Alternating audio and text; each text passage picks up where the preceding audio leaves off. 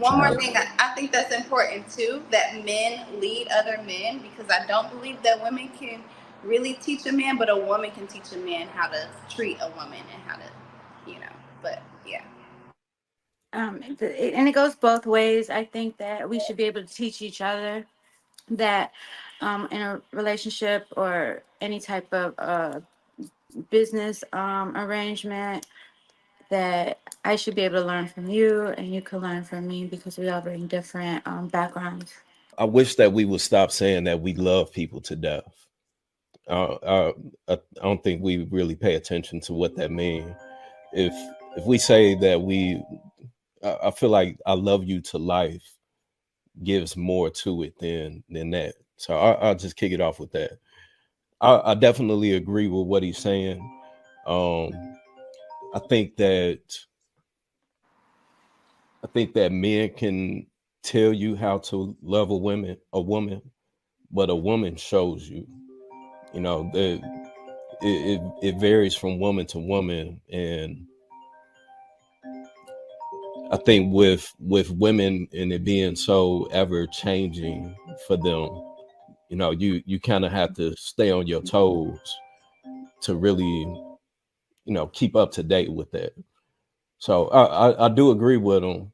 But yeah, I think that men can tell you how to love a woman, but a woman is going to show you how to love women. And that's two different things. I definitely think it's a delicate dance. And the part that I wanted to spin off of that a little bit more is I think that you can tell the men who have been raised around women that had a lot of sisters are more well-versed when they enter relationships, because I've heard it many times where men will say, oh, I've seen what so-and-so did to my sister and how that hurt, and I want to do better and be better. So it's like men like that, I think, are more easily able to learn from a woman than men who haven't been raised around sisters or other women.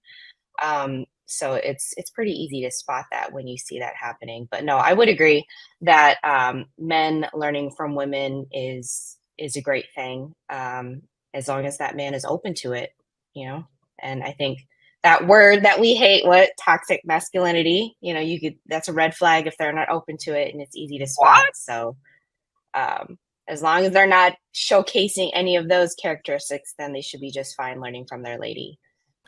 Yeah, I'm in agreement. I think that there's definitely certain things that men can learn from women and vice versa. However, it does depend on who you're getting the advice from and their motives behind it, because between men and women, they can give you bad advice that doesn't help you or affects you in the long run, or you can get good advice. But to have that kind of different perspective put out there for you, and someone trying to make you understand a different perspective that you normally wouldn't reach to, I think that's always beneficial, because we should be trying to be well-rounded individuals anyway. Yeah, I disagree. I disagree with that bullshit. Because, see, that's the problem we got now. They learn from their women what they call their mothers. And so they was raised by single mothers who taught them supposedly how to love, how to act. And that's why these men act the way they do. That's why these men act like women. So y'all get mad and talk about, well, why they act so emotional? Because they learned it from their mother. That woman y'all talking about, that's who they learned it from. That's what they learned, that behavior, that way they act, they move, they carry themselves, how they respond to certain things, how they're not even to the point they can't even calm down because they're so emotional. And when you got an emotional man, that's a dangerous man. So women been teaching men most of their lives. So why do we need to continue this bad cycle? We don't. We need the men teaching them. I don't want my son to just be raised around his mother so he can learn to be a woman. He can learn how to put on makeup and put on stockings. And now he want to be out here sucking dick. Is this what I want my son to learn? How to act and move and act and carry like a woman? No, it's too much of that. It needs to be more men involved. It needs to be more men involved in the situation. So a man could teach me how to interact with. Look, a woman's going to tell me how to do everything to cater to her. But what about the times when she's not acting like a woman or not acting like a lady? I need to know. She ain't going to teach me that. She's always going to say, oh, the woman's always right. Do this, do that. Yeah, cool. But I need that man to be in there telling me, no, dog. There's going to be times where that woman's going to act a fool. How are you going to respond? How are you going to carry yourself? Am I going to teach her how to act like another woman? Because so now I got my son who's acting like a woman and a woman who is a woman. They're going to be bumping heads because there's no emotional control in the house because he was never taught that, because he learned everything he needed to know how to deal with a woman from a woman. So he's going to move like a woman. That's not how we need to be continue to move. We got too much of it now. We need to stop this, bring more men in to teach men, and women need to teach women. That's my opinion. So sound like Shan agrees with me without saying, and that's okay, Shan. You don't have to give me my credit. I see your buddy up top didn't agree with me, and I'm okay with that. But again, nobody said nothing about marriage. So I agree. I want to go ahead. say I agree real fast. I do agree with some of the things that you said. I think it's important that you choose the right, and then men should follow men who are doing, But yes, I agree with a lot. Welcome to the dark side, Shan. Welcome. Let me say this. Nobody's saying about marriage because I got to know how to treat you before marriage. So my wife can't teach me that. I need to learn that before she becomes my wife. First things first, I got to know how she is before I even know as a girlfriend. I need to know how to act to her and engage with her prior to even going to school. That's when I need to be learning in my adolescence. Y'all talking about marriage? No. I need to know how to operate around girls before they become women. First things first. And that's what my father comes in to teach me, how to act and respond and carry myself. My mother's not, what is she going to teach me about this? Some of these things y'all talk about, I don't even need to know just yet. Not as a young boy. Now, when I'm looking to pursue a woman, yes, maybe y'all can teach me certain things. But I know there's only a certain amount of things y'all going to teach, because guess what? Y'all going to tell me every woman's beautiful. Every woman's right. She could never do no wrong. You should do this with one woman. And a lot of women don't deserve those type of treatments you're telling these young boys or young men to do for a woman. They don't deserve it, but yet you want us to do that. But I promise you, let me tell you what you're not doing. You're not teaching your daughters how to treat a man. But I'm not. It's something totally different. All right. What you laughing at, Val? I love him. I agree with a lot of stuff he's saying. Some things that I taught my husband is his daughter, or my stepdaughter's mom, passed away, and as she was getting his daughter was getting into her teenage years, she was struggling with her sexuality, and she is now like a tomboy. She likes girls, and she actually came out to me. So I had to teach him how to handle that delicately, because at first he was kind of upset about it and was kind of like treating her like a boy. He was upset at that. So I had to teach him how to like finesse that situation. I had to teach him with work, like when he has conflict at work, how to be calm and cool and not be a hothead. I had to teach him about like when he started up his LLC and getting the bank accounts. So it wasn't just teaching him just how to treat me and teaching him manly things. It was just like just fundamentals in life. So it even goes broader than just a relationship. What can you bring to the table to better your partner? Okay. Look at St. Louis. She got the Yeah, so I had to choose myself.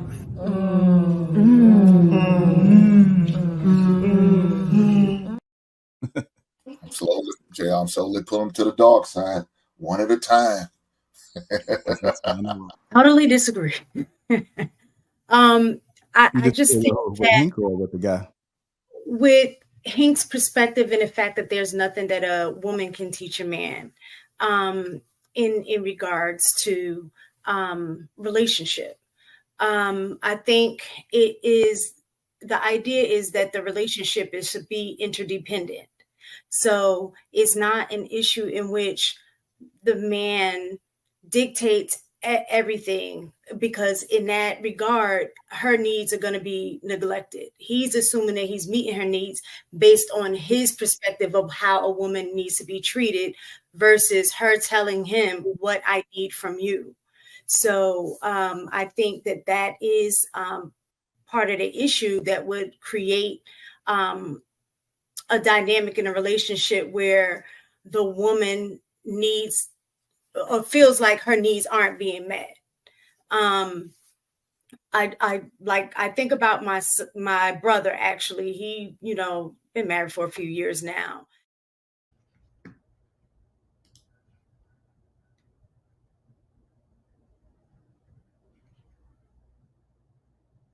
What's the first thing women notice? Your face. That's why you got to take care of. Simple things like getting a haircut, grooming your face, and brushing your teeth is important. But there's one thing guys miss and that women always notice. It's when a guy isn't taking care of his skin.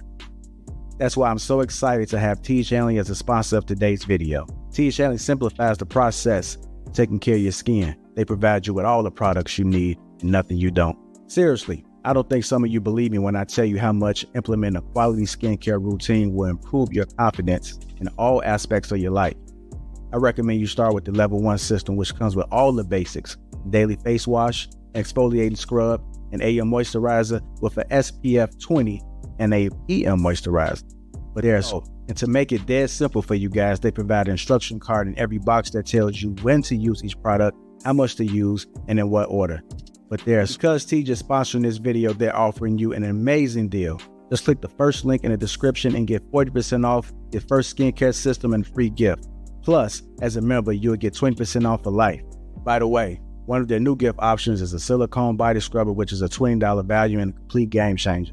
Once you use this, you'll never go back to a regular loofah ever again. So don't wait any longer. Click the first link in the description to start your skincare journey today.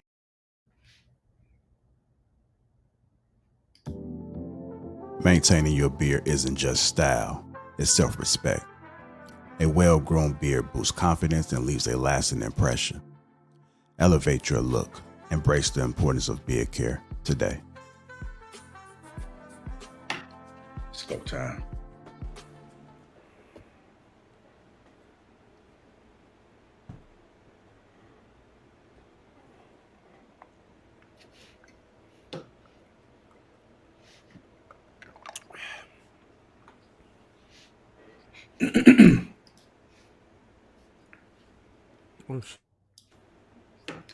What's going on, family? Let me go ahead and introduce the crew. Welcome to Lapeef Let's Talk. We got Mr. Trev Smooth, M. White, Roof, Chanel, Sweeney, me, myself, I'm Lapeef JR. What's going on, family? What's going on? How y'all doing?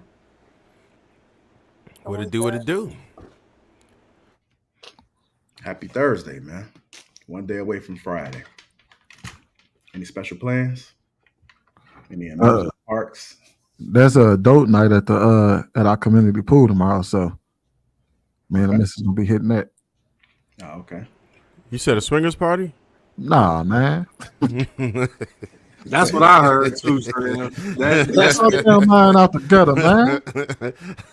0.1 second. Hey. That's a It didn't take long at all. Hey, I know how them joints go, buddy. Nah, we took today my middle daughter's birthday, so we took her to like a museum thing. Yeah, my daughter's birthday was yesterday. We went down to the Six Flags joint. Okay. Crazy. All right, happy belated birthday to the daughters, man. Yeah, she was real. Yeah, appreciate it. Had on, blew a little candle out the big 3. Turned the big 3 years. You know what's crazy? I've been doing cheesecakes, and mine is September 4th. I always do a cheesecake for my birthday now. Whether I make it or whatever, and we always, that's all. Now my daughter's doing it, my son doing it. Everybody just do cheesecakes now for birthday cakes. We've been doing the ice cream Oreo cakes because they some Oreo thing. Daddy, all day. That's Your mic fucking up, my brother. Really? Yeah. Okay. Is it better now? Yes, sir. All right. What's going on, Darwin? How you doing? What's going on, man? What's up? Nothing much, man. How was the trip? Oh, the trip was nice, man. The trip was dope. Okay. You got any exciting stories? A story that might happen? Oh, I don't have a lot of stories, but you talking about the cruise, right? Yeah. Nah, not a lot of stories. I try to make sure everybody who was following me on Instagram could kind of see everything that was happening, but the cruise was just overwhelming. I mean, not overwhelming, but it exceeded all expectations I had. Really? The biggest, What line did you use? the Disney Cruise Line. I heard about them. Okay. There's a cruise ship called the Wish. It's the latest one. Nice. I think they got a bigger one coming out called the Treasure. That we gonna go on that one. Oh, but snap. What stood out to me was that you don't even have to have kids to really go on a cruise. Like, there's so many things What? adults They got can do. cruise lines with where no kids are allowed. Somebody give us some bad feedback. Yeah, it's an echo. Mic check. Oh, mic check. How about now? Good. I think it's you, Mike. I'm White. No, I think it might be. Oh, no, it might be Ruth. No, it might be Chanel. Hold on. How about now? Hold on. Mic check. Yeah, it's you, Chanel. Yeah, like just make sure you mute in between. Because when everybody else talks, it's giving like a crackling noise. Okay. Chanel, get your shit together. I'm trying. That's why my camera's been off. I'm not I'm not like a radio podcaster like you guys and got the whole setup and everything. Excuses. All right, well, that's good to hear, Darwin. I'm pretty sure that anybody that hasn't taken a cruise may look forward to doing it, particularly at Disney. I heard that Disney is a lot of fun for adults as well. I heard they have amazing food on a Disney cruise, but not all cruise lines have good food. So make sure you do your research on that as well, because you will have a bad experience and you might have some good eatery off the cruise, or they may make you upgrade in order to enjoy the food experience, because that's something else that they do too. Is one of those selling points. You want a specialty restaurant, it's going to cost you a little bit more. Share your focus square. Oh, it is. Okay. Let me try to fix that. Don't even know why that's even showing up on there. Is it gone now? I don't see it. It's gone. Oh, we'll see. All right, let's go to get the housekeeping out the way. Shout out to the sponsor, T.H. Hanley, Uncomplicated Skincare for Men. 40% off. That is 40% off along with a free gift. And if you become a member, you get 20% off for life. Click that link that's in the description. Let's make sure we take care of our skin. Men deserve to have self-care as well. And why not go the T's route? We also have the beard system. I like to call it a system because it's a 4-pack, right? You can get the 2-pack, but you guys that's already got it going on, and you just need to get it oiled up and making sure that it's nice and soft. But if you need the total package, you want that beard to connect. If it's patchy, if you're struggling with the growth in any capacity, Gratis Assured, man, that link is pinned to the top of the chat. It smells good as well, and it's skin friendly, so you can use it all over your skin. So whatever's left over, just feel free to rub it all over, and you are good to go on your way out. Shout out to the chat as well, man. Dale Matthews, Erica, Shannon Duncan, Mr. BX87, Caesar's Blue P Half. Doug Will, what's going on, brother? Ain't seen you in a while. Christopher Matthews. We got Bro New, MBZE, Power Drive, Miss Best. Shout out to everyone that's attending. And even the people that's not in the chat, salute to you as well. I suggest you get active, man. The chat is a safe place. And it's another way for you to be able to engage periodically. So to all my green gang, I will highlight you guys' chats if I see it. But every now and then for the regular folks, if it's something that's interesting or can provide value to the conversation, I will highlight that as well. So thank you for participating. Oh, that square is back. I'll work on it, man. I'll flicker around with it. Anyhow, hit the like button. Also, make sure you subscribe to the channel. If you want to wait to hit the like button, I totally understand. We got some great topics ahead for you guys. We're going to be all over the place with this one. But when it's all said and done, I think you guys will enjoy the experience because that's what it's all about. So let's go ahead and get it started, man. Our first topic of tonight. We're going to talk about that Detroit judge that put the teenager in jail. You guys heard about that? Some folks. Oh, okay. I ain't hear about that shit. You hear about it? Okay. Well, we're gonna go ahead and play a little bit of context. What's going on, Miss Casey? How you doing? She gang banging already. Hey y'all, what's up? What's up? I came in throwing up her set. There you go. All right, here we go. Generating some buzz on social media. To give it a little context, Judge King saying that he was trying to send a message, a very strong message, to a 16-year-old girl and about a dozen kids that were with her on this field trip. His point in all of this was deter these kids from ever showing up in his courtroom for real, charged with the crime. You fall asleep in my courtroom one more time, I'm putting you in the back, understood? You don't care? As soon as we bring the prisoner out, she can step back there. A field trip to 36 District Court downtown Detroit this week turned into a scared straight simulation. A judge ordering a 16-year-old girl into jail clothes and handcuffs. You're not fazed by this at all, are you? Judge Kenneth King directing his questions to a 16-year-old girl who fell asleep twice in his courtroom, and when she woke, it was allegedly with an attitude, laughing and mocking. So why are you being disrespectful to this court? Yes, ma'am. You sleep at home in your bed, not in court. And quite frankly, I don't like your attitude. You can see at this point she's in jail clothes and handcuffs. The rest of the teens on the field trip behind her. They came with the nonprofit, the Greening of Detroit. How old are you? You're old enough to know better. What is your problem? I apologize. Sources close to the situation tell us at this point, the back and forth turned into a simulation to send a message. I'm thinking maybe she needs to go to the juvenile detention facility. You do understand that we have a jail for kids. King reportedly said he never had intentions to send her anywhere, but went on to describe to the kids what it is like at the Detroit detention facility. Not a very pleasant place to be in that. You guys enjoy your freedom, don't you? Yes. You don't have any freedom there. Then he asked the teen. That's where you want to go? An actual attorney in the courtroom then steps in as if they were representing the teen. She's nervous, doesn't do well with public speaking. Didn't want to necessarily speak today. I'm just tired. That's all. It ended shortly after that, with everyone in the group going home. The Greening of Detroit says this in part: although the judge was trying to teach a lesson of respect, his methods were unacceptable. The group of students should have been simply asked to leave the courtroom if he thought they were disrespectful, adding the teen is traumatized.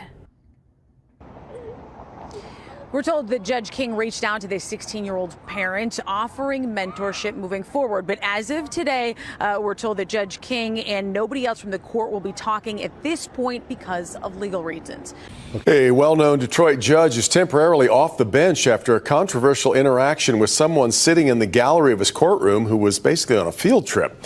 It all started when a 15-year-old girl fell asleep in Judge King's court Tuesday while on a visit organized by a Detroit nonprofit. When King called her out, he didn't like her response, and that ultimately led to the young girl being put in jail clothes and handcuffs. According to 36th District Court Chief Judge William McConico, Judge King has been removed from his criminal case docket and will undergo, here's the quote, necessary training to address the underlying issues that contributed to this incident. All right, well, there you go. Look like Judge King has been removed to the bench temporarily. It seemed like he was exercising his power. It always kind of remind me of how cops, when they pull you over, a cop just may just be doing a regular routine. They just feel the need to show what type of power they have. But let me get you guys' thoughts about it. Detroit judge put teenager in jail in handcuffs for sleeping in this courtroom. I'm going to go ahead and start with you, Chanel.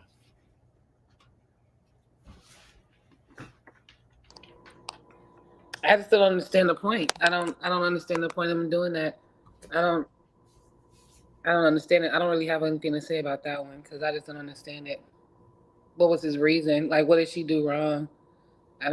What lesson was trying to be taught by just putting her in uniform and handcuffs? So I don't know. So if that was your daughter, how would you feel?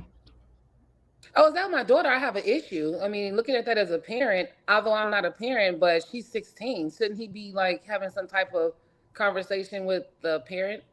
She's not 18, I guess. I don't know the whole thing about that. But if that was my kid, I would have an issue with that. Well, they was on a field trip, so and she was Where sleeping. was the teachers? That's why I'm confused about the whole thing. So, like, who was the chaperones? Like, what was going on? Like, it seemed like they were just in there with just the judge. So, the whole situation was just awkward. Okay. All right. What about you, Trev? I think it was a little bit harsh for today's standards, right? But in actuality, like if this was to happen maybe 30 years ago, it wouldn't really be a big deal. And the parents would have been like, well, you would have been in contempt of court at that point. So I hope you learned your lesson. Because ultimately nothing happened. She didn't go to actual jail or anything. It might have been a little humiliating, but we got humiliated like hell when we acted out as children. I know I did. Like it was very different. Teachers would slap you up and all that if you if you had issues with behavior. So, I mean, it probably was a little bit much for today's standards because if it were children that were like on a Scared Straight program, then I dig it. But they were just on a field trip for whatever reason in a courtroom, so they weren't there to learn a lesson. In that particular situation, they should just say, get her up out of there. You know what I mean? You're not suitable for this particular situation. Get her out of here. So, I mean, now he's going to have to deal with that. So, because that's the thing. It's very different if they were there to actually learn a lesson. If these were troubled kids who were you were trying to get on the right path, then that would have been relevant. But being that it was just a field trip, she probably thought it was funny. And as long as she stays out of trouble, she never has to worry about being in that particular situation at all, right? So these weren't children that were already locked up and all that. So, like, I mean, I don't dig it in that sense because he could have just kicked her out. And that's what I would have did as a judge. I would have said, all right, she has to leave versus you trying to. And I don't know if he was power tripping per se. I don't think it was a power trip. I think that he's just one of those old head stern dudes that there's no nonsense. But you have to be very careful when you try to discipline other people's children. If you don't have the okay from the parents, if that wasn't part on the permission slip or whatever they call it nowadays, then I don't think it's relevant. He could have easily just kicked the hell out. All right. What about you, Marcus? You're on mute just so you know. I think he a short, weak man. I think he a whole out here. Because I heard some of the backstory. The girl family is having like housing insecurity, like she homeless or whatever. So she don't get no sleep at night. So she been falling asleep like multiple times throughout the day, according to the story. And falling asleep not a crime. If he wanted her to step out the courtroom, then that's fine. That's understandable. If you felt that it was disrespectful to your process, that's understandable. But that wasn't what he was doing. He was trying to show his power to her in that moment. And when she wasn't responding the way he wanted, he kept escalating that shit. That's some whole ass shit to do with a child, especially when they ain't done nothing wrong. You already know as black people, yeah, you were muted. Chanel. Still, you on mute. Yeah. We already know as black people that, well, most black people don't have much faith in the judicial system, right? We think it's biased and people exercise their power in ways they shouldn't. And you take a ordinary interaction and you reinforce that stereotype that's gonna have that girl probably hating the police more than she might already do, hating the court system more than she already do, and feeling like no matter if it's a black man, white man, black woman, white woman, it's the same system. That was a missed opportunity to like teach them how the judicial system works and how justice can be fair, if it can be. And he just failed completely. And I think that was horrible. And as a father, I would be irate. I would want to hurt that man, honestly. Your ass would be in jail too. Yeah, I probably would. And I was the judge. I'm throwing your ass clean in jail. You said if you was the judge? I was the judge. I'd throw your ass clean in jail. That's fine. because I don't get where we get off thinking we can be disrespectful to each other, to people, and then think it's okay. How was she disrespectful to him again? That's what he said. He said she got disrespectful in the courtroom. That's when the escalation of "do you want to go in the back" came from. Exactly. Not. So she wasn't facing a crime, bro. If he wanted to ask her to leave, he could ask her to leave. You don't have to face a He crime. wanted to ask her to leave, he could ask her to leave. You don't have to face a crime to be held in contempt of court. You could be held in contempt as a person in the audience. You could be held in contempt in any way. If you're disrespectful to the courtroom, they can hold your ass in contempt and put you in and dress you out and put you in jail. That's a gross overreach. That's a gross overreach. That's still a kid. That's a kid. In that system, gross overreach. Well, if a kid gets disrespectful, we're not talking about just falling asleep. He said she got disrespectful. So after he What exactly did he say she did? Well, he didn't say that. But he said she giggled. Huh? She fell asleep. He addressed her on it, and she giggled. That is enough disrespect to try and throw that young lady in jail. Hell no. So we laughing in judges' faces now? Man, fuck that judge. And that's the problem right there. Fuck that judge. Fuck the judge attitude that we have, and then we wonder why we get treated wrong. Why you got a judge attitude? What did he do? What did he do besides he put a little girl in? He put a little girl in a jumpsuit and sent her to jail for falling asleep. The initial thing he did it for being disrespectful. If you talking to someone and they laugh in your face and you're being serious, are we really going to? She fell asleep and he said, "I'm gonna lock you up," and she like for falling asleep. And she giggled. I could see why she would be like, "That's crazy. You gonna lock me up for falling asleep, dude?" Sleeping is a crime now. Being tired is a fucking crime. Come on, Sweeney. All right, look, I'm just gonna sit here and say it like this because we can't fall asleep in class. We get in trouble for that. You can't fall like if you want your kid to stay up, we get in trouble for that. But now we're saying that it's okay for a kid if a judge tells you, "Hey, get up, wake up." Because remember, they're on a field trip. So apparently he might have been instructing them, he might have been telling them, talking to them, whatever, what have you. And she's falling asleep on him. And he says, "Hey, can you not fall asleep in my courtroom?" And you play me off to the left and start giggling in my face, you're being disrespectful. And it ain't like she was being disrespectful. So at that point, people who are disrespectful in the courtroom are held in contempt. They literally send your ass to the back if you're held in contempt of court. Again, that's an overreach. You're doing too much. If it wasn't an issue, his ass would be champion for what he did, as opposed to having to take time off and go to training to resolve. Nowadays, that's the reason why. The parents ain't in charge of that system. The parents ain't in charge of the system. Her parents ain't shit. That's the reason why.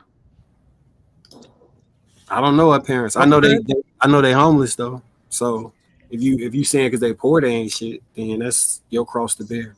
Well, I don't know. Assume that you ain't shit. If you say what?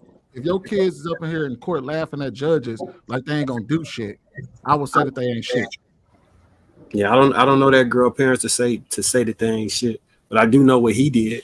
I do know that interaction was beyond the scope of what should have been done, and I do know that that's a child. At the end of the day, that's not an adult.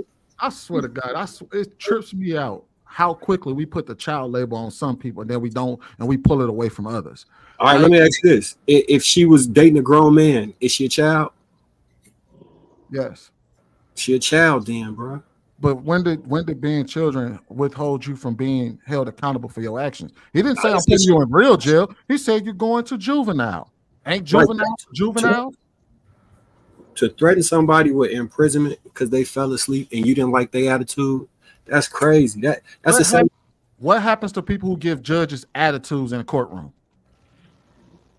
If they're on a case, that's a very on a case. If you in a crowd and you being disrespectful to the judge, it doesn't matter whether you on a case, they hold the prosecutor in contempt when they acting a fool. It's a difference between laughing at somebody. So essentially, the court stenographer, what is he gonna say? Why he locked her up? Right? Giggle, defendant. He's not even a defendant. Spectator giggled, so he sent her to jail. Come on, bro, that's crazy. All right, here's the part that trips me out with how you feel about this, Marcus. just last week, you were pissed at Bruiser for a hypothetical.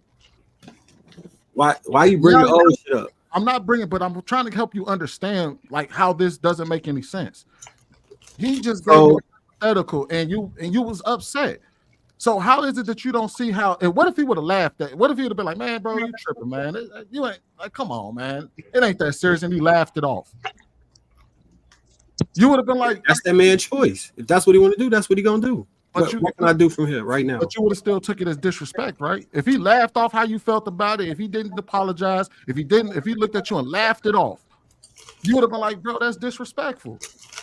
I'm not really trying to rehash it, but the initial reason that it was disrespectful was because I said, "Hey, this is my line," and he decided to just jump over that motherfucker because for whatever reason.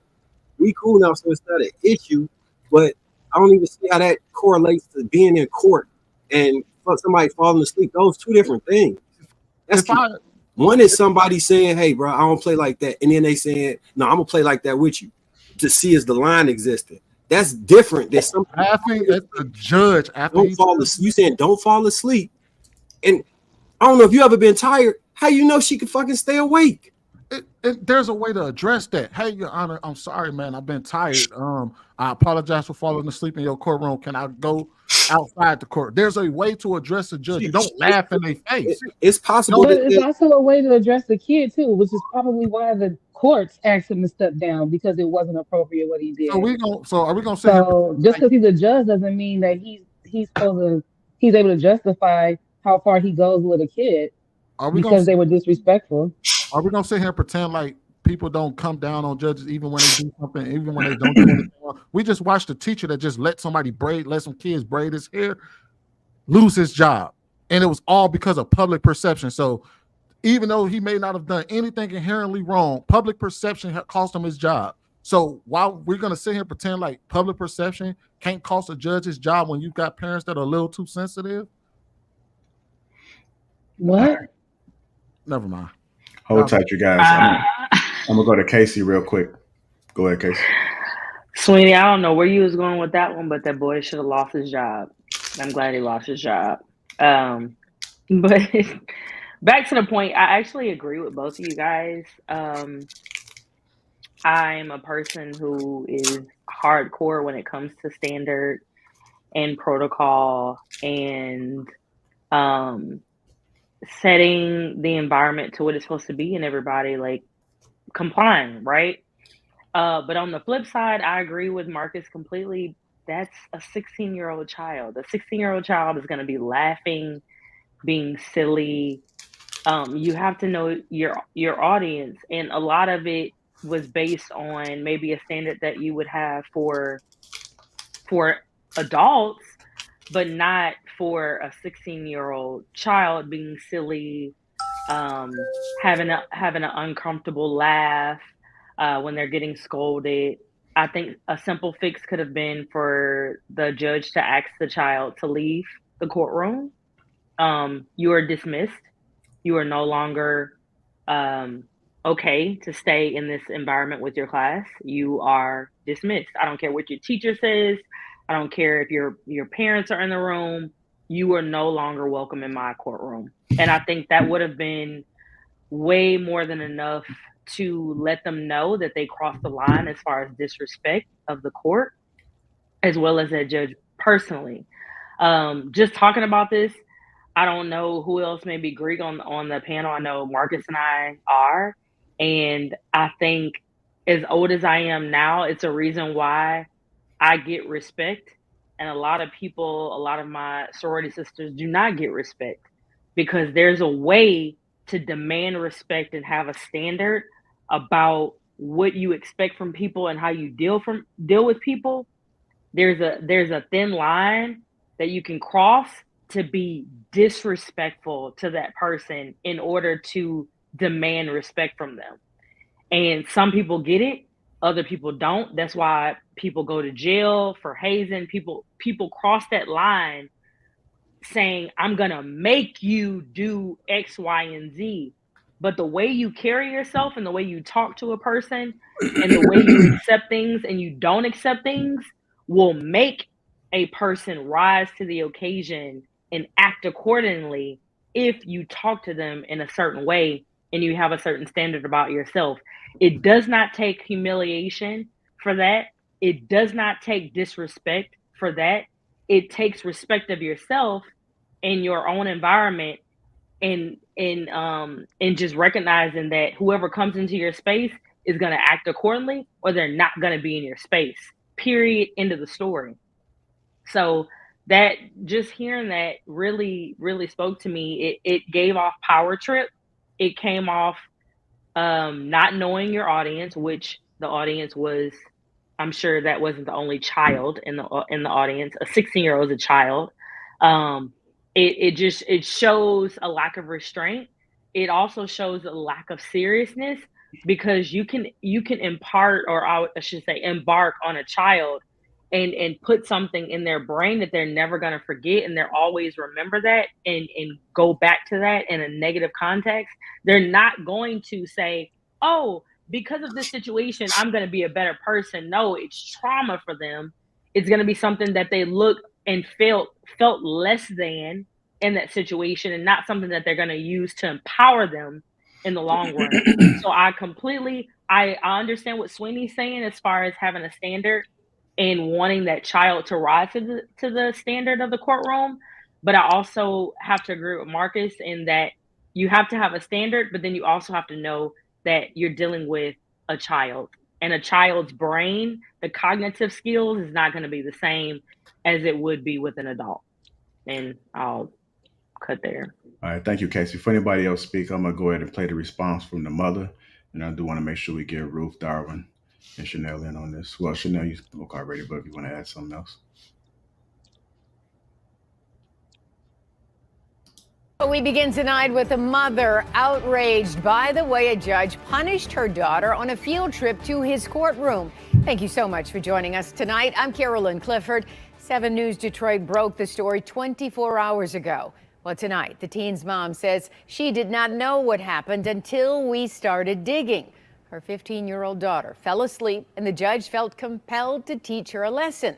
Well, now the story is making national headlines. The entire country is talking about how the girl ended up in handcuffs and a jail uniform. 7 News Detroit reporter Ruta Olsonida is following up tonight as the teen's mom sounds off. That mom says she was horrified to see her daughter in handcuffs and says Judge King didn't have the full story. Would you want someone to treat your child like that? Would you even treat your child like that if he fell asleep in the courtroom?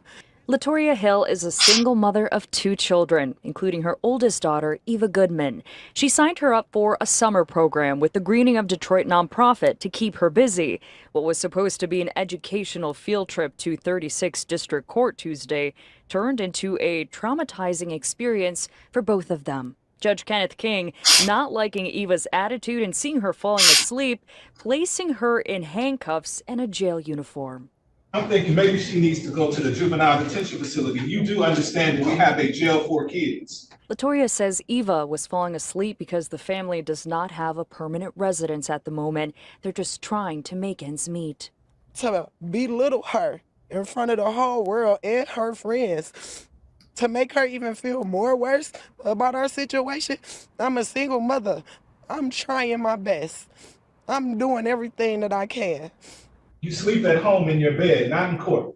So the fact that he was talking about you go home and get in your bed, how do you know my baby got a home?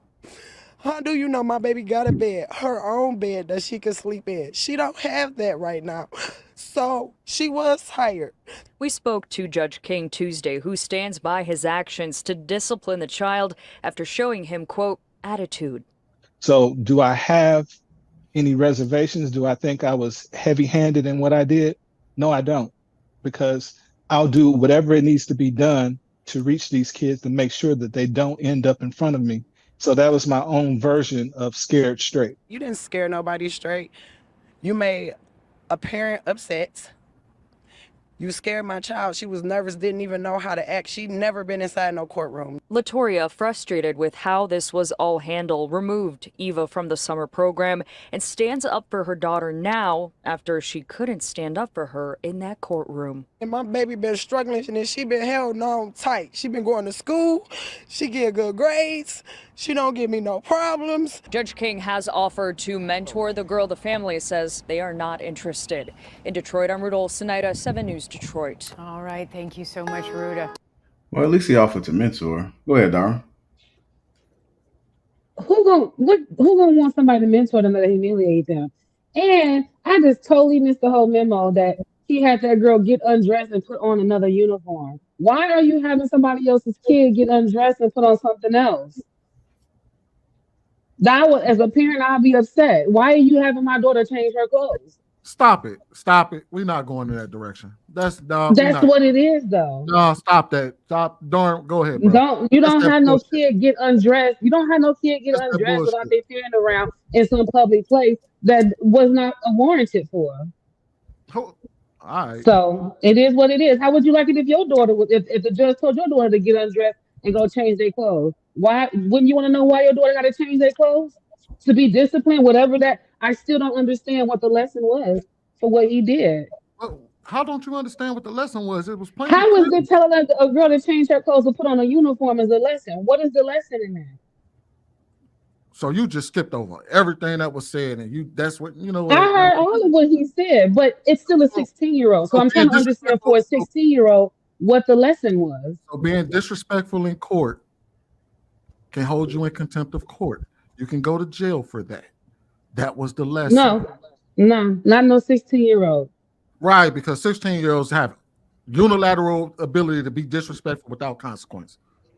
If that's how you feel, that judge lost his cool. No, is that how you feel? I'm asking. Do 16-year-olds have unilateral ability? It's expected. I wouldn't say they have the ability. It's expected for people at that age to act that way. You got kids?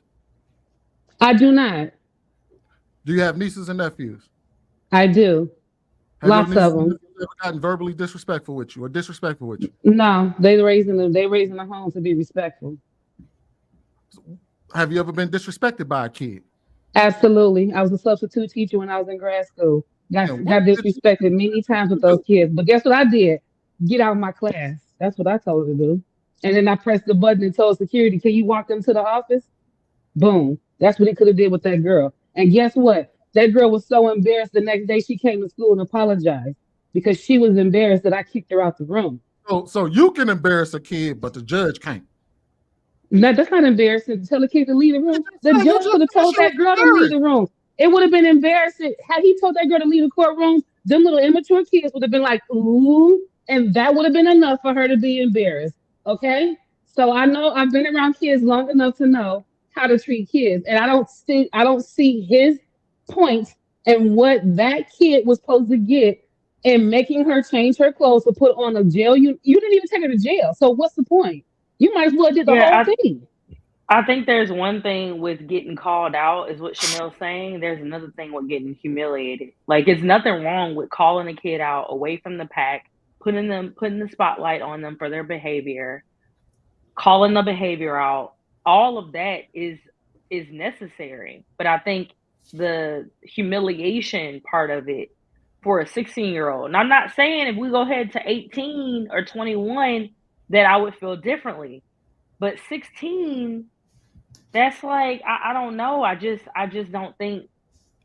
I mean, and the giggling, like, kids giggle at stupid stuff. They do. They don't get the seriousness of stuff, right? If you sat there and told your kid what they needed to do, and they started giggling in your face.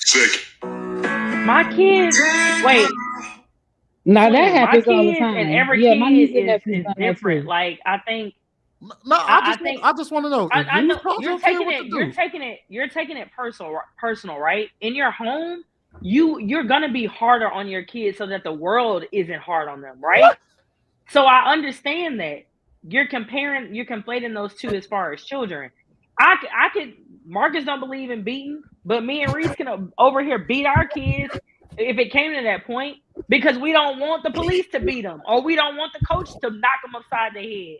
So we understand that there is lines, there's barriers, like there's things that you're going to be harder on your child so that the world isn't hard on them. But the judge is considered the world. I get that, and I'm saying at 18 to 21, I may agree with you completely. But a 16-year-old girl, On a field trip, I don't agree with you, Sweeney. So if your kid was disrespectful to you, well, my bad. If you told your kid to do something or whatever, and they laughed and giggled in your face when you told them to do it, you would do what? My daughter does that now because she's a freaking goof troop. She's silly. She's funny. She's a comedian. When you serious, I'm not gonna beat her upside the head. No, I didn't ask that. I said when you are serious and you want your daughter to do something, you like, no, I need you to do this, and she giggles at you and laughs in your face. She does that right now. She does that Sweeney, right what would you do? now. What would you do if your kid does laughs it in your right face? now, Sweeney. I'm knocking her to a teeth click. Oh, Okay. no. And how do you feel somebody said that was too aggressive and abusive? She's full of joy. Like I'm not about to dirty your mouth to your teeth click. I'm not doing that. My mama told me when she got disrespectful with my grandmother hit her so hard she lost the hearing in one ear and was afraid to tell her that she lost hearing out of fear that my grandmother was gonna hit her in the other ear. Wow. No, you fuck around and find out. That's what happens. Don't sit here and laugh in my face and I'm serious with you. What are we talking about? You think that's beneficial to the kid? Do you think what you just if you described think your kid gonna learn from that, besides I don't like the fact that my dad just hit me. And also, Sweeney, do you believe that women? Do you believe that little girls and little boys should be treated differently as well? So should be raised differently? So I'm asking you. Oh no! All right. So no, both of my kids get treated exactly the same. So you telling me if it was your son, you gonna knock his head off? Different sexes should be treated differently. Yes, I do agree with that. I do agree with that. You'll knock his head into the washer. No, not at the same age.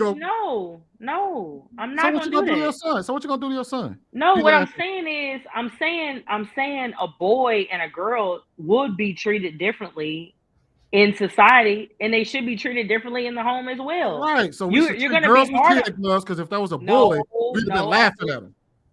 Sweeney, I don't believe in kid gloves with females either, because I wasn't treated with kid gloves. So don't put words in my mouth. I'm not saying be soft on you girls and be hard as hell on your boys. That's not what I'm saying. I am saying that there is a difference though. So what I'm saying is a 16-year-old boy and a 16-year-old girl, at the end of the day, they're still 16. But it may be a difference in sternness in what you allow from one that you don't allow from the other. I believe that. I believe that. All right, let me get Ruth and Darwin in there. One of y'all can go first. All right, so you want to go first? Yes, I would like to go first. Bruce, your mic a little hot, bro. Thank you. So I think that I'm kind of in the middle, but more leaning to Sweeney's side. I think that when the judge was talking, he sounded like the dad, and the women, everybody else here sounded like the mom, where it's like, no, don't do that. Be nice and be, you got to be understanding. But the dad will be like, no, this is how it got to be. You know what I mean? At the end of the day, he didn't put her in the jail cell. She's 16 years old. At 16, going on 17, you need to be ready for the world. So I would say with my kids, like the way I am, like I wouldn't trip if this happened to my child. I would be sad that happened to them, that they'd be traumatized. But what if there was a cop? And now they're giggling in front of a cop. That's a real life situation. I want you to handle yourself appropriately. I had to talk with my daughter the other day and say, you're 12 now. This is the age of accountability. Like sometimes we babying the kids a little too much and they're not ready for life. So in real life situations, I believe the people at the camp should have just prepared them and say, don't fall asleep. Don't do this. Don't do that. And if they had enough preparation, maybe they will all, be ready for that. So that's a lack of communication to say, hey, this is real life court. Anything can happen. I understand she's 16. And the only thing I don't agree with Sweeney is you wanted her to respond like an adult. And that's the thing. She's 16. There's something called developmentally appropriate. She's not going to have the right mindset to say the right thing at the right time. That's just the whole point. That's why we saying at 20, the same thing. At 25, maybe you're getting a little bit better. And then also she's a girl. So it's not really like it's frowned upon because she's a girl. But I do think that girls can get themselves in a lot of trouble. I didn't see the attitude, but what I'm thinking is she rolled her eyes. So now she's in trouble for rolling her eyes. She's in trouble for sucking her teeth or whatever like that. Cause she didn't seem like the type to just, I didn't hear none of the stuff. Like we heard him, what he said, but we didn't really hear what happened. I don't know why he stood up that way. And that's why I agree with Marcus. Is like, why did you stand up? Why did you puff your chest out and just say, I'm going to teach you a lesson today? Like that was way too much. That was overreaching. He's a judge. Now, if a teacher would have did that, like, how would we feel about that? You know what I mean? Then I would be upset. But this is real life. It was a judge. So it's kind of like he did too much, but that's real life. They will do too much. They will exert their power. It's just, he is like a microcosm of what really happens in our judicial system. People think they're God and they do whatever they want to do. And the kid got to be able to be ready. So she's just unprepared. I feel bad if this is her story, that she doesn't have a home. Kids be really going through stuff. That's why they taught you in education, when you're getting your degree in education, they say you don't know what the kids are going through or what the parents are going through. So maybe the judge needs some training on, if you're going to have these people come in your courtroom, you need to know how to treat the children, because they're still children. But like I said, 16 is very close to 18. So she does need to be prepared. But I think he overreached. I think it's a power trip. I really don't like when judges act like that, but it's real life. All right, go ahead, Dara. Yeah, so it would have been really nice, or I think beneficial for all of us to be able to hear the back and forth. I think that's one thing that probably was avoided. I don't think there's no sound bites on the actual back and forth that kind of give us the brunt or the details of how the judge may have been triggered into reacting like he reacted. But I believe that if minors understand from a young age that there are consequences for showing a lack of respect for officials, being cavalier or behaving nonchalant in serious situations, they probably won't be shocked by the outcomes of doing the wrong thing when they grow up into an adult age. When I remember when I was younger, I didn't realize how serious some of the wrong things I was doing, how serious they were, until I was old enough to pay the price for them. Now, now that I'm not a judge, I don't want to be one, but if I was trusted to be a judge, I would hope that the people who put me there would trust, that any power I flex or consequence I impose is just, and it's in line with the law. He was put there by the people, and it looked like people took him down. It appears because he was being harsh to a minor. I believe all those kids in that courtroom was at an age where they were able to understand the seriousness of being in a courtroom, and what could potentially happen if they acted like they didn't care. I see another thing. Whenever I played the second video, I see that it seemed like everybody leaning hard on the parents' personal situation as a single mom, which predisposes a child to being sleepy during the day. And instead of, making this whole thing a lesson for a judge, I think it's important to make this lesson for the parent, who made whatever choices that disenfranchised the child in the first place. So it all sounds like another way to avoid accountability, because I believe the child will most definitely be tired again and again during the day. And if the focus don't shift from the judge's behavior, this kind of thing is going to be repeated. And I'll let somebody else talk. Go ahead, invite you on mute. Sweeney, I got a question for you. Say Yvette Carnell go meet with Kamala Harris, and she tells her, of course I'm not going to give cash payments for reparations. I don't think that's a viable option. And Yvette Carnell smacks her teeth. Do you think Kamala Harris has the right at that point to say, I don't like your attitude? Yeah. And then if she smacks her teeth again, lock her up? Does she have the power to do that? Does she have the right? Would that be the right thing to do? What are we talking about? What, they're having a conversation?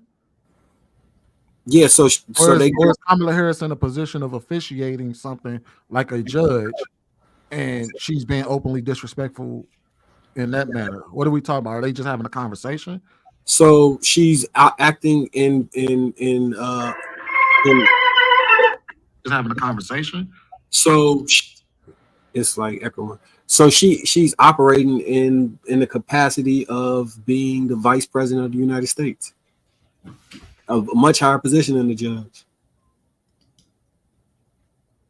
And you saying that Yvette Carnell just sucks her teeth? Yeah, when she tells her something that you and I would feel was disrespectful, but maybe Kamala Harris would not feel was disrespectful, and she said, "Man," or she just does that. Do you think that she deserves to be reprimanded? And then if she does it again, like you just I felt what you did was disrespectful. Should she be able to lock her up at that point? I don't think that's the same thing as this situation. Well, it's not it's not apples to apples, but what I'm talking about is like somebody in a power dynamic being upset with the way you respond to something and then going above and beyond. Well, I think for that, say for instance, she does suck her teeth, right? And she smacks her lips at Kamala Harris. And then Kamala Harris kicks her out the room and says, "You are not allowed in here to ask me any more questions or anything like that." Or she outright ignores Yvette Carnell. Yvette Carnell also understands that that's not how you speak to a politician. She wouldn't talk to Donald Trump like that. She wouldn't talk to Kamala Harris like that. If she was given the space in that room, I would assume that she would approach it dutifully. So, but if she did, I wouldn't be upset if Kamala Harris completely said, "Look, I don't want to deal with you anymore. You have no right to be in this courtroom in this space anymore." However, it's different when you're in the courtroom because one of the biggest important things to judges is to respect the room, respect the courtroom. And they hold people in contempt all the time who disrespect the courtroom. So Bruiser did say something interesting. He said, "I would have loved to hear what the back and forth between them two." And I think they purposely left that out because you heard that after she got dressed out, cameras, all of a sudden the cameras on, see everything. But if you're the news and you're trying to make the judge look bad, you're not going to add in a part where she was talking back and forth with the judge and what she may or may not have said. Or maybe she's a minor. They can't. Yeah, she is a minor. But Sweeney, the main reason I asked you that because there was an interview with Kamala Harris where she was saying, "You don't understand the power I have as a prosecutor. I can just with the swipe of my pen lock you up for 2 weeks and then change my mind about it. That's the power that I have." I heard her saying that, and when I think about the way that she was a prosecutor, this was when she was a prosecutor. That's what she was saying. This was so I was listening to that interview and I was like, the callousness this lady has with locking people up without thinking about the repercussions that they could have in their life just because you feel a slight inconvenience. Now, I'm not saying that people can't get their courtroom under control and all that stuff. I'm speaking to the callousness of somebody just traumatizing somebody at they bequest just because they kind of felt like it. That kind of transpired in my. That's what I was correlating that to. Yeah, I feel you on that. I understand where you're coming from on that, and you're absolutely right. Like, I don't like when people just abuse their power. I don't think this was necessarily that situation. I think this was a very real situation that can happen to anybody that was in that courtroom. A judge addresses you because now if he just was like, "Hey, kick that chick out of she out there falling asleep in my room, put her in the back," I think that's different. But when you but he said, "Hey," he asked her twice not to fall asleep in there. And so what that tells me, if he said, "I'm gonna dress you out, I'm gonna put you in the back," there have to have been a back and forth. We don't know what the back and forth is, but just so if you might be assuming it's a back and forth. What I was assuming happened, because we neither one of us know for sure. The way I viewed it happening was he kind of threatened her to get the respect he wanted, and because he didn't get the initial reaction, because if you wolf at somebody, you kind of gotta keep elevating it.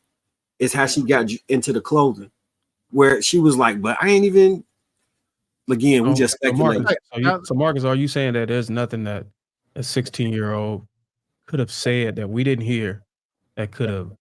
Absolutely, there's something. I just don't know what it was. I feel like if it would have been relevant enough, he would have spoke on it at least. I think for him saying I'm standing on what I did, I think he would have also added the context to why he was saying he's standing on it. Like that young lady told me, fuck you, suck my SMD, all of this.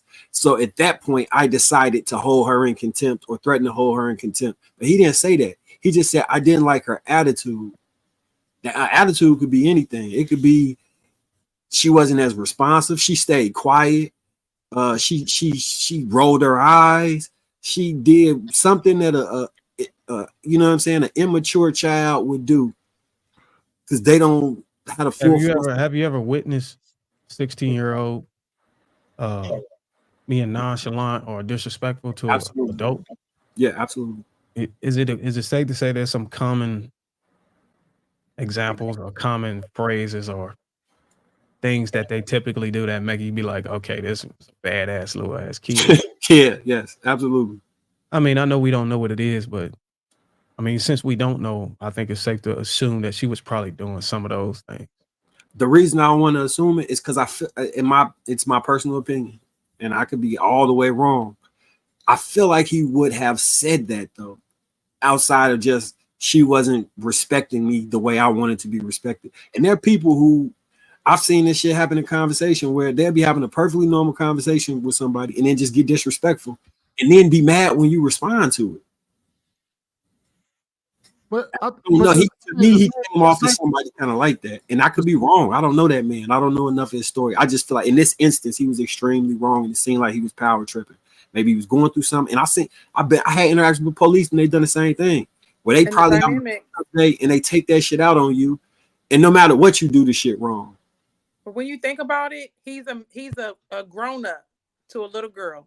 Then he's a man to a little girl. Then he's a official to a little girl. Then he's a judge. There's so much power in there.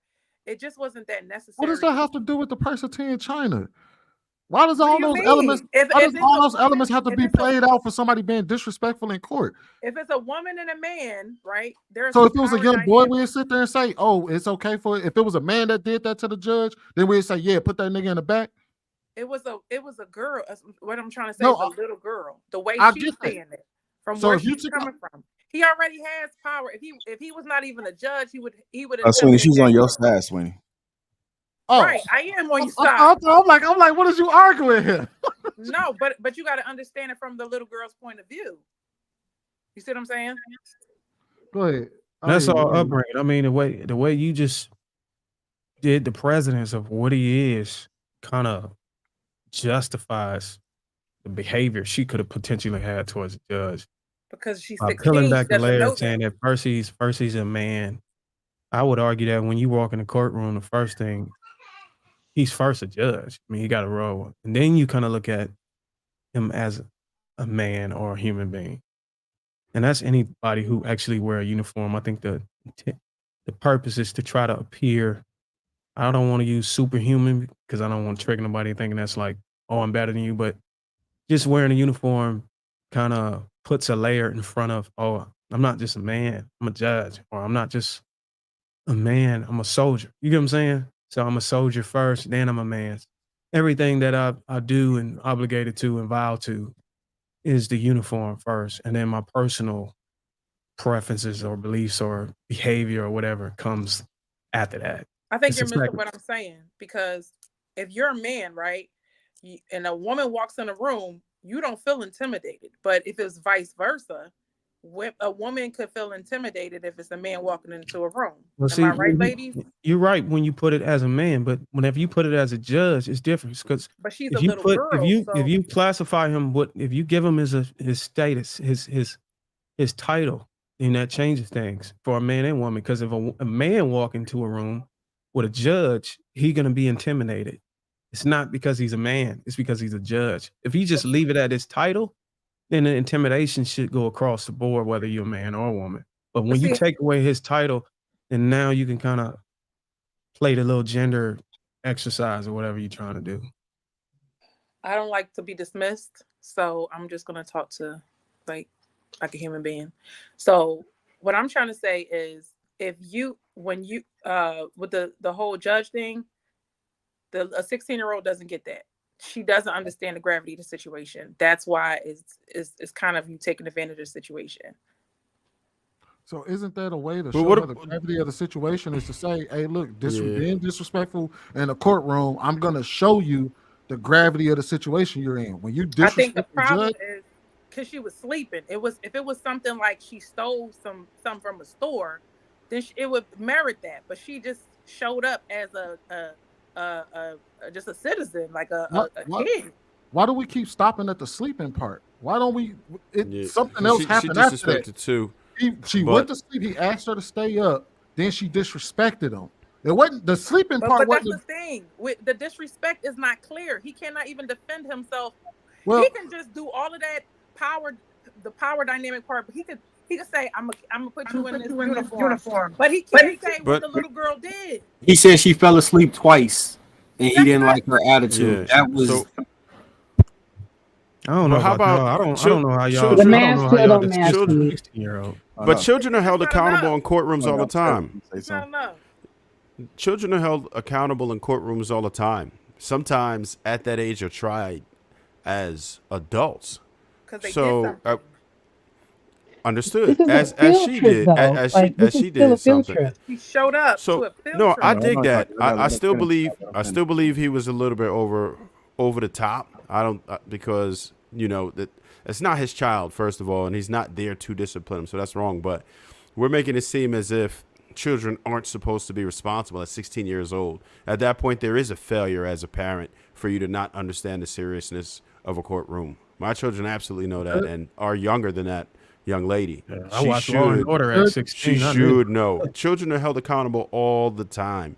Whatever when they get into trouble, they're not saying okay. And we understand that there is different punishment for children, but there still is some punishment. So I don't think that's a good reason to even use about her just not understanding the magnitude of the situation. You're in a courtroom. They had to have briefed him at least a little bit. Still out of line. Still shouldn't have did all that. He should have kicked their ass out and left it at that. But we can't act like when you're 16. And in a lot of countries, that's the age of consent. Like there's countries that allow them to drink beer at that age. So it's like we really do our children a disservice by telling them they're not responsible or they're not liable for situations. Because when you're in the real world, a lot of people don't care if you're a kid. If they do something to disrespect somebody on the street, they're not going to care they're a kid. They're going to be treated as an adult. If they run by and push somebody or at any type of thing, there was kids running around with super soakers, hitting people with super soakers, and they were held accountable like they were adults. Some people took out real pistols and did them dirty. So what I'm saying is you have to teach children. Yeah, that was a real thing. They banned super soakers where we were at. So what I'm saying is it's a real thing. You have to prepare them for the real world and let them understand, like, hey, dig, you should know where you're going. I would have certainly briefed my children on it. If I'm signing a permission slip, I'm telling them how to conduct themselves in the court. And I'm actually doing my best to prepare that child for the day. And I understand they had special circumstances, but we can't behave as if they don't have tons of resources for children who are in school, right? I'm sure they had somewhere. They likely had somewhere to go. Even if you sleeping in the whip, whatever, you're gonna get good sleep in that damn whip. I'm gonna make it as comfortable as possible. Whatever it is that you have to do to make sure that this person is performing well. She's saying she's having enough sleep to have good grades. If she's having good grades, then she must be getting sufficient sleep to be able to perform like that. Because if you tired, you ain't getting good grades. That's real, Marcus. If you tired, you're not getting good grades. Hell no, that's not true, bro. Like in college, most people they be getting like an hour of sleep a day. Cram, go take the test. Then come on. Okay. Well, guess what? Statistically speaking, children who don't get rest perform worse in school. Statistically. Also, this is from the judge's mouth. He told reporters that he had ordered that the girl be handcuffed and put in uniform, not because she fell asleep, but rather because she had responded with attitude when he told her not to sleep in his courtroom.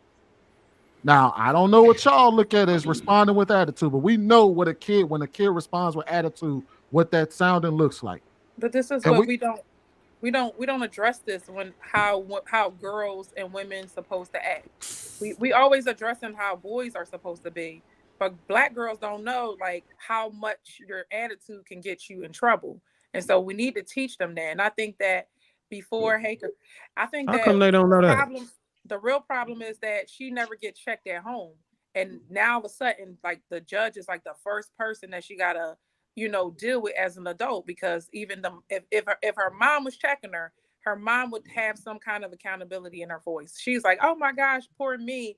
And you can just tell that this is her first time having to deal with consequences at all. So that's poor parenting on her end, I believe. No, I'm not gonna say she a great parent, but I can't write that because that mom seemed like the type of mom that probably cursed that girl out on the regular to keep it real. She don't seem like she missed words. I don't think that's what. But this just me again. We all speculating, right? Is there anything that she done that indicate that she might be should be mentioned in the same sentence as parent and great? No, I'm not saying she a great parent. I think everything she portrayed was a bad parent.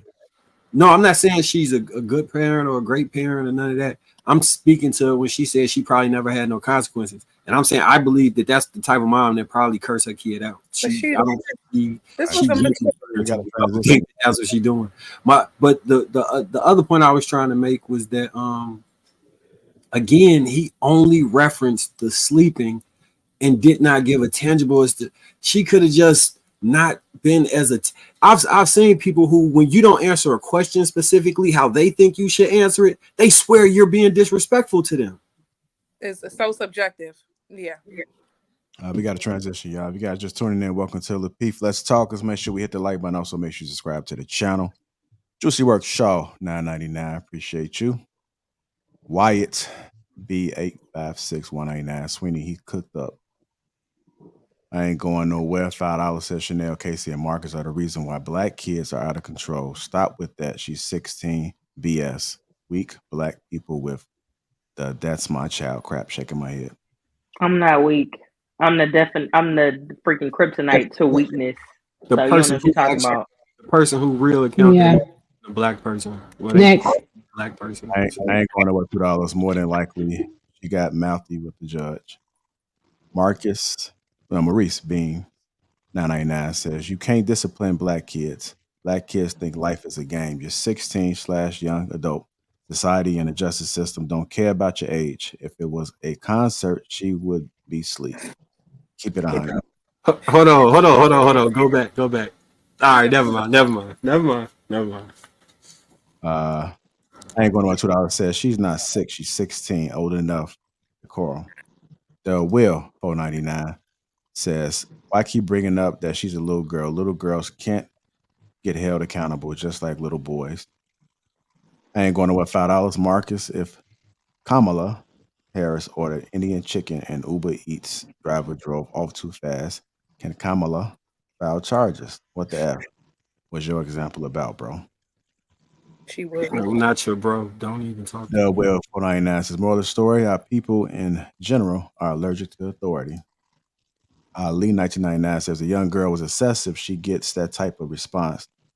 With that said, adults who do worse, cuss out, or disrespect the judge are removed from the courtroom and not arrested all the time. The judge was out of line.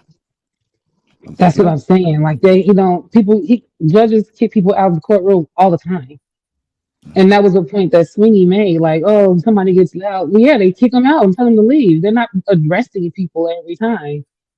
Yeah, but is that the SOP? Like, I get it. Y'all keep bringing up just kick her It out. wasn't. That's why they told him to step Like down, because they said it was a different way. That's the guideline to handling somebody. I think that the guidelines is reserved in the discretion of the judge and where he see fit on how he chooses to exercise his power. And I think we're just trying to police a judge. So I'm still shocked that we got this. We look at this age 16 as a layer of security on, or the way to show this maximum amount of grace for this type of behavior, when these same 16-year-olds can go out and have kids and all this other shit. But then when they get in the courtroom and say, oh, they just 16, don't know how to behave. But like, but do you have a 16-year-old though? I have one. I think, I think so. So one of the reasons that we chose the school that we have our kids in is we had an interview, right? And in the interview, the director of the preschool said this, and I was like, okay, I'm good on it. She said, we believe in little boys and little girls are two different creatures. They're two different genders for a reason. They should be treated differently accordingly, right? She said some schools believe that little boys should sit down and have the patience that little girls should have, and they should act accordingly and act the same as little girls. Little boys do not act the same as little girls. She said little boys can be rambunctious, they have more energy, they're more daring, they're more fearless. They're more harder. They're harder to contain versus little girls in the preschool age. If you don't believe that genders play a part in, especially those formative years, those high school years, something is not wrong. This is why society is the way it is, right? Because they think that man and woman should operate exactly the same. They think that man and woman is equal. They think that man and woman are exactly the same. And if you think that, then I understand your argument of saying that a 16-year-old boy and a 16-year-old girl should be treated the same. They're not the same, just like a child is different from an adult. So I think we all understand. I think everybody on this panel right now is saying that we all believe in discipline. We all believe that the children of today's age, 2024, especially Black children, are out of control. Nobody is fighting that argument. But what we are saying is there is a thin line between humiliation and absolute ridiculousness when it comes to authority and making sure that you hold a 16-year-old accountable for their actions and letting them know this is not your home. I'm not your mom. I'm not your dad. I'm not your grandmother. What you do at home is not what you're going to do in this courtroom, right? There has to be some decorum, and you're going to come in here and act and have some common sense in your head and some couth about you while you're in my presence. I'm saying that. I'm not disagreeing with that point. Okay, so the chat is blowing up and y'all soft and y'all the reason why we in the predicament. I don't know what y'all talking about. I got 3 brothers and ain't now one of them ever been to jail. Maybe I can explain what they probably mean. Like whenever y'all make statements like women have this different energy than boys and emotions and all that stuff, y'all eliminating the upbringing and the influence that parents can have on these children to make them like that. As if y'all making it seem like they genetically are disposed to a certain type of preference or the type of way they handle things.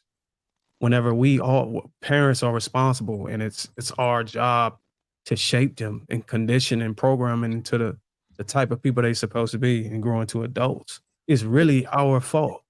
Like they don't come out like that. They learn habits and behaviors and traits from us.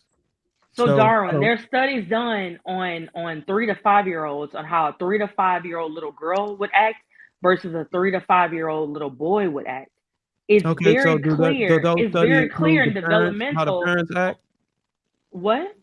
Does those studies on the 3 to 5 boy and girl? Does those studies include how the parents act?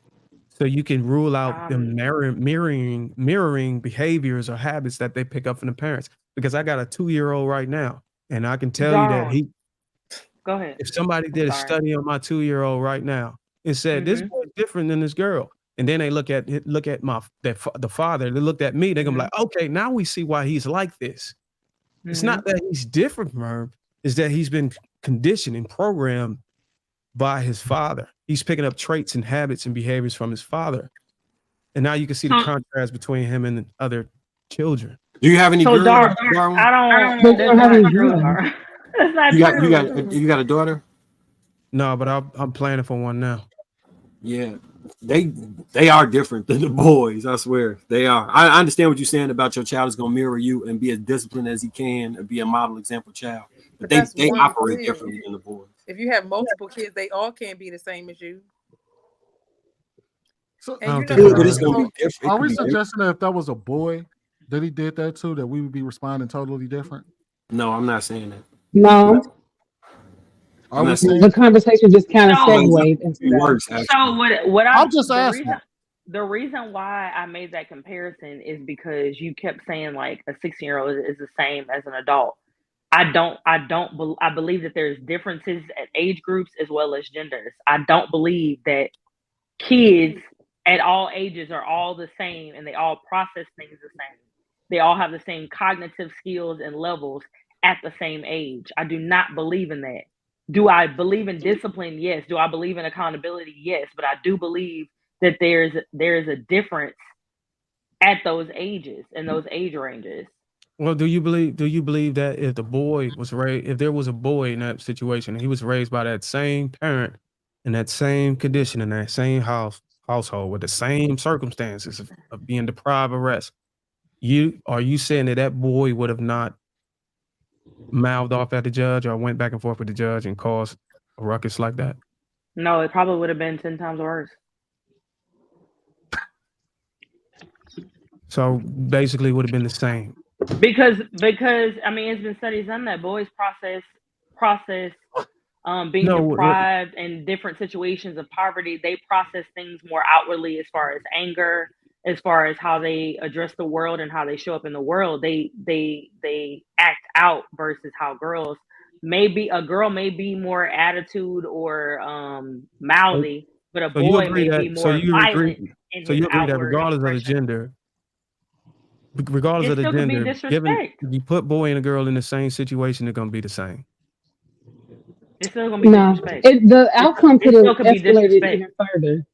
Because, let's just say hypothetically, what if that girl said, "I'm not taking my clothes, or I'm not changing my clothes"? Now, how would you feel if your daughter said, and like, what would have happened if she just refused? Because I'm just thinking, I know my niece, she definitely would have been like, I ain't putting it on. So now what? You see what I'm saying? Oh, you saying a boy wouldn't? Is that disrespectful? Because she wouldn't change into the uniform that the judge said she had to?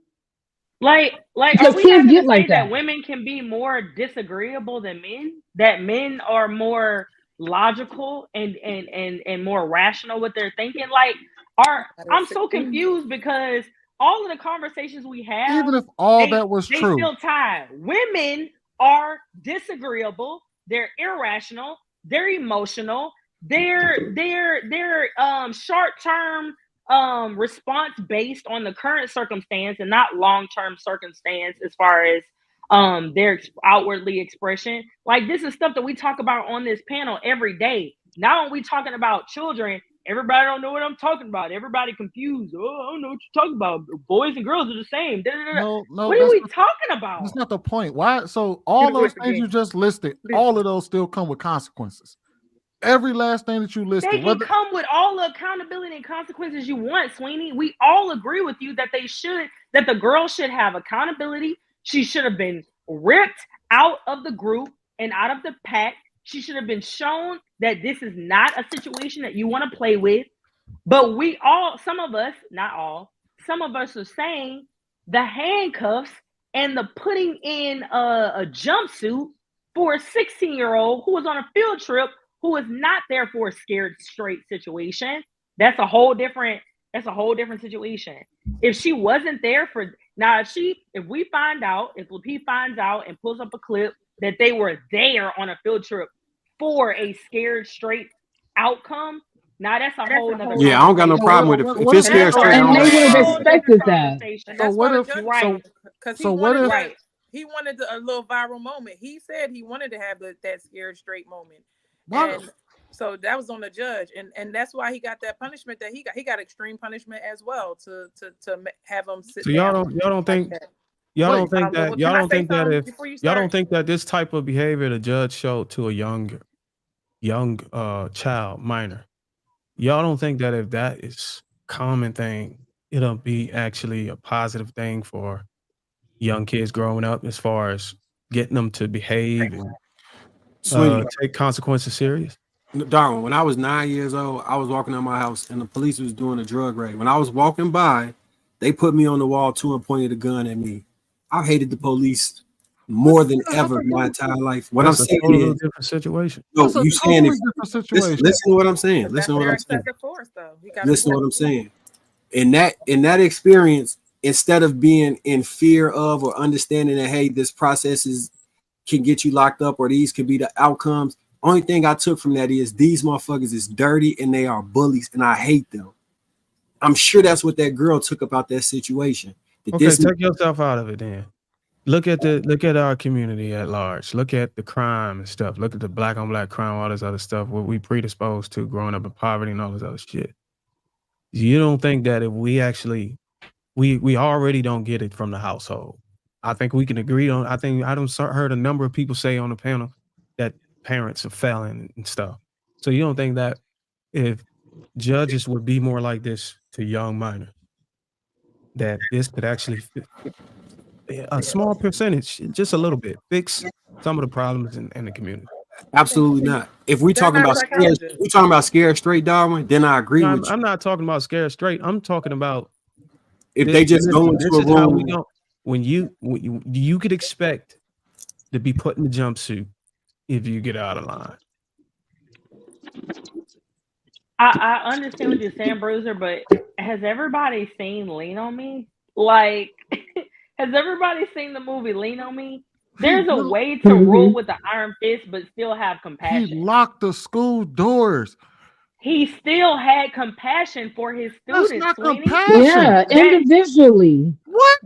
Individually, he handled each person for them. Have you seen the movie more than once, Sweeney? Yes, we're talking about somebody that was that harsh on his students, and we're gonna say that teacher, what he did, and you know what's crazy? Look at how all the parents around him responded to him. So if that was real life, he would have lost his goddamn job. I'm not even addressing the mom crying and the parents. I really don't care. We're talking about the little girl and the action of the judge based on whatever she did in the courtroom. It's the same thing. I brought up the movie because I feel that there's a way you can have both. You can rule with an iron fist and still have compassion for a 16-year-old girl who makes kids for not even being able to make sure that they can sing the school song right. Truancy situation and not some truancy situation and a 16-year-old who been in and out of jail. Like let's deal with what we're dealing with. Don't talk like we're talking about some 16-year-old that's in and out of jail and the judge is like the last stop. Like, all right, the buck stops with me. That's a wrap. I'm tired of this. I'm done with this. We're not talking about that type of situation. Let's That's not what it is. All right, we got to transition, Sweeney. We got to move on to the next topic. We'll be on the same topic all night, man. All night. All right, man. I'm gonna respect the host of the show and not get out of line and let that man run his show the way he wants to, like that judge should have. Put him in the way he said respect. No, Marcus. Do you like the way he used the term respect and the way he inflected his voice? I think that was disrespectful. Lock his ass up. Lock him up. Orange jumpsuit, bro. I guess a 16-year-old attitude was worth losing a job or stepping down. He didn't lose his job. Casey, nah, he's just gonna get training. He's gonna be fine. Let it go. Casey, you there? Damn, so you actually thought he lost his job? It sounds like he was not lost his job. That position he stepped down. He's been removed from that position right now. I guess for his EAP program or whatever they do. I've been working in HR for 20 years. They making him go through counseling and stuff so he can come back to his role. What if he was a white judge? But that's what he got to go through, though. I think it's relevant that they use the word to address the underlying issues that he's having. I think we didn't pay enough attention to that part. I paid attention to it, the underlying part. It was a power trip. Issue was a single mom. I can't believe we sitting over here using the principle from Lean on Me as an example of model. We moved on from that. He would have lost his job. He would have lost. They would have nailed that nigga to the cross. They were trying to get him to lose his job technically because of the way he was trying to protect the kids. Technically, he was going extreme. Come on now. He was going extreme. That's what they wanted to fight. I wasn't here, Sweeney, but I heard you talking. I heard you running your mouth. Move on. We all have friends. I heard you running your mouth. I'll start saying. If we are strong, I know that we. Somebody to Niggas almost got lean on. expelled for not being able to sing that Y'all song. should have just laughing at all of this clown behavior. Y'all sound like a bunch of Here we go. 16-year-olds in Here the we go. courtroom. Here we go. Thank you. I'm just going to move on. Hit the like button. Also, make sure you subscribe to the channel. Casey, have you ever heard of the red dress run? You have? Have anybody on the panel? Okay, Marcus heard about it. Anybody else? Yeah, it's been going on for years in New Orleans, Okay, well, we'll go ahead as and long bring as it I up. can remember. I used Oh to live in New Lord, Orleans. Jesus Christ! I actually went to So, Casey Wedding and moved there. the red dress run in New Orleans. Just in case you don't know about it, it happens every year on the second Saturday in August. The New Orleans Hash House Harriers, a local drinking club with a running problem, hosts Red Dress Run, a charity run in the Crescent City. The run usually begins in French Quarter or Marigny neighborhoods of New Orleans, although the exact location is only announced to those who register. The runners with drinks in the hand continue their route through the French Quarter and spend the rest of the day celebrating. Expect a sea of red throughout the neighborhood, even if running isn't your thing. Head down in the red to get in on the fun. Participants in the red dress run can sign up online on the official website. Registration usually includes donations to local charities, special live music, and beers for the run. Early bird pricing is available. You must be 21 or older to participate. Here's an idea of how it looks. You guys been in New Orleans. If you haven't, this is a great outlook. You see the people in the sea of red. Kind of looks like a little parade, right? Oh yeah. Wait, what? You also see a few men like they participate as well with the red dresses. So, Casey, have you been You should have around? put the other pictures up. I'm gonna put some. I guess I got some other context. But Casey, have you ever been around? Can you describe to us like what the atmosphere may be like? I've never heard of this. No, it's been going on for years. I do know people who participate in it every year. People that I went to school with. Xavier, Tulane, SUNO, UNO, LSU, Southern, Grambling. Sexy Santana. I know this is, I think, the first year that I've seen it like be viral. It's definitely been something that I grew up seeing as long as I can remember, at least for the past like 25 years, I want to say. I don't know how many years, 20 years maybe. But I've personally known it to be a more LGBTQ plus event, and really have a lot of men in the red dresses. That's what I've always known it to be. So when I saw it going viral, I was like, oh Lord. But yeah, this is not new. This has been going on every year. Okay. Yeah, I never heard of it, man. Viz sent me a little snippet of it. I'm just like, what is this? Yeah, no, it's not new. It's got to be decades old. Got to be. All right. Mm-hmm. Anybody else want to add anything to it? Anybody knows about it? Like, and why you got some information about it? You've seen this before? I just seen Marcus in the back of the picture, man. That's the only thing. He was back there waving the red flag with the red dress on. That was Sweeney with a Marcus mask, if anything. Talking about, oh, they ain't gonna catch me. They ain't gonna know it was me. Dreads blowing in the wind and shit, hitting the bottom of your tutu while you skipping through the motherfucking streets. Taking Mardi Gras beads and shit and shimmying down the motherfucking French Quarter. Nah, man.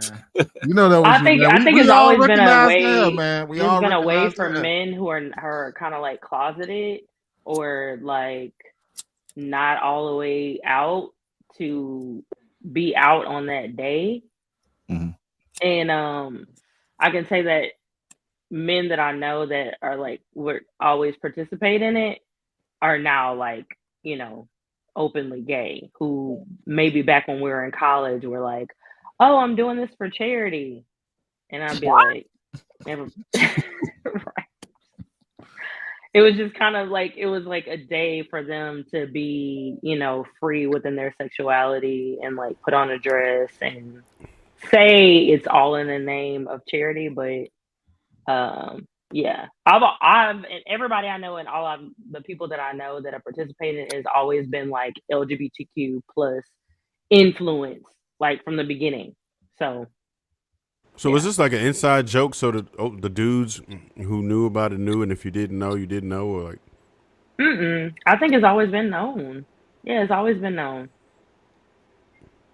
You mean like somebody participating? No, because you said some cats was talking about they was doing it for charity, but I do a lot of things for charity. But why would you choose that? That's crazy. Because okay, so everything in Louisiana is based around drinking. And so people would make it seem like, oh, it's just like a day to like have fun and be funny and put on a dress. There's nothing funny about that. Right. But all the people that would participate in that are open sexually or full blown, with a part of that community. So everybody that I've known that's always participated in it are a part of that community. So I think it's just kind of been like a known thing. It's just not on the verbiage that Lapeef just read. What's the ratio for men and women participating in this? It's more. I think it's more. It's got to be 70% men. Got to be. Got to be 70%. I got another clip I'm gonna play, and then I'm gonna get to some more folks. A white man up there, and he's like confused, looking out his window. You about to find out why? Roll the clip.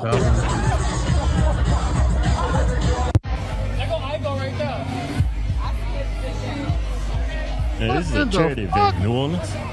Yeah. This don't look like a charity event to me. Nah, that's what it's actually a charity event. I think that's a front. Yeah. Hey man, why don't you close your legs? You no, wear a hey, dress. JR, come on now. It's a decorum you have to follow. Got some sheets going. Yeah, look at the cowboy back there. Why is all the big people sitting down drinking something? Watch it, baby. Motherfucking way. TikTok. Hi, baby. Man. Oh, looking like a bunch of zesty captains out there.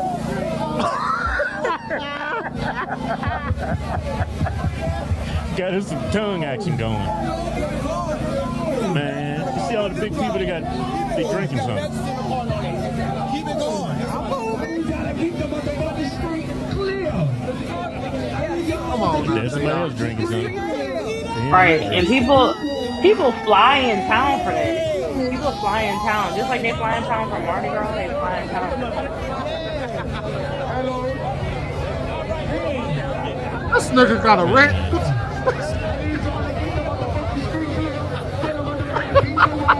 Oh, this some good footage. We got a ballerina dress on. What the fuck is going on here? Oh, somebody Is wearing that the flag. I leopard like print? that. That's a patriot right there. That's a patriot It's the right there. red socks with the black flops for me. Oh, wait, was Y'all that missed that one. Yeah. Man, look at them dudes. He's mad as hell. Hey, that's the Democratic National Convention. That's the whole Democratic voting base that's right red, there. bro. That's Republican.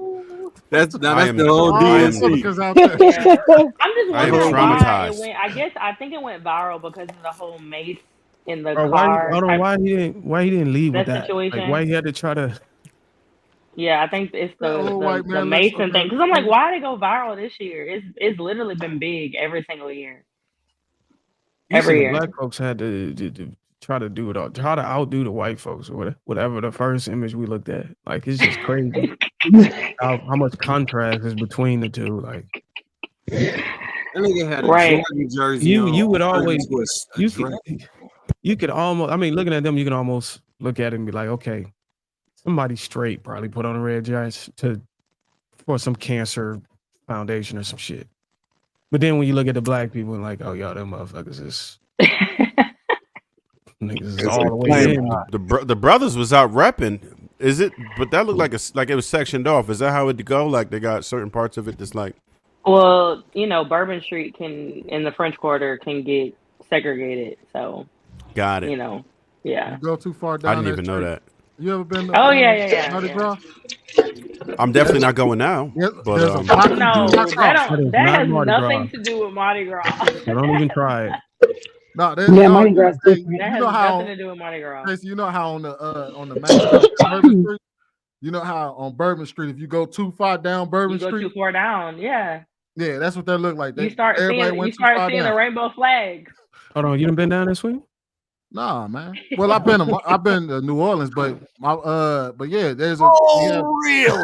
This story falling apart like a motherfucker. Talking about it was me you seen down here. Look, nigga, you heard this story falling apart. Hey, look, what you heard though. Hey, look, Marcus said, when you Marcus, walk, when you walk down the GPSs, intersection, huh? you cross that intersection, you in a whole nother world. Yeah, You better stop using Waze, nigga. Better use iMaps. You know, the GPS, you can see all the streets. The map just turn red on your ass. You're like, this is red line in real life. Marcus, how you know it was a nigga out there in the tutu though? I seen him in the video. There's a white I seen man the up video there. already. He's like The confused, looking out his. videos are going viral. Let me tell you what. Let me tell y'all what that white dude really doing up there. Oh, hell no. Is the shoulder moving? Bruh, come on, Bruiser. Bro, Wait, what are y'all talking about? Wait, y'all nasty. You know that? I wasn't talking about that. Brown, what you got on this? Wait up, Bruiser. What are we talking about?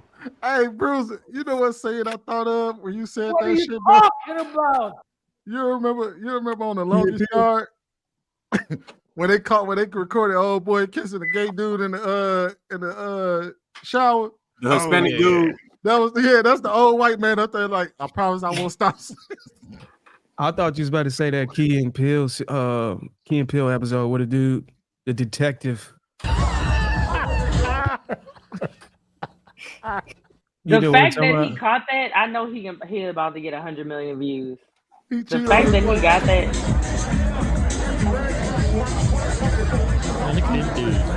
I don't know about the dudes. That's just priceless, dog. Oh, that is his worst nightmare ever. I promise you, worst nightmare ever for so many reasons. He could not stand what he's seeing right now, and he lives there. Hopefully he's renting it. But if he lives there, oh man, he probably like, what in the Willie Lynch did we do? No, he looks too surprised. He definitely visiting. But he must have just moved to New Orleans because, like I said, it's been going on for decades. So he must have no idea. Nah, he look like he ain't seen that shit before. I don't know about the 90s because I wasn't going to New Orleans. He been around longer than all them motherfuckers. I mean, out I on was the street. not He ain't never seen that exposed. shit. My parents didn't let me. I wasn't going by myself to see certain things, but I know as long as I've been like college age and been an adult, there's been the red dress run every single year, and I know tons of people who have. In the 80s and the 90s, I only seen 4 openly gay people in my life that whole block of time.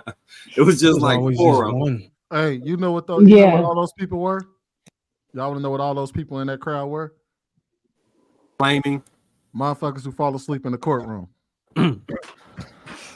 Oh, that was corny. I thought. Good night, Sweeney. Good night. Go to sleep. Go to sleep. Go to sleep. Hey, no, y'all don't get to laugh at this, say boo. Nah, that's good. Switch it up. All right, you guys tuning in, hit that like button. Also, make sure you subscribe to the channel. Harrison Davis, salute with $5. Advanced Perception, $2. Children need to respect authority, period. I think everybody has contributed to the platform. Does five squared and keep it moving. So we're going to talk about Garcelle Bova. That's how you say it. Paid $3.99 a week for it. You said who? I can't hear you, man. The girl from the Jamie Foxx show? Yeah. Garcelle Bouvet? Bouvet, there it is. Okay. Here we go. Franco a couple of years ago said to me, you should really go on the apps. I have one. It's really like CEOs, the top guys. And she goes, you should go on it. And I go, I don't know. She goes, no, trust me. And I said, okay, I'll go on it. And so a week later, I'm like, you know what? I should do it. So I go on it. What and I have to remember, I want to say League. Oh, the League. And so I go on it and I'm looking and you have to pay. And I'm like, I don't want to pay to meet a guy. I mean, that seems a little weird. But I'm like, you know what? I'm going to try it. So anyway, so I sign up and it was like $399 a week. These are high-end guys. So you gotta pay for it.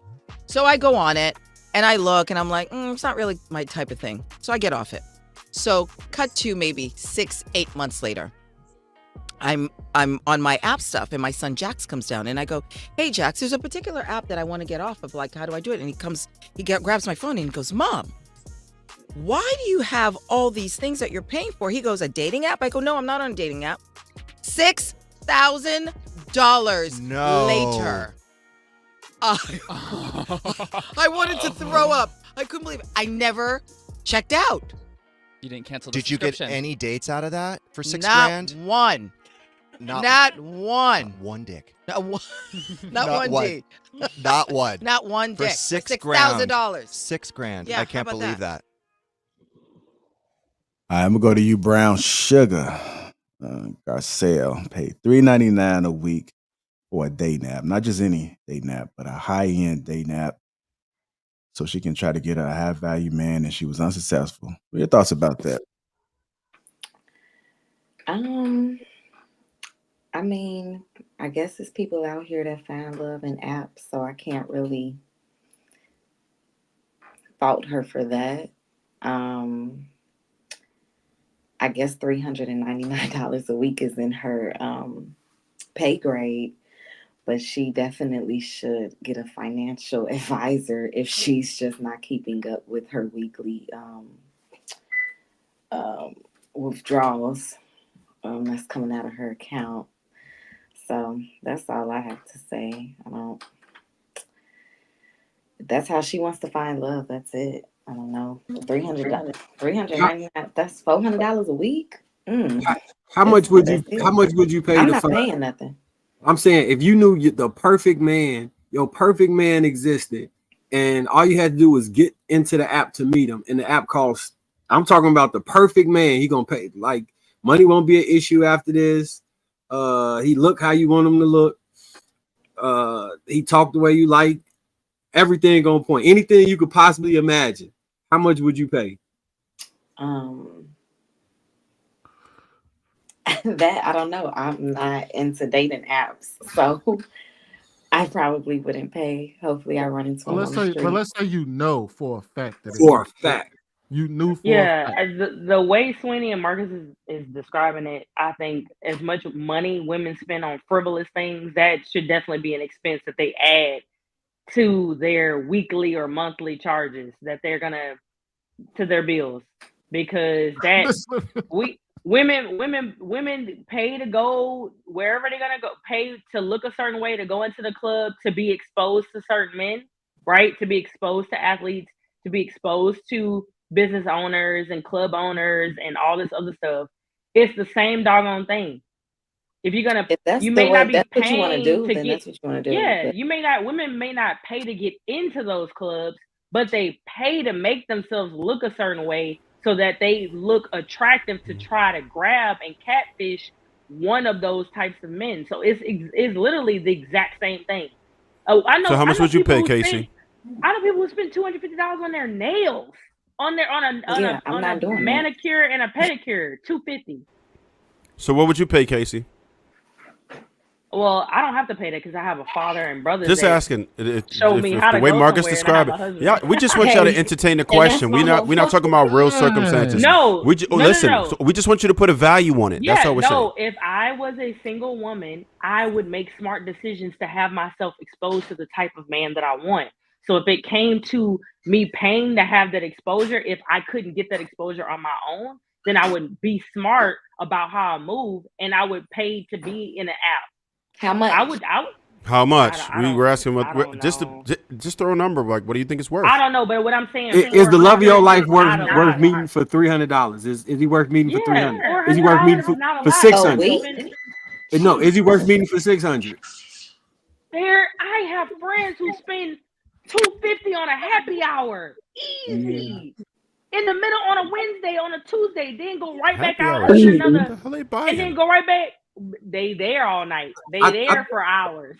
I've heard of people paying $15,000 like to a matchmaker. So it's a lot of professional women that pay matchmakers.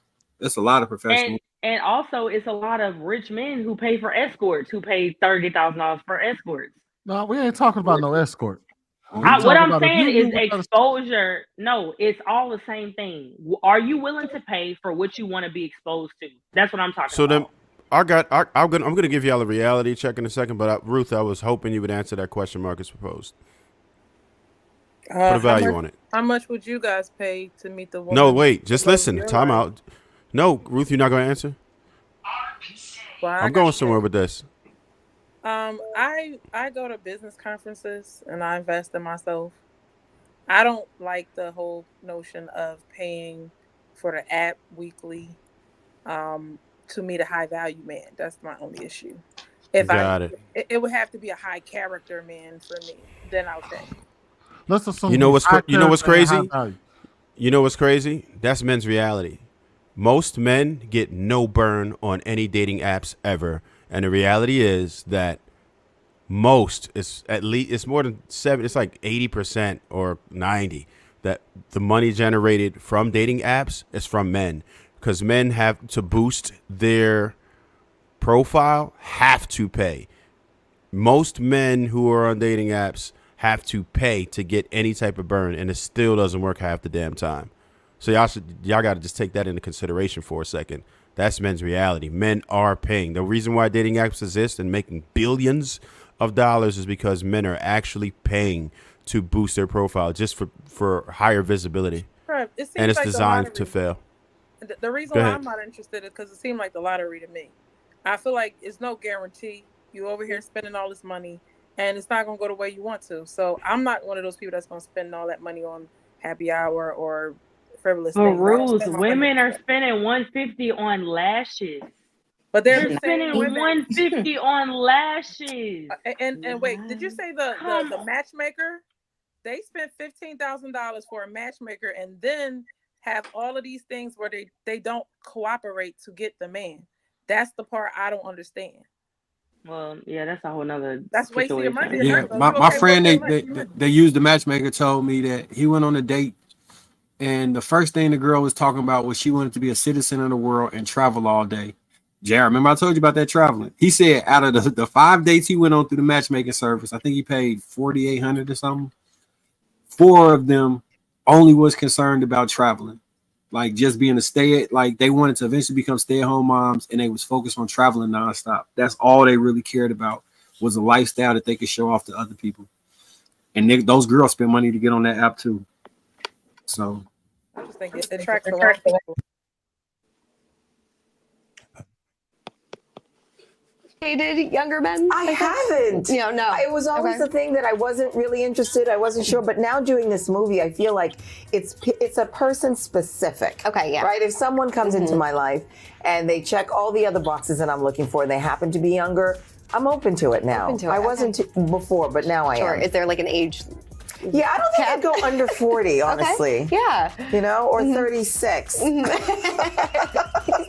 day I'm getting younger. I'm like, 32. Did I read correctly that you spent $6,000 on a dating app? Is that right? I did. What oh my God. I went on this site and it was like $399 a week. Okay. And I had promised a friend of mine that I would try it. So I signed up, and then I was like, it doesn't feel right to be paying to meet a guy. You know what I mean? And so I got off the site. I thought I did. Oh no. And it's then like months the auto later, $6,000 later, my son was like, he was on my phone, he was like, why do you have a dating app that you're paying for, Mom? And I'm like, what? Oh no.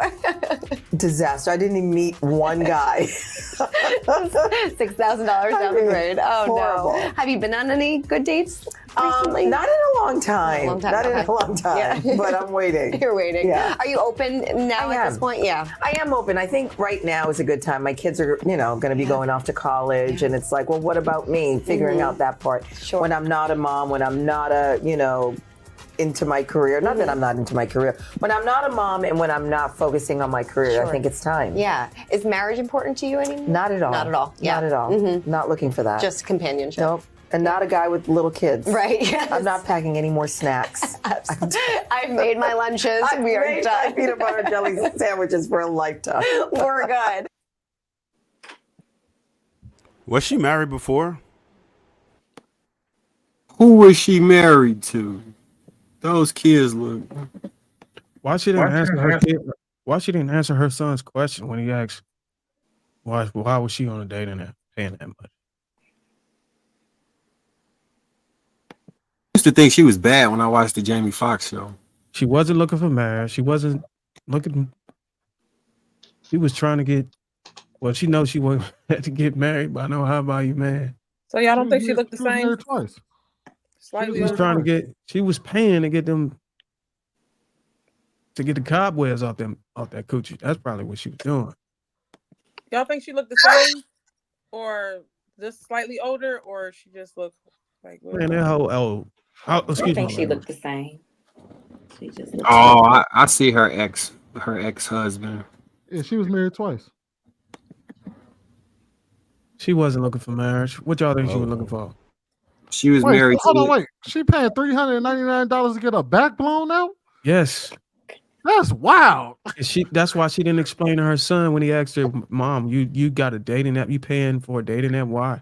She never answered. She just was shocked at the That's why she $6,000 said balance. pay for a man, because she knows she was trying to. You know how Paying for a high value man at that, like. Well, she wanted a vet. Like she probably wanted something steady, not just like a rando. You know what I mean? So I can understand that. Steady. Yeah, that's A what? Giselle. She's on the Housewives of Orange County and her Got a show. bookie. So Because she wants her high value man. she said she's not looking for marriage, right? Yeah. She's not looking for marriage. No. Not looking for marriage. So you paying $399 for cyber Yeah, but sex? see, she already got married twice and failed at it, so she's probably not ready to lock Exactly. in. Right. The I last can one understand. definitely got her I pocket. can understand why she don't want to get married again. No, Like, I don't see the purpose I in don't that. mind that, but why you got to pay $399 though? It's all relative. type That would of be man. like you paying $5 a week. That's her tax Right? So bracket though. it's- As far as it's all extra relative. money. You got to take that into consideration. She has to spend extra $500 a for week. everything. Did y'all And see her she's child? Not, she's not paying for a $5 man. She's paying for a $300 a week man. That she did it for 15 weeks accidentally, but What's the difference it is what it between a is. $5 man and a $300 a week? When it comes to what she just wants. When it comes Well, to these are supposed to be high end, man. She does still. She's gonna want to date. She says she wants a companion, not just a back blown out. So she's gonna want to go on Did she say expensive that? I dates. didn't think she said She that. said she wanted a companion. She said she wanted a companion. Her name Fancy, damn it. She want to deal with some dude who's getting to the money that could relate to her. That's not going to be a fanboy. That could just that she could bring around her celebrity friends and not be embarrassed. True. She wanted somebody they have a vetting process. To get into one of those apps is extremely difficult. You really can't. You have to have a certain status. You have to prove your income. You have to prove your status. You have to be somebody. So when you get into one of those realms, then she knows that they've already done the vetting that she doesn't want to have to as a celebrity. Well, apparently she didn't know all those stuff you just said. Yes, she did, because her homegirl put her on to it. She had to tell her. That's why she ain't just put. I don't want to pay to meet a guy, and She didn't want to, but she was like, I'm telling you, I done found the homie on there, blah blah blah. So she put her on. She convinced her to do it and spend the money, $400 a week. So she must have hyped it in some type of way. She said I think she said after some days, like, okay, these ain't my type of guys. So obviously, I don't know. You said she's looking for a companion. I'm not convinced. Unless she said that. She definitely said that. Of course, she wants some. Yeah. Roll the tape, J.I. So Roll she the got tape. on the app. She wants some McLovin included, I'm sure. She got on the But app. she and wants like it with how a certain those guys dude. look. Right. She was like, "Oh, they Apparently still wants to not with a certain dude. She don't got no. Look at her So ex-husband. so She Darwin, don't really so care about Darwin. Yeah. Let me ask you, Darwin. When you go out and meet chicks, right, or when you used to, would you just smash any scallywag, or did you want a specific kind of chick? If I'm just going out to smash, You hit anything. You'll hit sexy red. no, I won't hit anything. Okay. So what we talking about? But I mean, if it's, Mm. let me be honest with you. If it's like 3 a.m. and I'm drunk and I really probably want to just get some head or something, maybe I'd go for anything. Oh, really? But I'm just being completely 100. Yeah, man. but she if can't. I'm She really can't. trying She to- can't just do that I'm- though. She can't. If I'm trying to look for somebody that I just want to have recreation consistently, then I want her to be appealing to me. But if I'm just trying to go like, There you yo, go. So that's why I said she wanted a companion. There you have it. Man, yeah, that's why I keep it said clean. if she actually stated that she wanted a companion, then yeah. Let's keep I it could clean. get- She I was get looking that. for a male escort. But it looked like she was trying to get her rocks, whatever. She was Franco looking a for couple male years escort. ago said to me, "You should really go on the apps. I have one. It's really like CEOs, the top guys." And she goes, "You should go on it." And I go, "I don't know." She goes, "No, trust me." And I said, "Okay, I'll go on it." And so a week later, I'm like, "You know what? I should do it." So I go on it, What app? and I have to remember. I want to say League. Oh, the league. And so I go on it, and I'm looking, and you have to pay. And I'm like, I don't want to pay to meet a guy. I mean, that seems a little weird. That's But how I'm they like, you know get. what? I'm going to try it. So anyway, so I sign up, and it was like $399 a week. These are high-end guys, so you got Wow. to pay for it. So I go on it, and I look, and I'm like, it's not really my type of thing. So I get off it. So cut to maybe 6-8 months later. I'm on my app stuff, and my son Jax comes down, and I go, "Hey Jax, there's a particular app that I want to get off of. Like, how do I do it?" And grabs my phone and he goes, "Mom, why do you have all these things that you're paying for?" He goes, "A dating app?" I go, "No, I'm not on a dating app." $6,000 No. later. I wanted to throw up. I couldn't believe it. I never checked out. You didn't cancel the Did you get subscription. any dates out of that for $6 Not grand? one.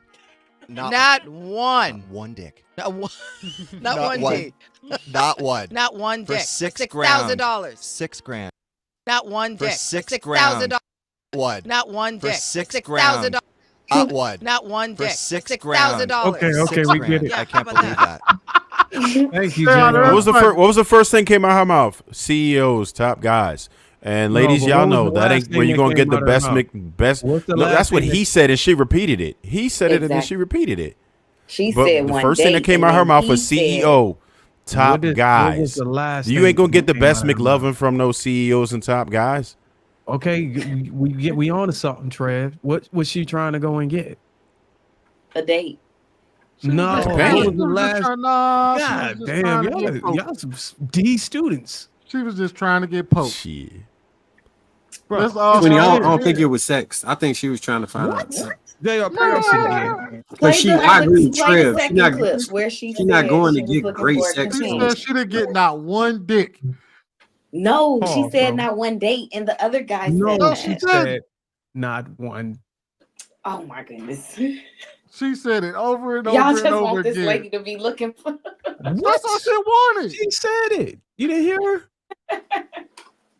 Come on, She man. repeated we it.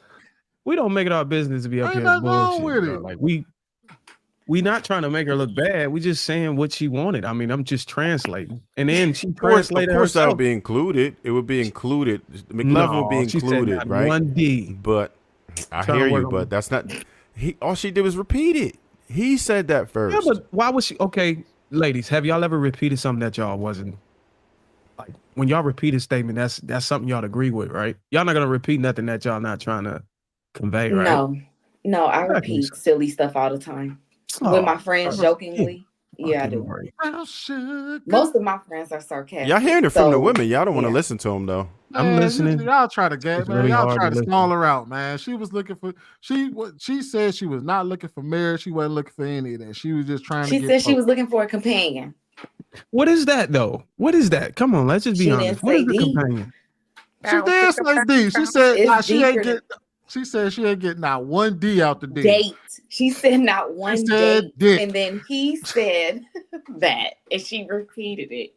Yeah, that's because she believed that. She was like, yeah, I ain't even getting none of that out the deal. I mean, why wouldn't she want that to come with the package? What's wrong with her wanting that? Why say- do we sit over here? We all adults here. What's wrong with her wanting to go on there just to get piped down? She almost 60 too. She's 57 years old, so it's like she's likely post menopause. Like that drive is a little different after She's that. not at the Vivica Fox So- age yet. She's not 60 ready to get married. She's 57. She's not ready. Ready for what? To be married again. She's not ready. She's gonna wait till she's Vivica Fox age and then be like, you know what? Ain't nobody got time for that.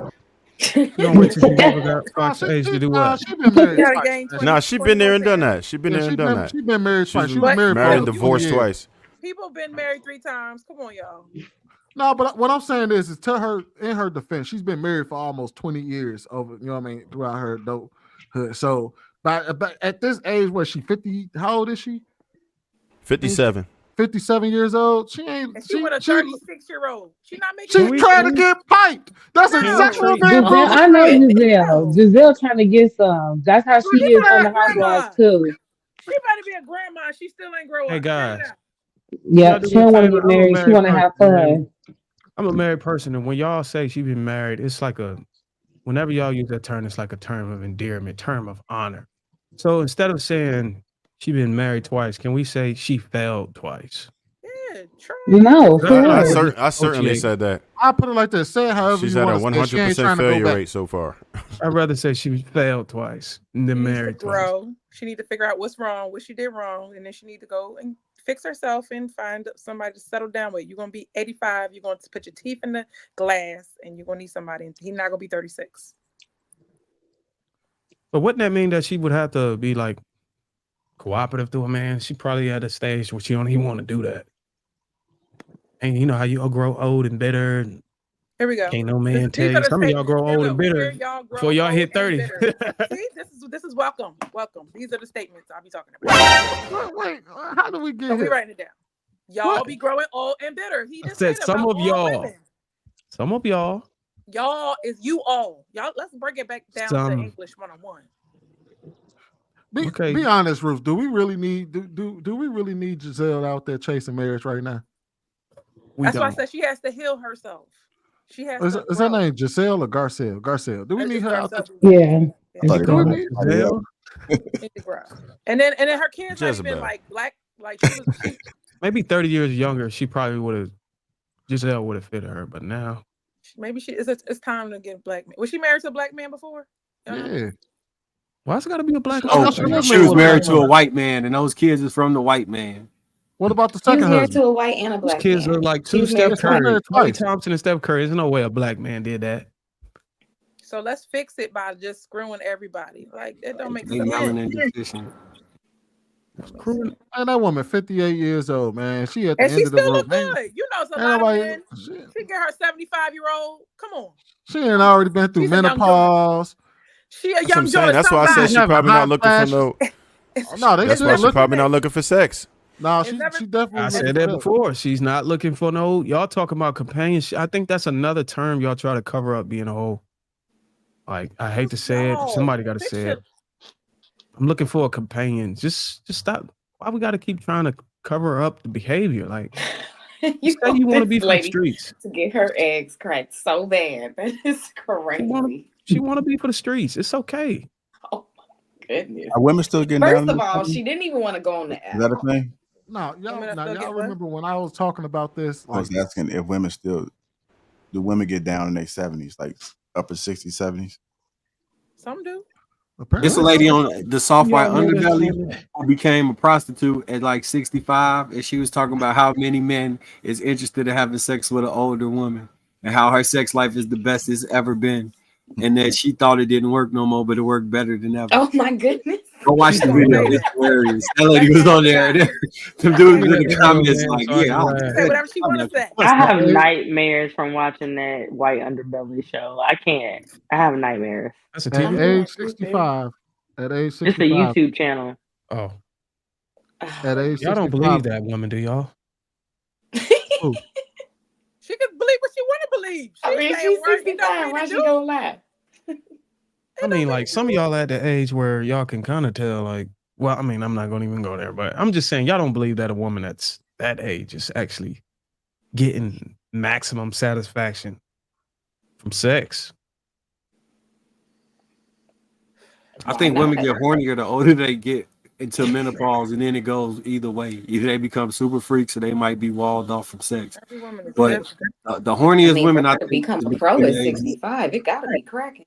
What's I that think the lady things name? that make them horny changes. Like they probably get horny at bingo the older they get, or some shit like that. You just making up stuff. But well, maybe They they be do. having all They type of got a STDs stick, in them they senior got a citizen hole. homes. Let me be quiet. And they get the B9. Ah, man, They get the B9 software means program. 69. My best friend is a nurse. They be in there at that age, late 60s, early 70s, coming in there with STDs and stuff like that. I'm trying to see if And she there's works They be overnight. in it at the nursing Yikes. home. Yes, they get very active in the nursing home. Y'all didn't hear about Yeah, that's what she told me at the nursing home too. I heard about that. I was working in a nursing home and some old ladies tried to attack me. They cornered me in the elevator. You almost got hurt at the nursing home. So why is it What beyond you do? possibility? You serious? He's there. Yeah. They cornered you and did what? What did they do when they cornered you? I told them to chill out, but they grabbed me. You didn't get no hand from them. Nah, you wilding, bro. You Hey, wilding. what did old lady You do? wilding. They ain't got no teeth enough. Old ladies are perverts. Old ladies are perverts. I can promise you that. They Would you old have let ladies it- are would you have perverts, let 'cause it they gum don't you don't up? care no more. They don't Would you care have about let it gum you up? consequences. Trip, would No, you have let it gum you up? never. It ain't never that bad, bro. Listen, I'm it just ain't saying never that that's some bad. shit. That's some locker room. It's never been that deep for me, bro. That's Like some I've locker been room cool. I haven't bragging had to about that. resort to old ladies as it is so No, far, man. and I'm He hoping I wouldn't- really never have to. If you would have came to King Talk and said that, we'd have been like, okay, that's a bucket list. You so wait, you smashing, you knocking down the dust? That's what you doing? You knocking down old ladies? Who on this panel? Because y'all all down at me like I'm supposed to be doing this. Which No, one of it's- y'all it's not- are it's- taking it's- down old heads? Trev, it's not taking down whole heads. Geriatrics. It's the special situation. Like just imagine being cornered. You would be the only man. You'd probably be a rare Special case in the situation. world at being cornered in an elevator. They do it for the I'm a ladies. married man. All of them giving you top. Like So Trev, that's a viral story. Nah, dude. son, Trev, it ain't worth it. You can grow a YouTube channel real quick and then pivot to your original content. I could did a lot of things to grow a You gonna be YouTube the channel Hulk quick, twat? but you know I got some morals Hey, and Trev, values and standards. Trev. Go ahead. You mean to tell me you wasn't up in there getting the velveteen rub? No, it's not happening, bro. I had plenty of opportunities to rail old ladies, but I don't want to do that. The fact that you recognize that you had opportunities means you was really close. Because they push up on you, bro. Old ladies will get in your face and push up, bro. I'm trying to tell you Old that. men too. Did you step They'll back? offer you a Did you SSI step? check. Were you stoic? Were you stoic? They will. Stoic? My bad. Their retirement, okay? You I used to gotta work at this. How do we thing. get here? fight the urge. They offer SSI checks all the time. You asked me how to grow your income. Go ahead. One of y'all. Go ahead. Oh, you get the top, bro. You get top or whatever you call it, Guac 3000. Y'all do realize I'm still married, right? Hold on. But okay, let's just assume you're not married. You get the Okay. Guac 3000 from 2 to 3 70-year-old women or 80-year-old women. Then you get the life insurance policies. Boom. Bro. I was failing Spanish, right? And this, all right. There's no next topic. Oh, like I think your mic muted, Marcus. What you say? Right, because I want to know. Hola, ¿cómo está? Come on. With the Spanish classes, what's happened? All right, let's go ahead and switch gears. Yeah, what is that? Let's go and switch gears. We went from This is you. 16-year-olds to 86-year-olds in one show. What? Hey, Okay, hold on. It was a different topic, though.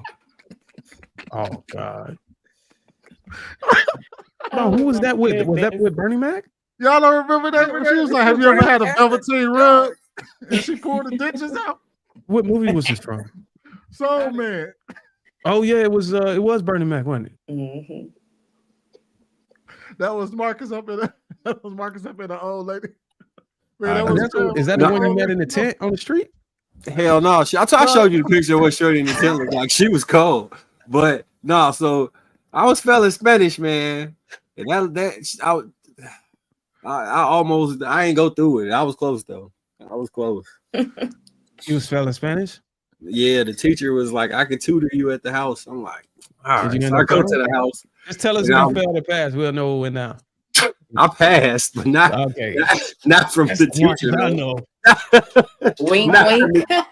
not from the teacher though. Not from the teacher though. I had another plan because that shit. I was sitting there like, oh, I can't do this one. I gotta figure something out. I ain't never go to that class but like 3 times. Shout out to Rosie. She helped me out after that. Oh, so The you teacher been, didn't. But that man passed that class with flying colors. oh shit, I got a D. I got a D. I got a She D. got the D. She got the You gave D. her the D. She gave you the D. No. That then she gonna talk about some. Yeah, I didn't. I Oh, didn't. D, Go. it's D failing, right? D failing in some schools, right? It was enough for me to be eligible to keep playing. That's all I really. So basically, what she told you was that I'm gonna just give you a D so schools, it don't all look schools bad, are D is failing. so y'all don't look suspicious. Nigga, no. I went over there to get the tutoring and shit, and then the shit just felt weird. I got a glass of lemonade, and I was sitting there, and I was like, I'm not about to learn all this Spanish. Y'all had lemonade at the tutoring? Yeah, Oh, that that's sounds dope. very predatorial. Right. She was Low key it was though. Low key it was. I can't even hold you. That shit was. I wish I had Ain't lemonade. do in my nothing. This tutoring. happens to young boys all the time. I know a couple Awesome. cats who got themselves into situations. If she would have been cold, I probably would have cracked that shit. Ass was long. How old was you? 17. Damn. How old That's was she? bad. Shit. How old was she? She was preying on you, bro. Like older than 45, 50, probably. I don't know. You know. Well, that could be good or bad. Nigga, Nah, that's shit, it was bad. Her ass was weak as fuck. That's why I couldn't. I was like, You were a it child, is. man. He was preying on you, buddy. Yo, but think about it. If you would have had an A, you would have brought your whole GPA up. Yeah, it wasn't worth it. It wasn't worth it. I had another plan. I had a backup plan. He would have lost his virginity too. Yeah. Virginity. Fuck out of here.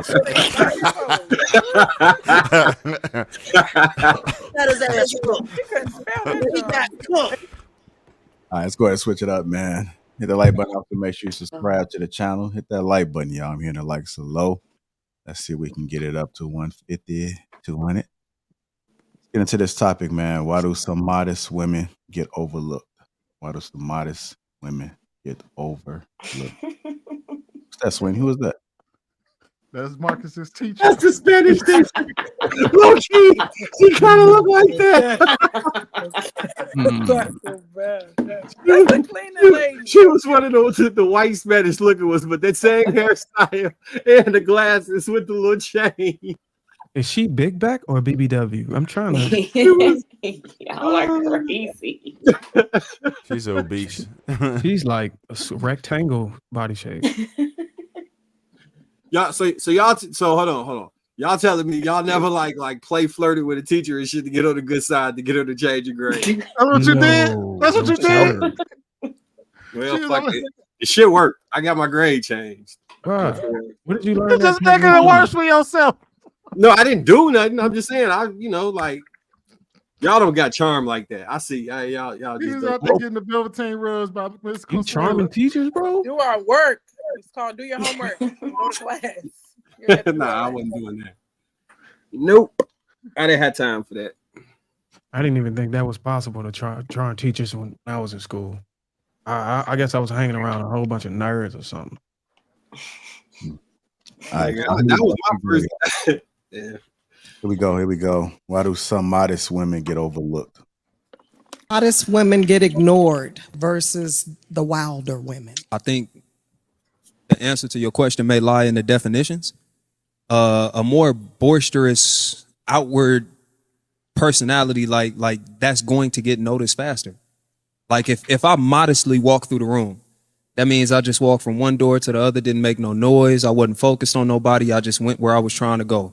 A modest woman is the same thing. She not centering herself around a man. She's not centering herself around attracting a man. Now, the thing about that modest woman, what may feel like getting overlooked, you have to understand, a man is not looking for a modest woman until he ready to get out the game.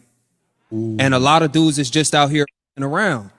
So it's like, if I'm just out here to around, I'm not looking for a woman that's trying to get out the game because I'm enjoying the game.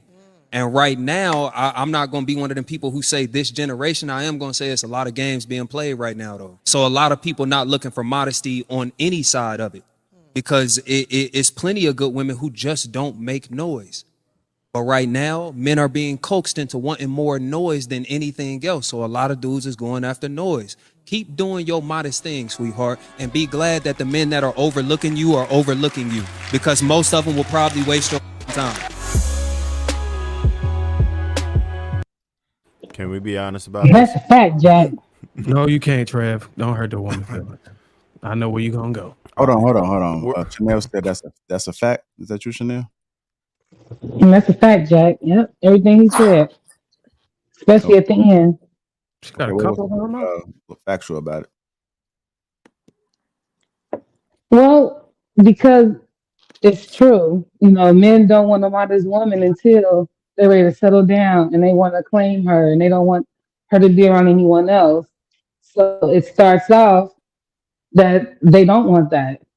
So it was into a conversation we had one time on the podcast some weeks ago, talking about I don't know what we're talking about, but I was saying about after the relationship, you know, they want women to act like their wives even before they're even married, you know. So, and it's interesting because they don't look for a modest woman, but then when they decide they want to and they want to defend themselves in a disagreement, then they throw that out there like she's not modest. So I don't think men know what they want at all until they get into a relationship, and they don't want no modest woman until they're ready to settle down. Okay, what is a modest woman, Chanel, in your opinion?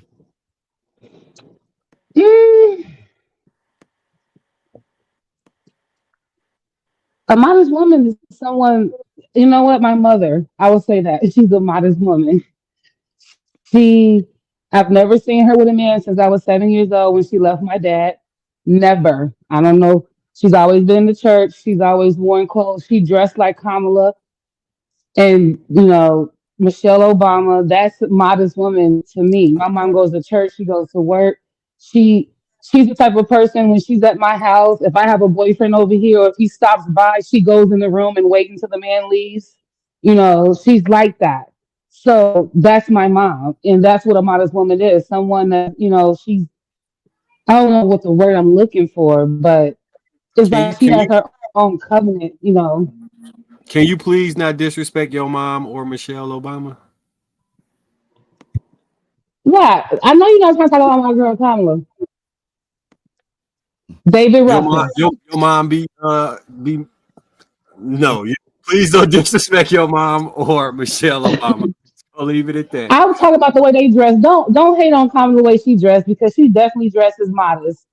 You cannot say that Kamala does not dress modest. Kamala, Now, Hillary Clinton, and Michelle Obama they dress very modest.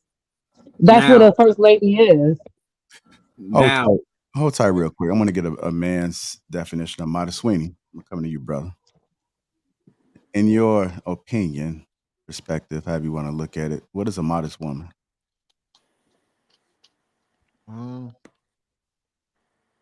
Hell, shit. I would assume one that doesn't dress provocatively, isn't outwardly trying to seek the sexual male attention from other men, respectful of her body, how she presents herself. That's all I got right now. But I don't know. I would say that there really definitive data that says that modest women get overlooked. I've been scouring the internet just now trying to find like any data that suggests that otherwise. I don't think it's necessarily. I don't think they necessarily overlooked. I think they get picked.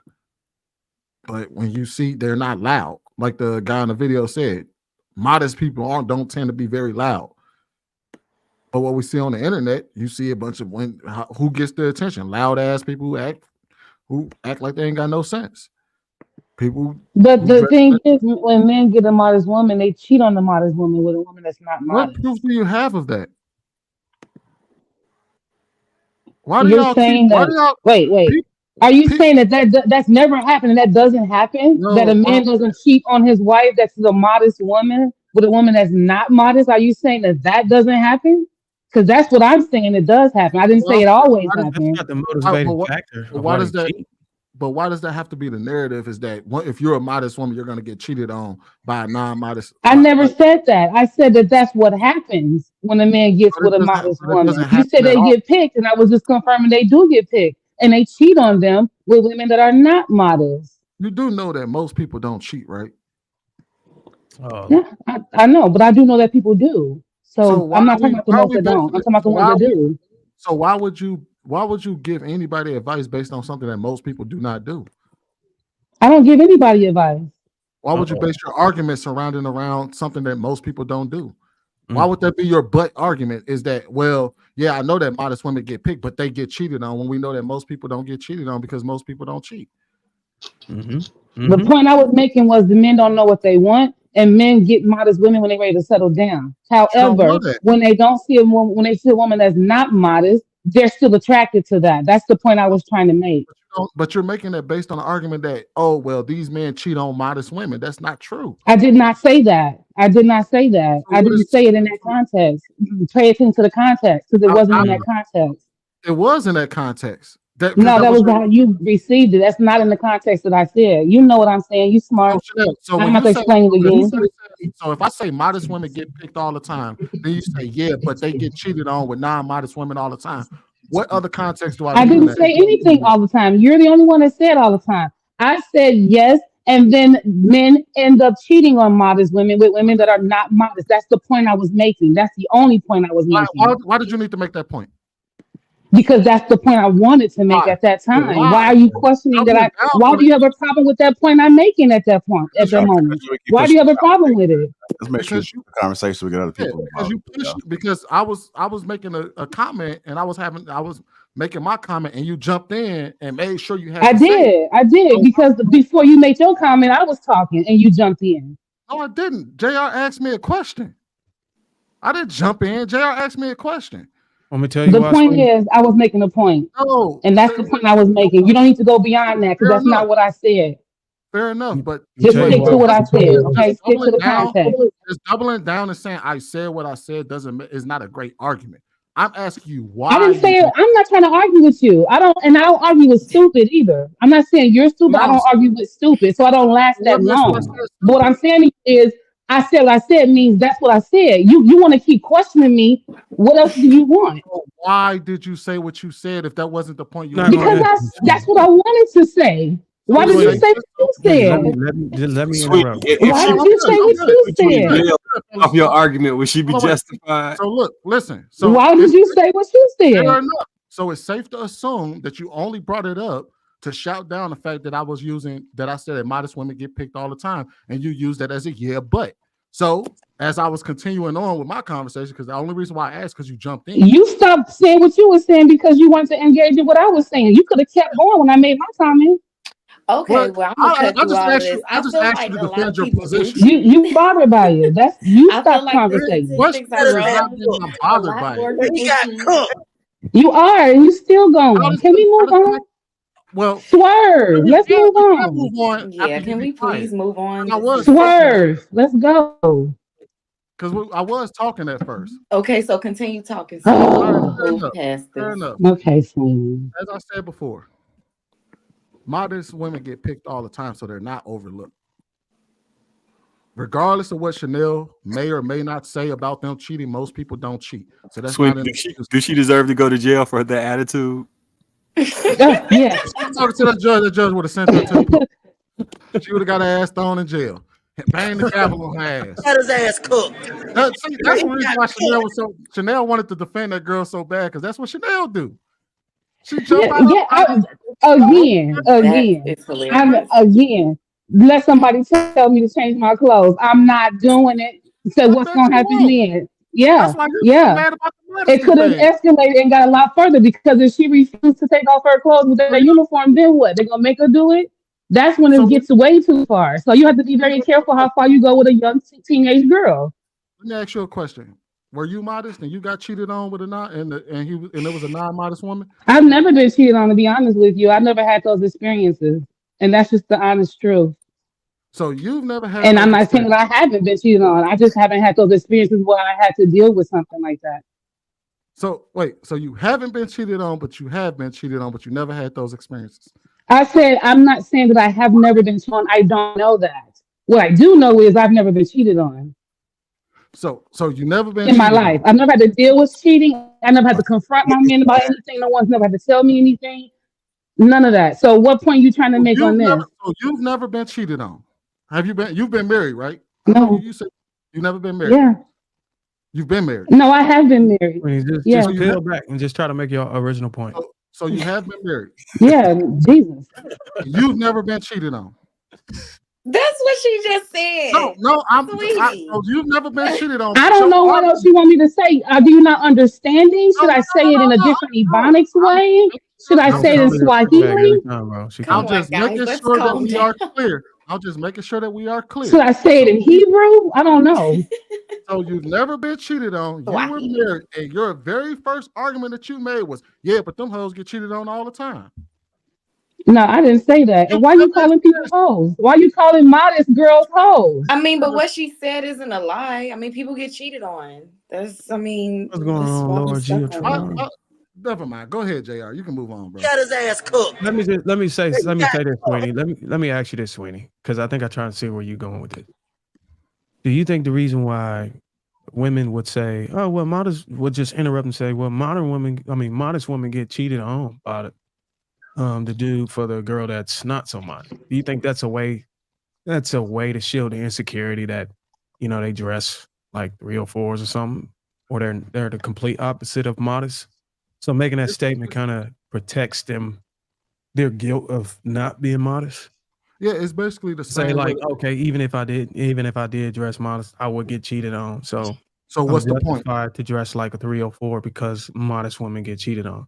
Yeah, it's basically the direction she was going. Yeah, it's basically saying, what's the point of being modest? What's the point of being what these niggas want if you're gonna get cheated on anyway? That's really the argument that she was making. No, because she said, okay. Especially at the end, I said what I said. I don't know. Keep doing you, and you by you continuing on your path, you are eliminating all of these men that are not ready. So that's what she just said. A whole lot of nothing. She agrees with that. So that's testifying for her. That was hot. That was all hot.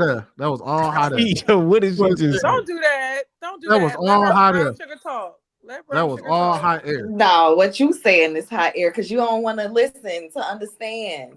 You trying to argue. Yeah. What's that to understand? Back and forth. What's that to understand? Got his ass cooked. He got cooked. You're somebody, Sweeney. You're definitely someone.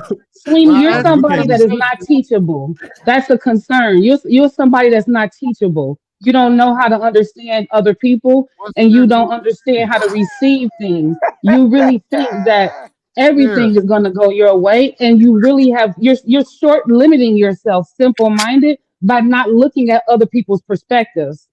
I said what I said. When I asked clarifying questions, and I said, "Well, why would you say something like that?" And you said, "I said what I said." What's there to understand in that statement? What's the point of asking why did I say that?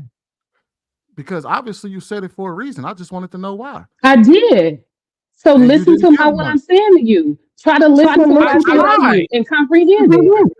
I tried, and you said I said what I said. That's not so. And that's why I said, should I say it in Swahili? Should I say it in Hebrew? This motherfucker. You trying to go in a rabbit hole, and I'm holding on the side. Like you keep going too far. So let's stop right here and get to the point. Right, that is the problem. I went too far. You do. Like you love jumping in rabbit holes and don't know how to come out. You're absolutely right. I tried to dig too deep on the shallow ass point. Yeah, with your simple minds. Damn. She enticing you, bro. She wants you to come with it. She added simple minded, like come back. I threw a shot first. No, I threw a shot first. I said it was a simple ass statement. She ain't tired of I don't miss any of them. I don't miss all the shots. I don't miss them. Try to understand this about this topic. the woman that stood up as a good question. She's saying why the modest women always get overlooked. Apparently, she put herself in that box with the modest women. But if we were to be honest, if you look at the woman who was speaking, there's other things she need to be working on, other than just being modest.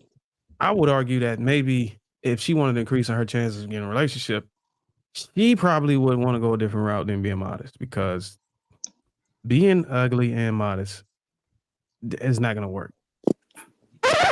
Goodness, shoot! I'm just being honest. I feel like some women who, I'm gonna say some for the roofs of the panels. Some women who struggle with their attraction and appeal tend to lean toward being less modest or more open or more provocative to I compensate feel for like that. most of the attractive women that got BBLs and just can get whatever they want, them the most out there. Provocative. Yeah. You It's know, you like said the women that can get whatever they want. That like are highly attractive, nice looking bodies. They keep themselves together. Them usually be the ones I hear stories from men all Well, the time. those women They be the typically ones don't need that BBLs to get them in. They typically just go in with their well, not natural even attraction. just BBLs. Like before BBLs even became a thing, like I've heard it from a lot of guys. Like the most attractive woman that you would think like would keep herself to herself because she looks and carries herself a certain way. You'll find out that behind closed doors, her eggs is getting scrambled, boiled, cracked in several different ways that you wouldn't even imagine. But I think that's the whole point of being modest. You want to kind of like conceal your freakiness, your provocative nature, your sexual talents, and kind of keep those layered for the man to go through. You know what I'm saying? Like, you want to present yourself, oh, you got to take a knee for this coochie or something like that. You don't want to be like, okay, you can get this coochie if you got the right smile or if you got a Well, nice going back Cuban link around your neck. to what you said she was unattractive, so she should just become a hoe. So that's all. Well, I'm saying, I didn't say it like that. I mean, that'll work too. But I'm saying if she wanted to increase her chances of getting relationships, it'd probably be beneficial for her to lean toward being less modest. To put it in a more tack way. You know what I'm saying? Because she doesn't really have the appeal, the sex appeal and the image to be able to be able to get what she wants and maintain modesty at the same time. But if the that makes problem sense. here is we believe, women believe that if you got it, flaunt it. That's where we go wrong. Just because you're pretty doesn't mean you should dress provocative or try to be the bad bee or whatever. Just because you can wear it doesn't mean you should. Sometimes, like when you are conservative and like you get better attention. The type of attention you get is better. Yeah, the quality. Thank you. That's the word I was looking for. Now, if you go out and wear something provocative, they'll beep at you. They'll beep at you anyway. If you're conservative, you get a lot more attention from all kinds of men. When I'm dressed conservatively, they're nicer. They're quality, everything. You know what I mean? So, if because you feel like this is like a limited way of thinking where, well, if I'm modest, then I won't get a man and this and then a third, and the girls that, they want is dressing provocative. When you think like that, then you start going to that way and you start getting bad results. You start attracting people to you. You start attracting situations that you had no business attracting in the first place. But when I have a longer skirt on, it's just like, it's better. You know what I mean? When you're covered up, their imagination just runs wild. They'll tell you that too. So it's a limited way of thinking for us. If we could just cover it up, it'd be way better results. I mean, it's also what you cover up too. Like if you covering up a sack of potatoes, it don't mean shit. I mean, you can be like a Coke bottle and cover it up and get the same amount of traction uncovered. It's just what you covering up and being that, like it goes to my first point. You could be beautiful and be modest and get the results. But if you ugly and modest, like that shit is like a double negative. But they won't see that. They won't see the sack of potatoes if you cover it. That's for sure. You put that girdle on, you could Yeah, we probably do. We All attract do. more right. So men look. So check this out. because they won't I see want to be everything. very. You see them girls with the booty shorts, they gut hanging out, and they got little clothes on. It's like, baby, that's not for you. That was not made for you. They know what they So I want to trying be. do, I want to though. be honest about it. Like I mostly agree with the sentiment of Bruce. For real, for real. She's a modest looking woman, right? So she had on a damn sweatshirt. Like that's not appealing at all, or whatever that is. It ain't whatever that is. It ain't. It's a no go. I don't like it. What do you I don't mean like that? it. Whatever that is. I don't like it. And the way that she's shaped, that's not appealing. She dressed Right? like a She's not librarian. doing anything.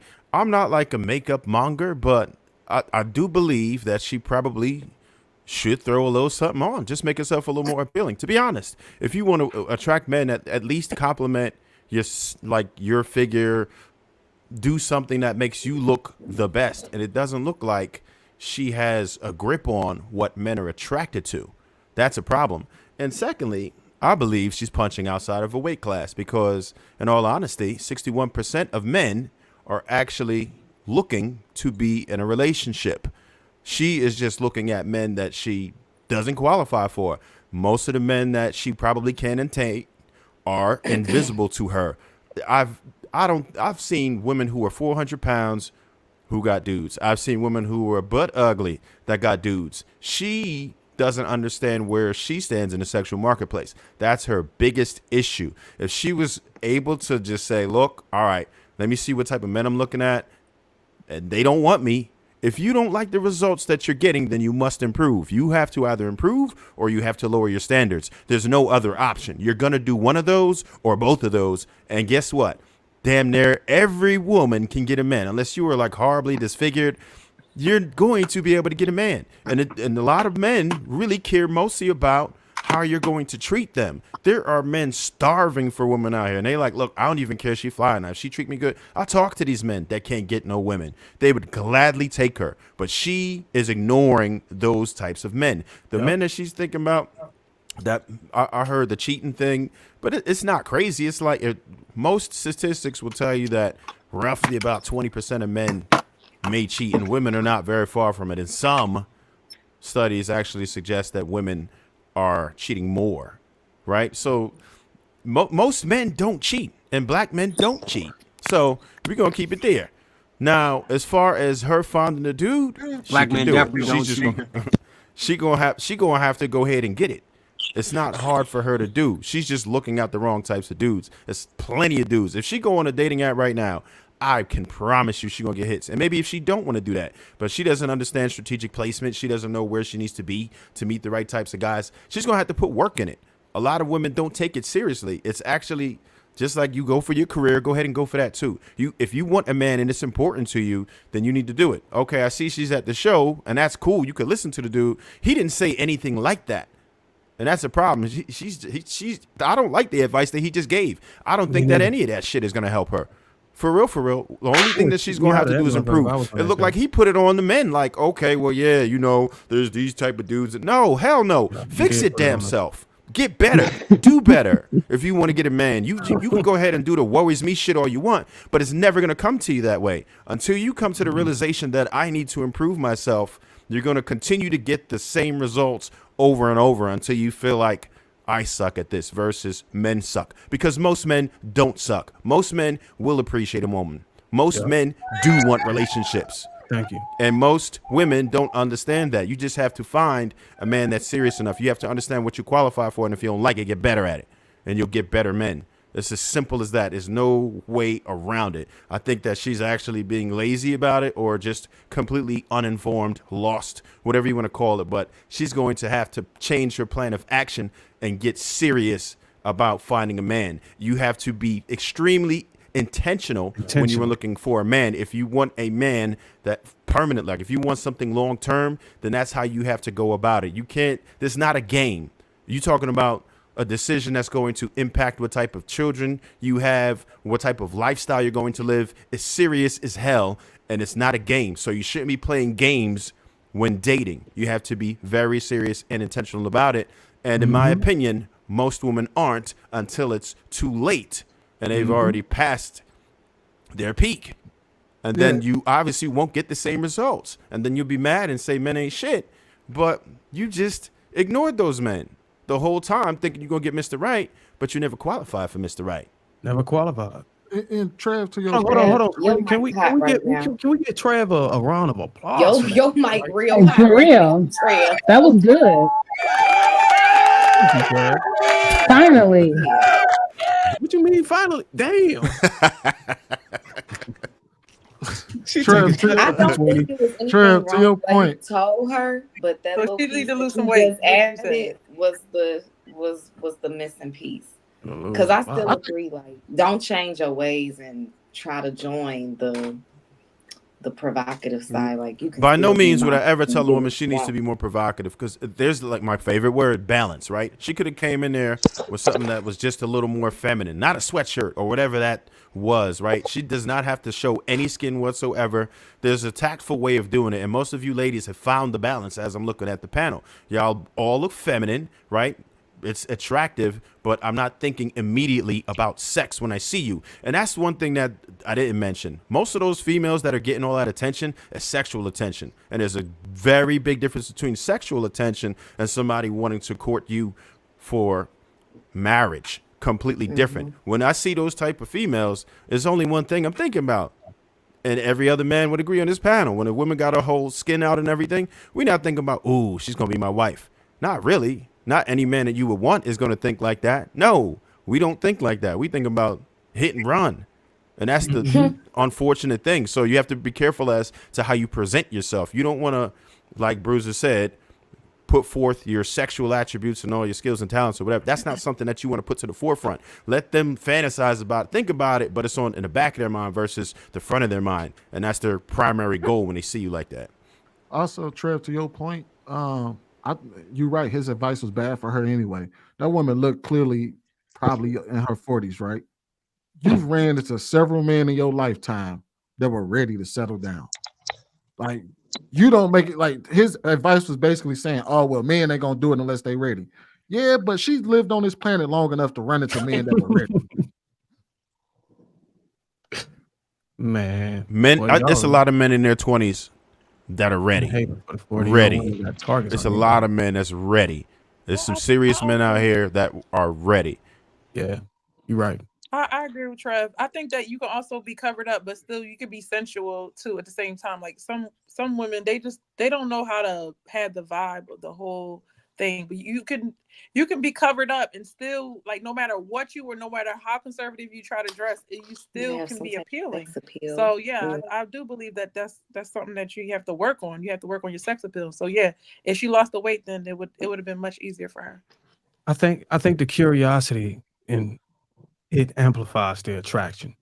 So if you were to be modest, let's just say you're able to do something with your body to where you can get in shape, go to the gym, and I would argue that you're more attractive when you covered up because it creates that curiosity. Like, damn, I wonder what's underneath. So now you're more compelled to want to try to see. It's intriguing. You know what I'm saying? There's an interest layer thing to it. So now you want to act on it more versus just seeing her in a fucking fly net dress or something like that. Yeah, You they get what can I'm see it on your saying? face that you're small, so you don't have to show everything.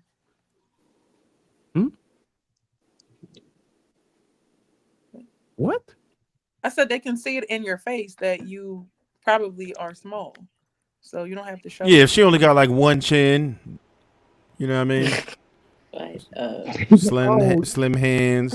Oh, you talking about the woman's face? Yeah. If you chunky, they could kind of tell from your face. Oh no, because I seen a woman come on this panel. I don't know what her name is, but she got a really round face, but her body's real small. And she even said that, like, some people think that I'm bigger. Yeah, than what I know who you're talking about. She did. She stood up and everything. Yeah. Yeah. Her face didn't match her body. I'm not gonna That's say what that how means far when your stand face up. don't match your body. No, she stood up on her own. Oh, Because okay. somebody was questioning. Yeah, she stood up on her own. So She was you know "No, what I'm for talking real, about. Yeah, I know exactly what you're talking about. Yeah, so yeah, sometimes they don't just have that jawline, and it's just not gonna, I guess, genetically appear. It's like men trying to grow a beard or some shit. Minority. Yeah, that's exception to the rule. So yeah, so if you got the figure and then you dress it well, then it kind of you can literally cover yourself up and compete with the other women. I know something else they talked about was like wow women. Like, what do you guys consider wow? I mean, I know the extreme wow, right? But just a woman that's modest versus someone that's not modest. What does that look like? Shit. Pull up that last show episode Chanel was on. I mean, well, I don't know if there's any of them women on there, but I can tell you some of them was dressed like, okay, yeah, they look like they're down a bottle of Crown in the club or some shit. That type of vibe. Do y'all wear onesies on here? Anybody wear onesies? Yeah, I do. Like, what you mean? What kind of onesies? Like, yeah, what kind of onesie? There's different Like kinds of onesies. The shorts, the whole baby bop shorts. I wear shorts, long. Yep, I'm a onesies girl. Hold on, do y'all wear the thong onesie? Now that's wild. That sounds like a bikini. What? Talking about a unitard. What the hell is that? Hold on, y'all. So y'all say y'all ain't never seen the thong onesie with the? You mean like a body? Yeah. Dress? Oh, That's what he's talking about, a bodysuit. No, Well, it's a top that turns into a thong, but then they put a fly net skirt over the bottom part. No, I'm not wearing that. No. That's wild. No, I don't want to. I wear all bodysuits. Yes. Yeah, I'm a bodysuit girl. So ain't nobody got no fly. Ain't nobody got no fishnet hanging in the Hold on, closet. I'm just trying to figure out why Ruth asked that question about the bodysuit. You talking? I know. I'm still waiting on that too. Baby bop. And didn't Baby Bop used to wear that? And Bernie. What? I hate them. What? I hate them. Ruth, you got. Baby Bop was so cute though. I know you talking about. Baby Bop wore that. Yeah, I Come love on. Baby Bop. Yeah, Baby Ruth, Bop you did rock have a little onesies? onesie on. No, Ruth, I'm not wearing no onesie. You don't wear them? Okay. So are bodysuits modest, Ruth? No. I didn't think so. Because I seen some onesies. That's why I said what kind of onesies. Because I seen some onesies that ain't modest at all. Well, does it stop at the knees or Slimmer girls the can get ankle? away with it, but I mean, in general. No, don't stop at the knees. You stop at the mid thigh? But then I want to ask It's not men. even about Higher than that. We're talking about you talking about like out to a club or like to the gym. We're Like outside there's every Higher day. than the. No, come on. You talking about like a cat suit, right? Yeah, they wear it everywhere. Like how they be dressing up for Queen. Like Ronnie's from Players Club. No, the really cotton. Like, I seen He a had bunch the of these long girls. No, she's talking about Friday after next. The girl that came I've in never with worn the a bodysuit. bodysuit to the club. Friday after Yeah, next. I've never worn a bodysuit to The girl that came in with Pinky. What was her name? Oh, Lollipop. Her. Her name is Lollipop. Calls her Lollipop. What did They she wear have to the on? grocery store, to the daycare. They just wear them wherever. She had a fucking fishnet on, bro. Now I That's will what I'm wear a bodysuit to the No. gym. Not the thong one. not the leotard. I'm not going to to Fresh daycare. that I That's what I mean. Like I'm sorry. the Sha'Carri Richardson. Yeah, Everybody yeah. has their own personal style. Like, you do what you do. All I'm But gonna say Sha'Carri is Richardson, she run track. There's Like a that's place. track. There's a place for there's a Yeah. time and a place to wear certain things, and There was certain body types for certain things. I think there was This a school kinda- teacher who wore a bodysuit. guys agree But it to went that, all the way though? down to her mid calf. You said, do the guys agree with what, Ruth, in particular? With what Casey said. That there's a time and a place for certain outfits.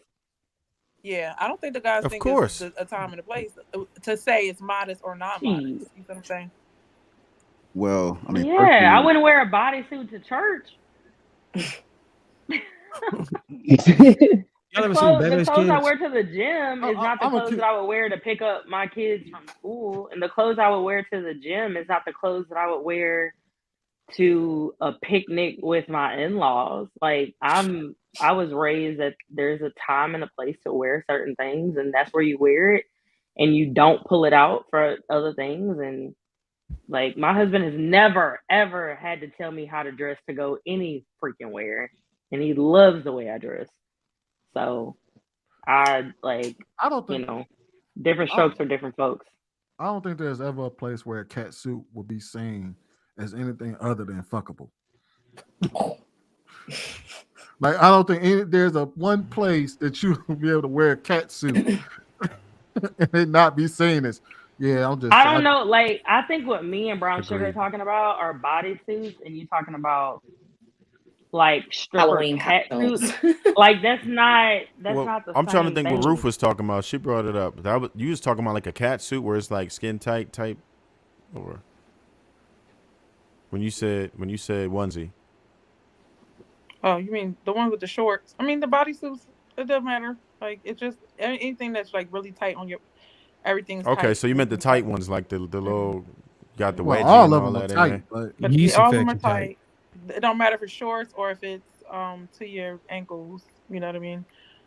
It's Yeah, I levels wear to modesty. form-fitting clothes. I would argue that depending on how not voluptuous, but how curvy or how built she is, could make it even more like. For sure. Somebody would For argue sure, yeah. inappropriate. Like if Because she if was it's a like girl that's like a size fat one He's with gonna no be lady eating lumps, up them shorts, okay? yeah. So I if don't a know. woman showed up and like, If she's small, then it's okay to wear the bodysuit. if she Ariana Grande, I mean, I don't think nobody give a fuck. But like if she's Serena Williams in a bodysuit or some shit like that, like everybody gonna be like sitting on stilettos or some shit like that. Now you see her calves and her quads and her ass cheek all rise up like a tide of water. Like you like what the? Because it's a It was thing a like. distraction.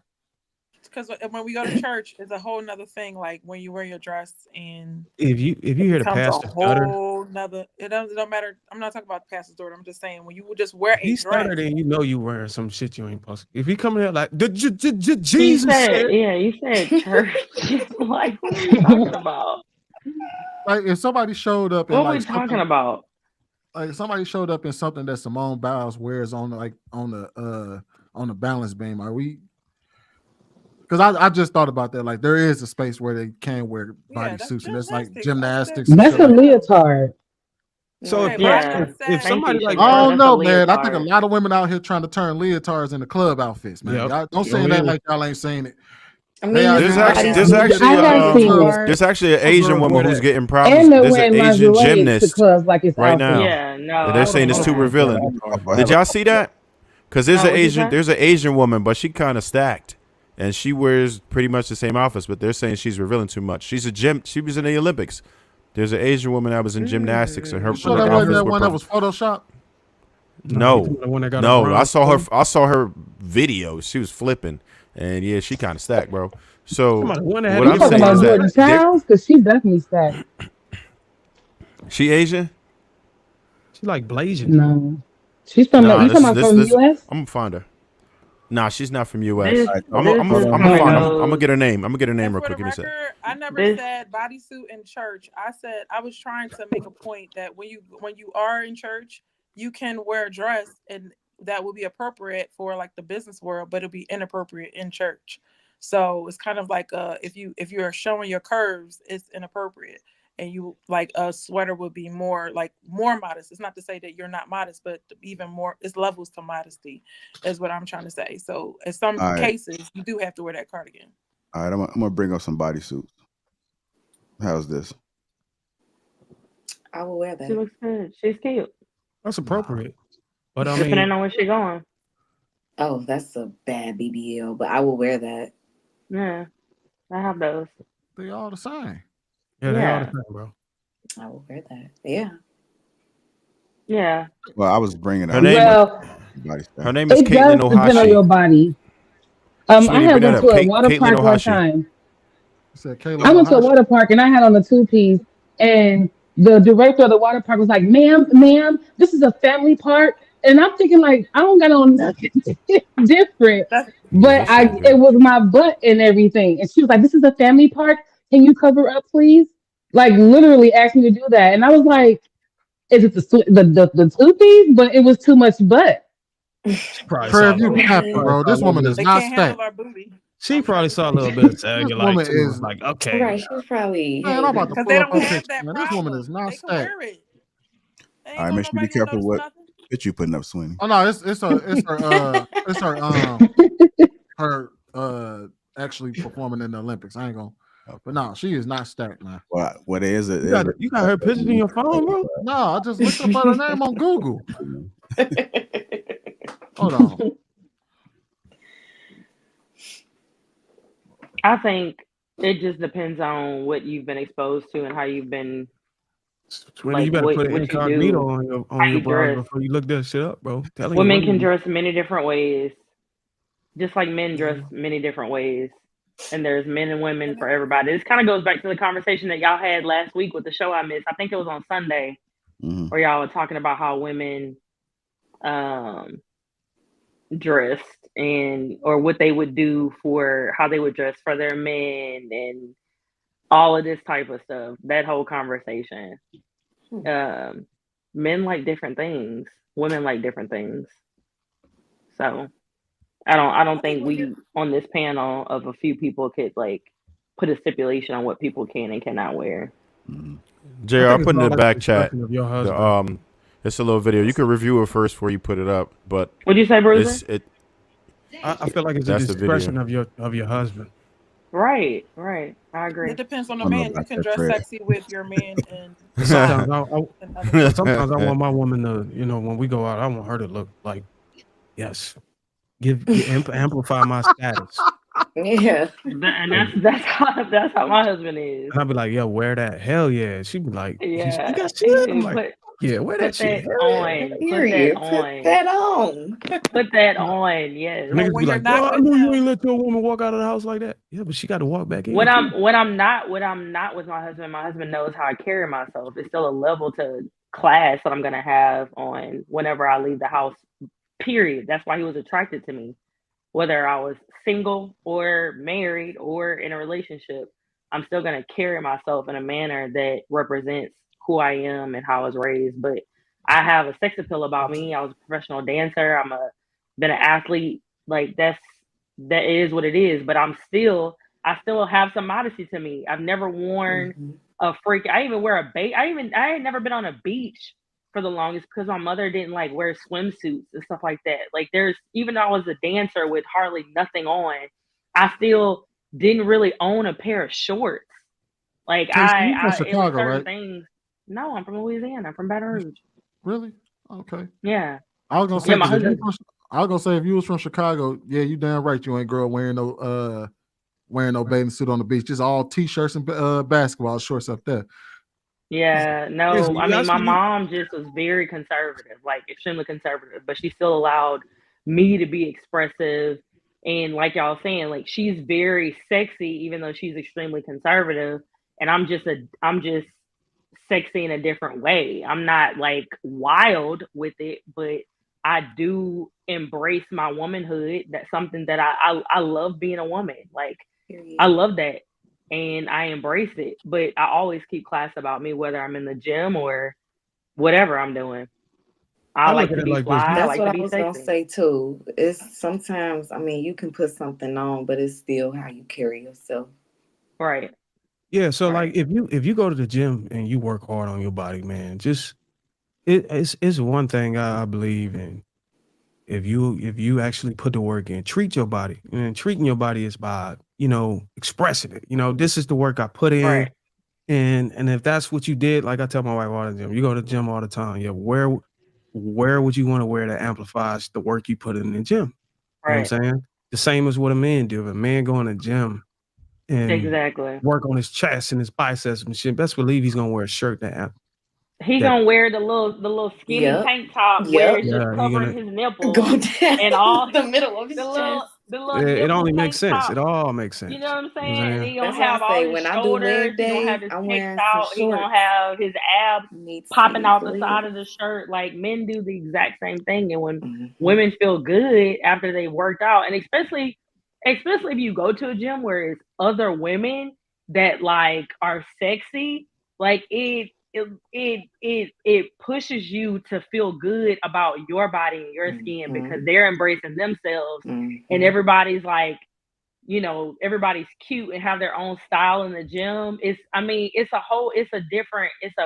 that you just feed off each other and everybody's working hard.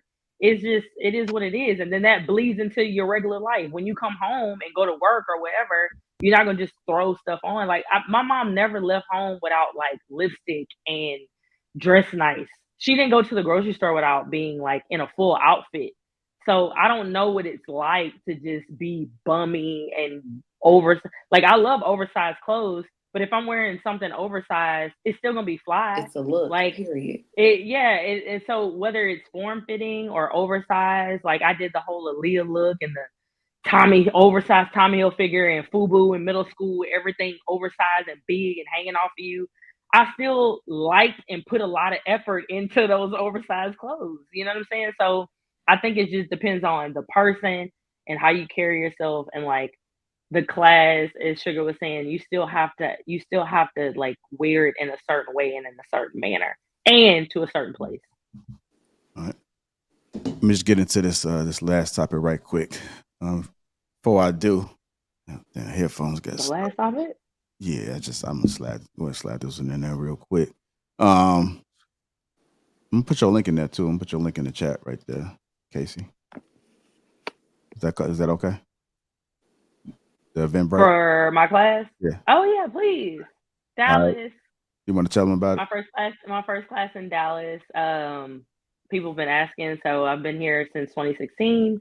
Your girl has been in fitness since I transitioned out of dance in 2009, 2010. I do my own classes. I'm group fitness certified. I used to work for Lifetime outside of Chicago and Romeoville for a few years, and just really realized that I create my own vibe without, any boundaries. So I've been doing my own classes. I work with a lot of different organizations, different colleges.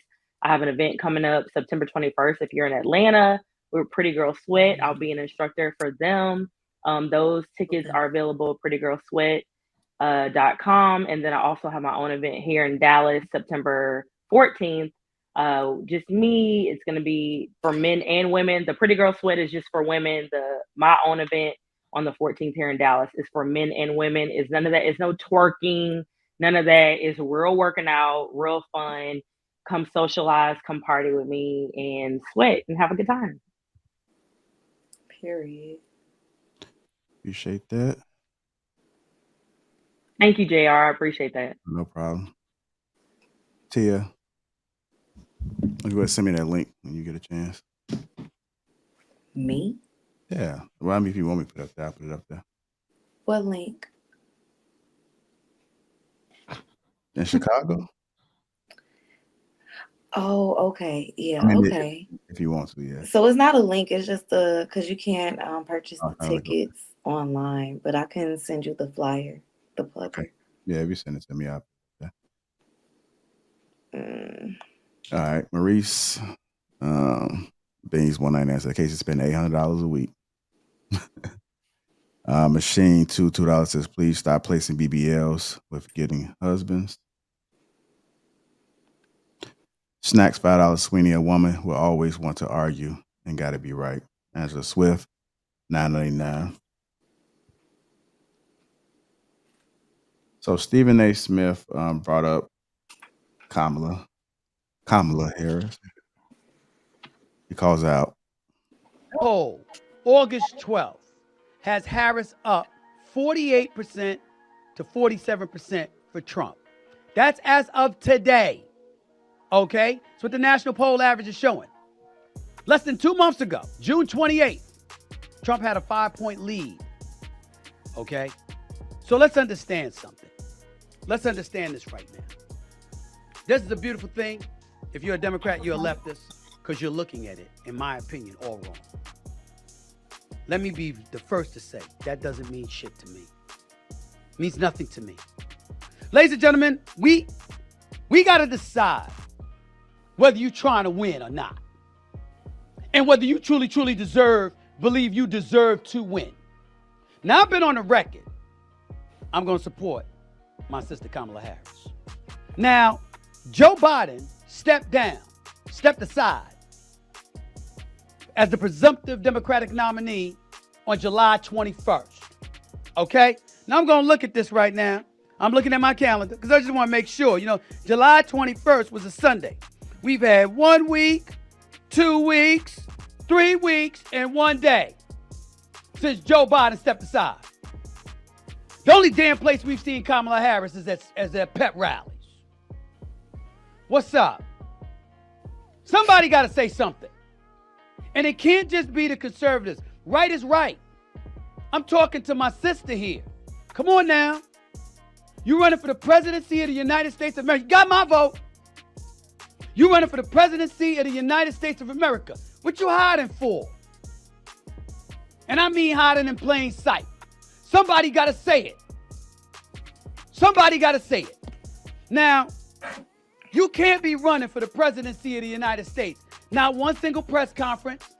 Not one single one-on-one sit-down interview where somebody gets to question you about the questions that we ask. That's not fair. That's not fair. And if you're a conservative and you out there lambasting her for it, ridiculing her for it, trying to torment her for it or whatever, it is perfectly within your right to do so. All of you anti-conservatives out there, shut the hell up. That's a valid point. It ain't valid to bring up a blackness or an Indian heritage and to try to point to things of that nature. That's nonsense. But to ask her about her record, because she is attached to the Biden record, is definitely apropos, especially when you were bragging about the record. We talked about Biden being a transformative president. Well, stand on it then. Stand on it. Where you at? No George Stephanopoulos, no Meet the Press, no State of the Union. What's up? No Face the Nation, no Politico, no MSNBC.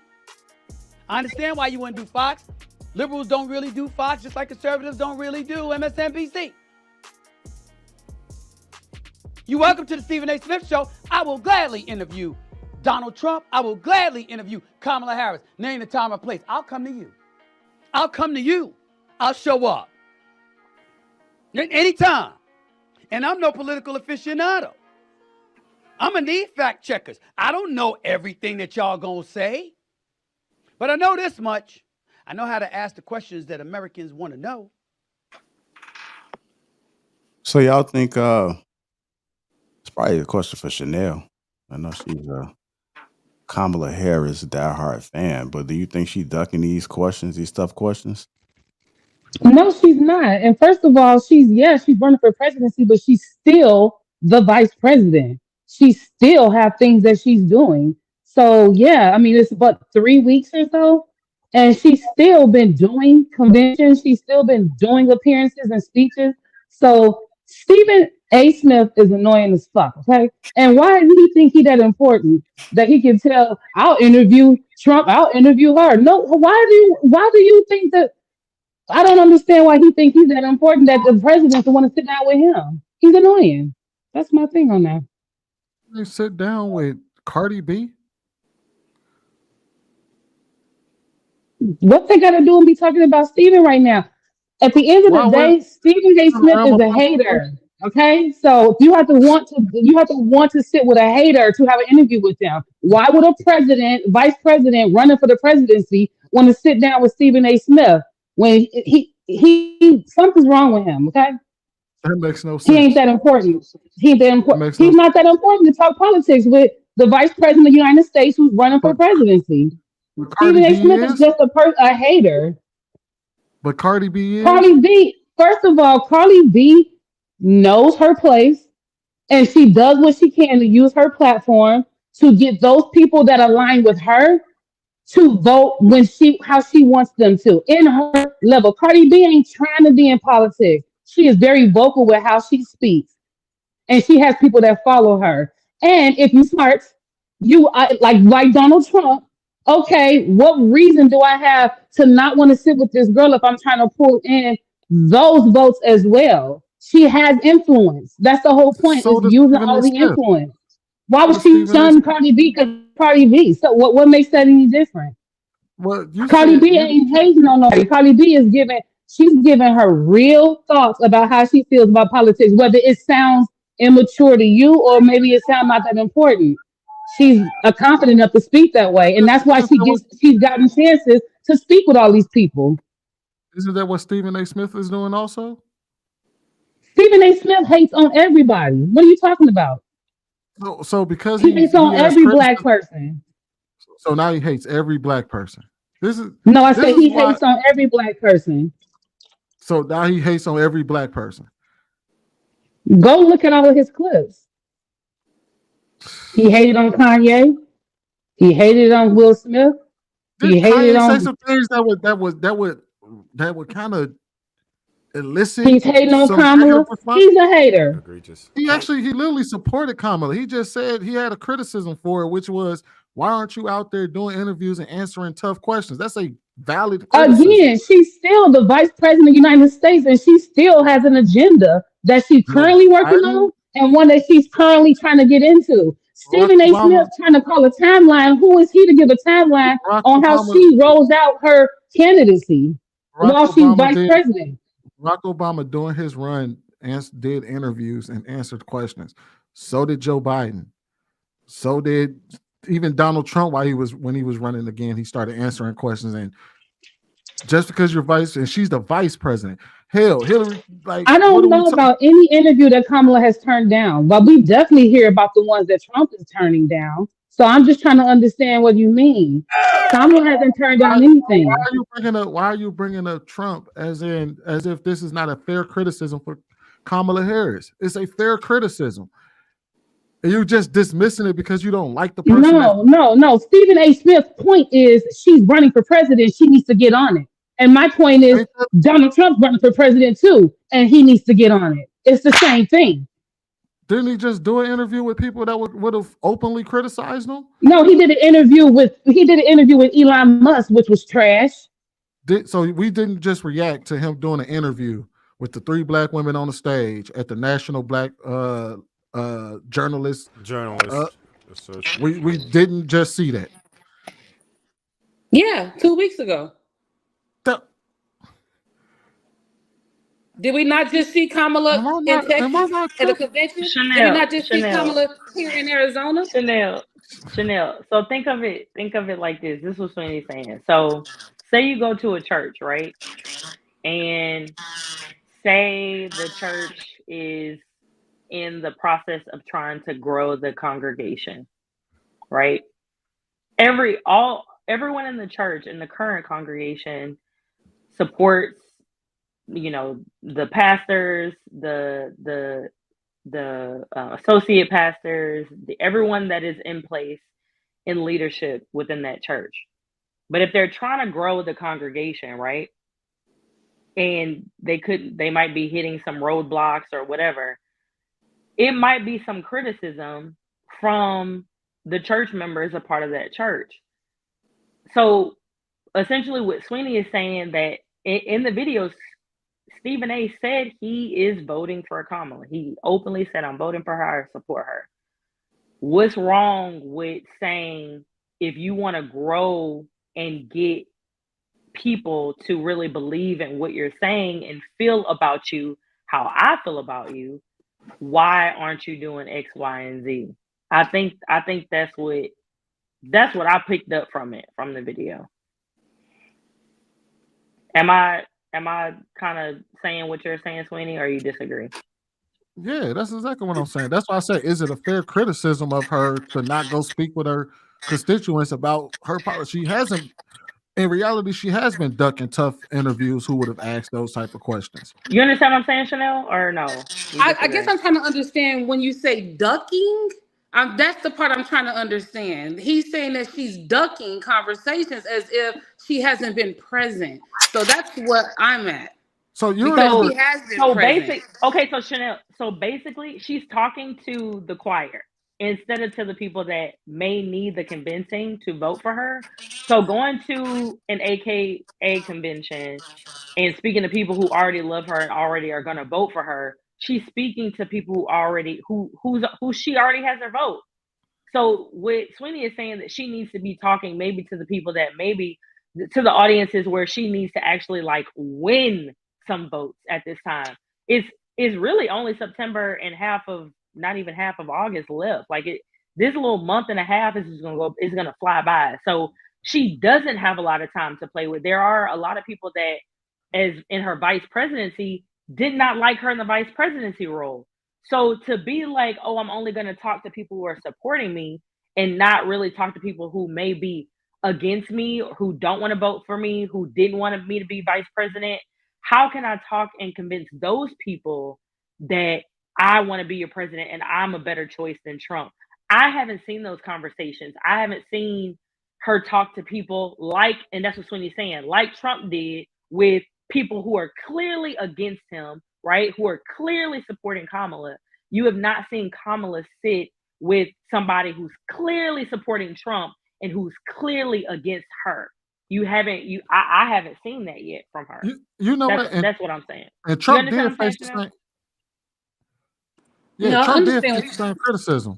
When you remember back when in 2000, when did he run? 2016, when all he was doing was all those rallies, but he wasn't having any conversations with anybody. They started criticizing him for it because they was like, the only time you ever see Trump is when he's doing a rally, but he's not talking to anybody.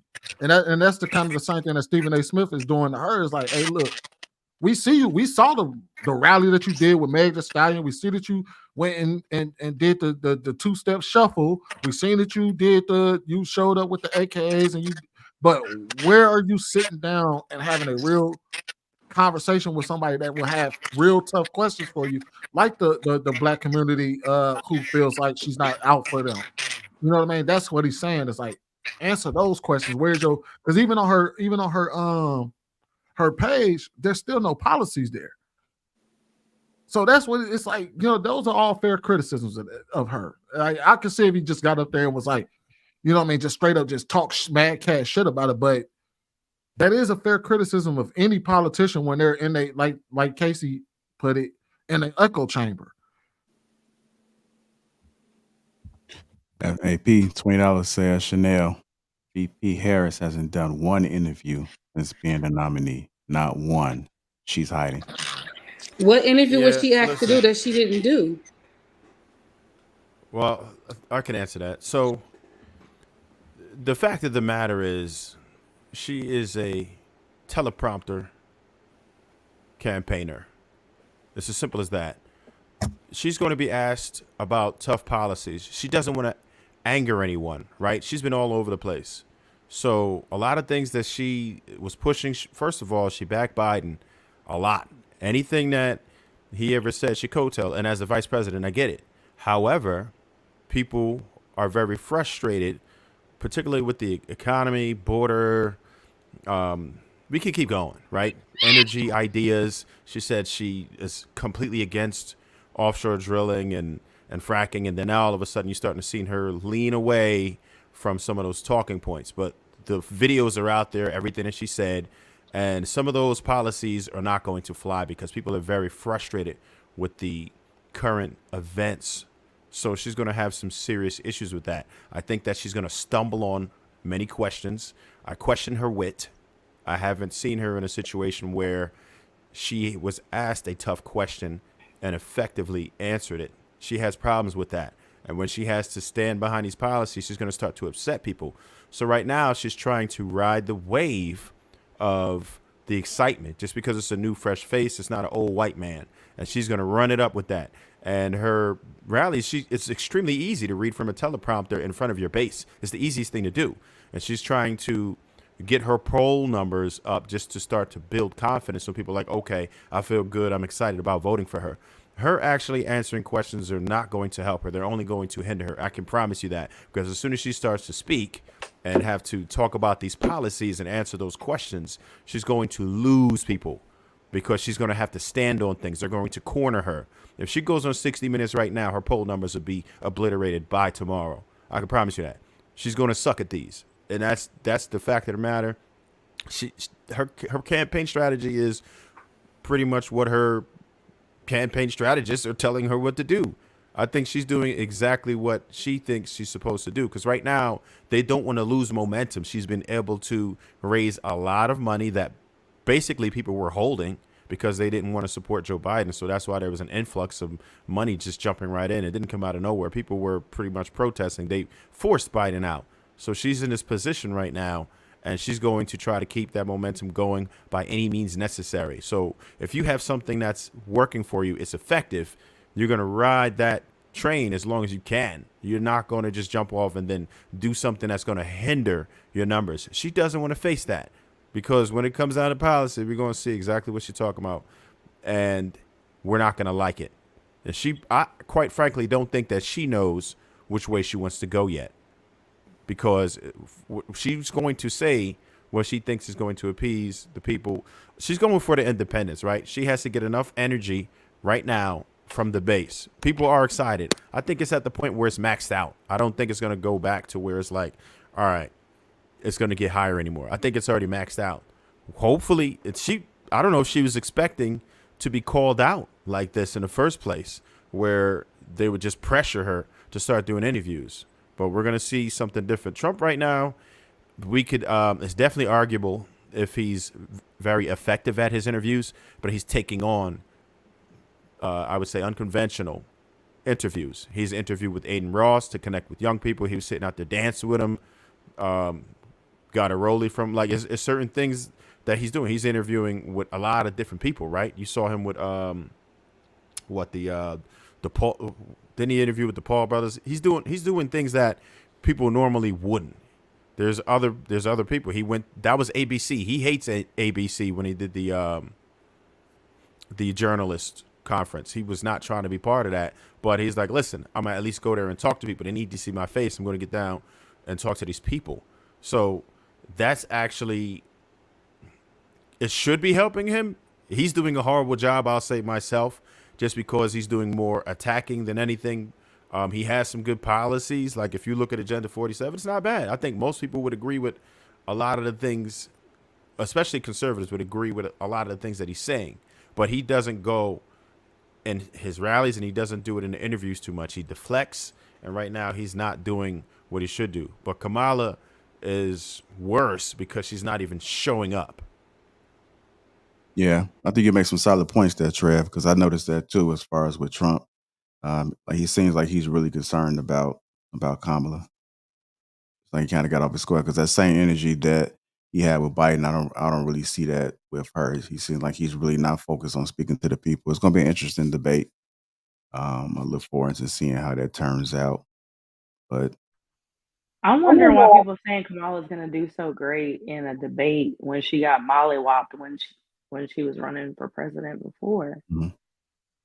I don't understand that sentiment, but we'll see.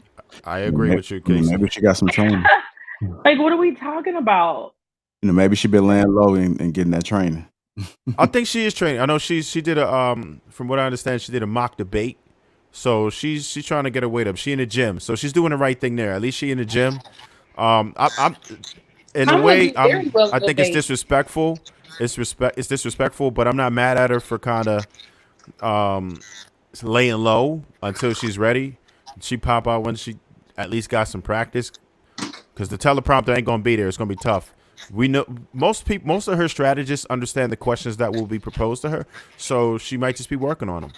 Hopefully, she's working on them. And that's my only thing I'm saying. Steven's talking about it's been 26 days or whatever, and it's like she just picked her VP running mate a week ago. Like, do you think that Trump just picked his running mate 2 weeks ago? He been knew months ago, probably a year ago, that who was going to be his running mate.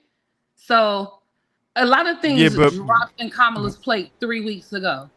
But she knew what the potential of this. This wasn't something that happened overnight. This was a coup. They were working on this for months. They were working on it for months. So she had to be somewhat prepared. Like, let's just say, it's a big storm coming, right? Potential storm. It might not hit us, but there's a storm. It's in Florida right now, and it might be on the path to come up here. You're going to prepare for it as soon as you find out that information. So she knew, because everybody else knew for months that they were pushing him out. Anybody who was on the inside knew that they were working on this to get him out of there. This was a coup.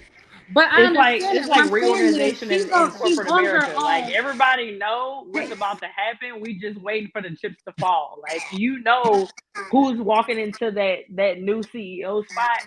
You just don't know all the pieces of the puzzle, but that person who's walking into that CEO spot, they know that they're going into that spot. Which is why I think she's being very strategic in the way that she's rolling her way out. And I don't think that the timeline Steven's talking about is conducive to how she would handle things. And I don't think in 3 weeks she about to book all these interviews right away when she's looking at her mate and trying to strategize how she want to come out and discuss. And that's how it should be. That's why Donald Trump looks goofy, because he keeps jumping out there in front of the camera talking to people saying stupid stuff.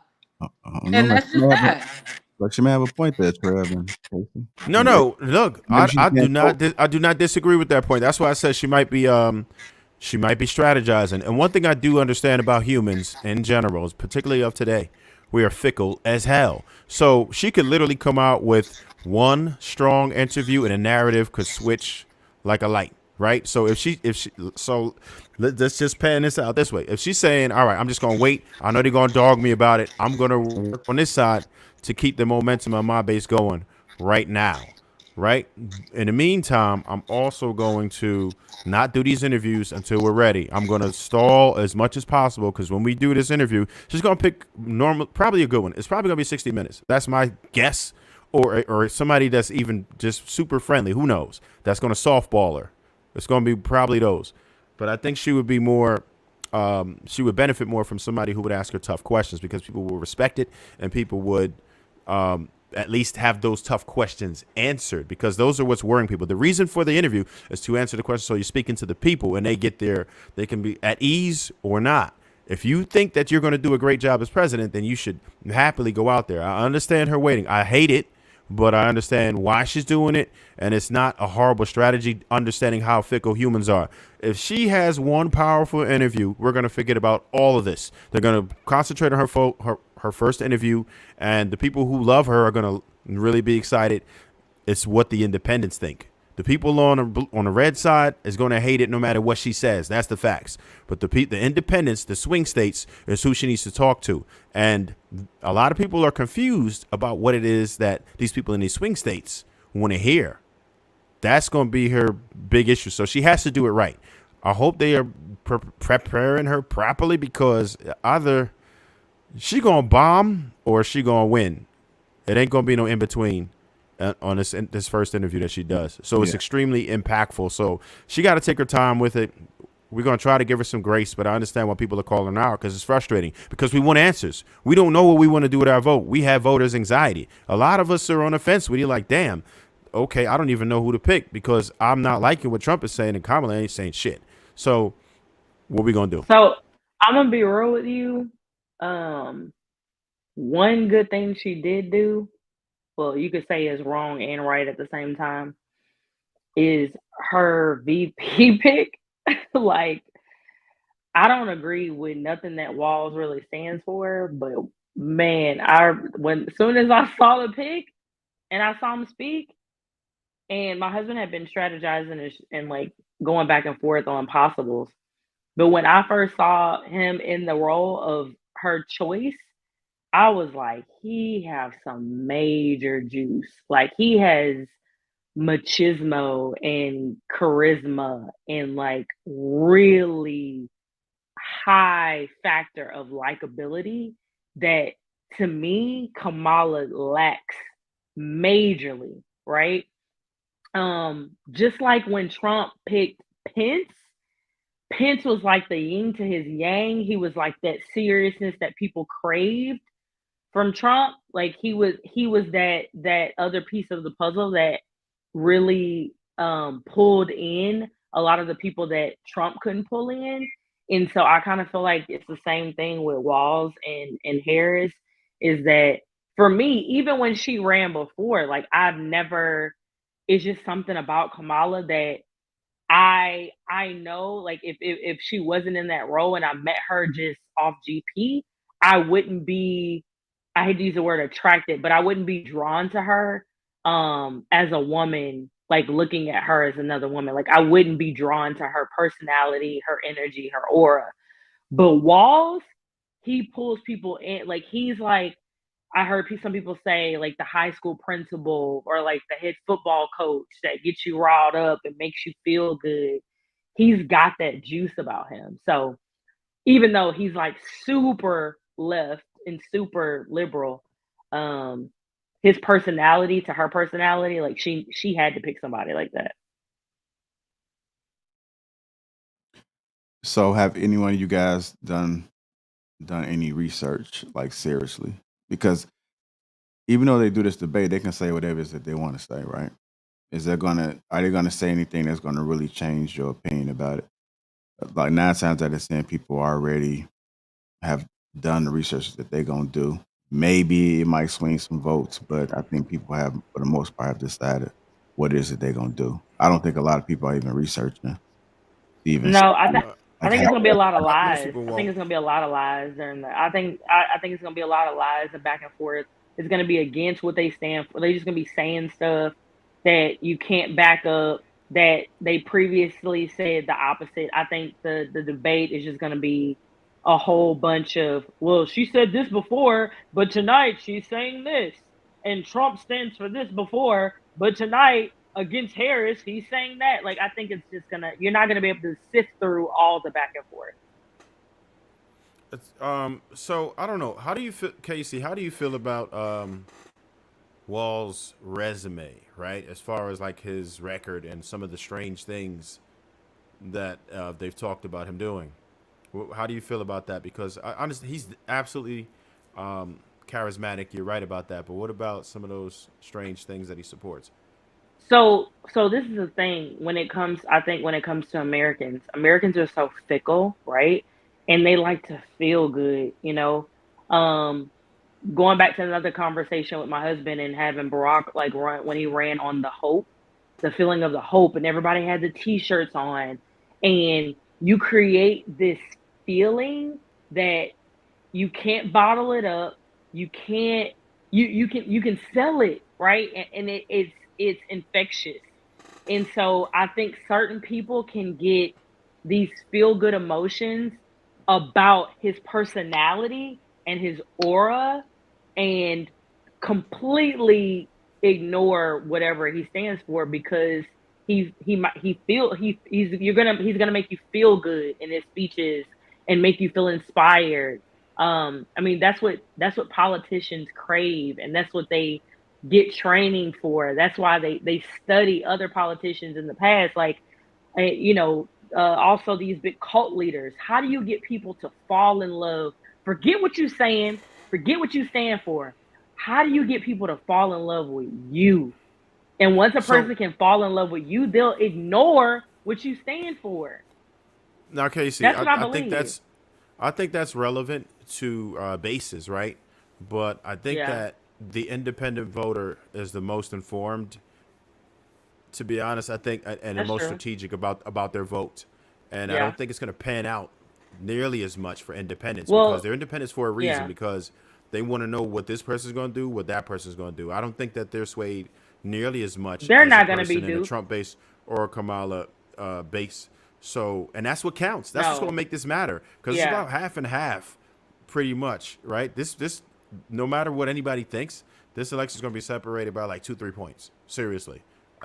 It's not going to be Yeah. no landslide no matter what, even if it was Biden, right? But the independents are going to be the ones. It's going to be those very important states that we're looking at. You know, your Pennsylvanias, your, like And it's gonna come down Nevada's. to whatever It's coming down industry to that that. they're working in. It's gonna Yeah. come down to the industries of those states, the job crisis of those states, and people, like you said, they're gonna look at their bank account. They're gonna look at how their kids' school. They're gonna look at their job future. They're gonna look at their career. They're gonna look at what is tangible to them. They're not gonna worry about the feel goods. They're going okay.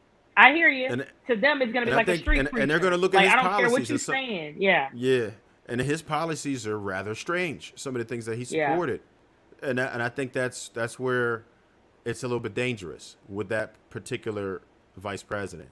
So being at what the demographic we're looking at, I think that it was a good pick for what you're saying. If that's the campaign hmm she's going to run, but for the independents, she should be concerned about his policies. yeah. I thought she was gonna pick somebody more moderate Yeah, that would to have made to sense. to to pull from To Trump, offset. to Yeah, pull, to offset. yeah, Yep. to pull That from would have his made more side. sense. But She picked that somebody who's she pretty much doubled down. radically, she's radical left now. Like, so Yeah, I think that's going to scare independents because yeah, he's not that guy that'll have you at ease. Like, okay, at least it's not going to be too crazy.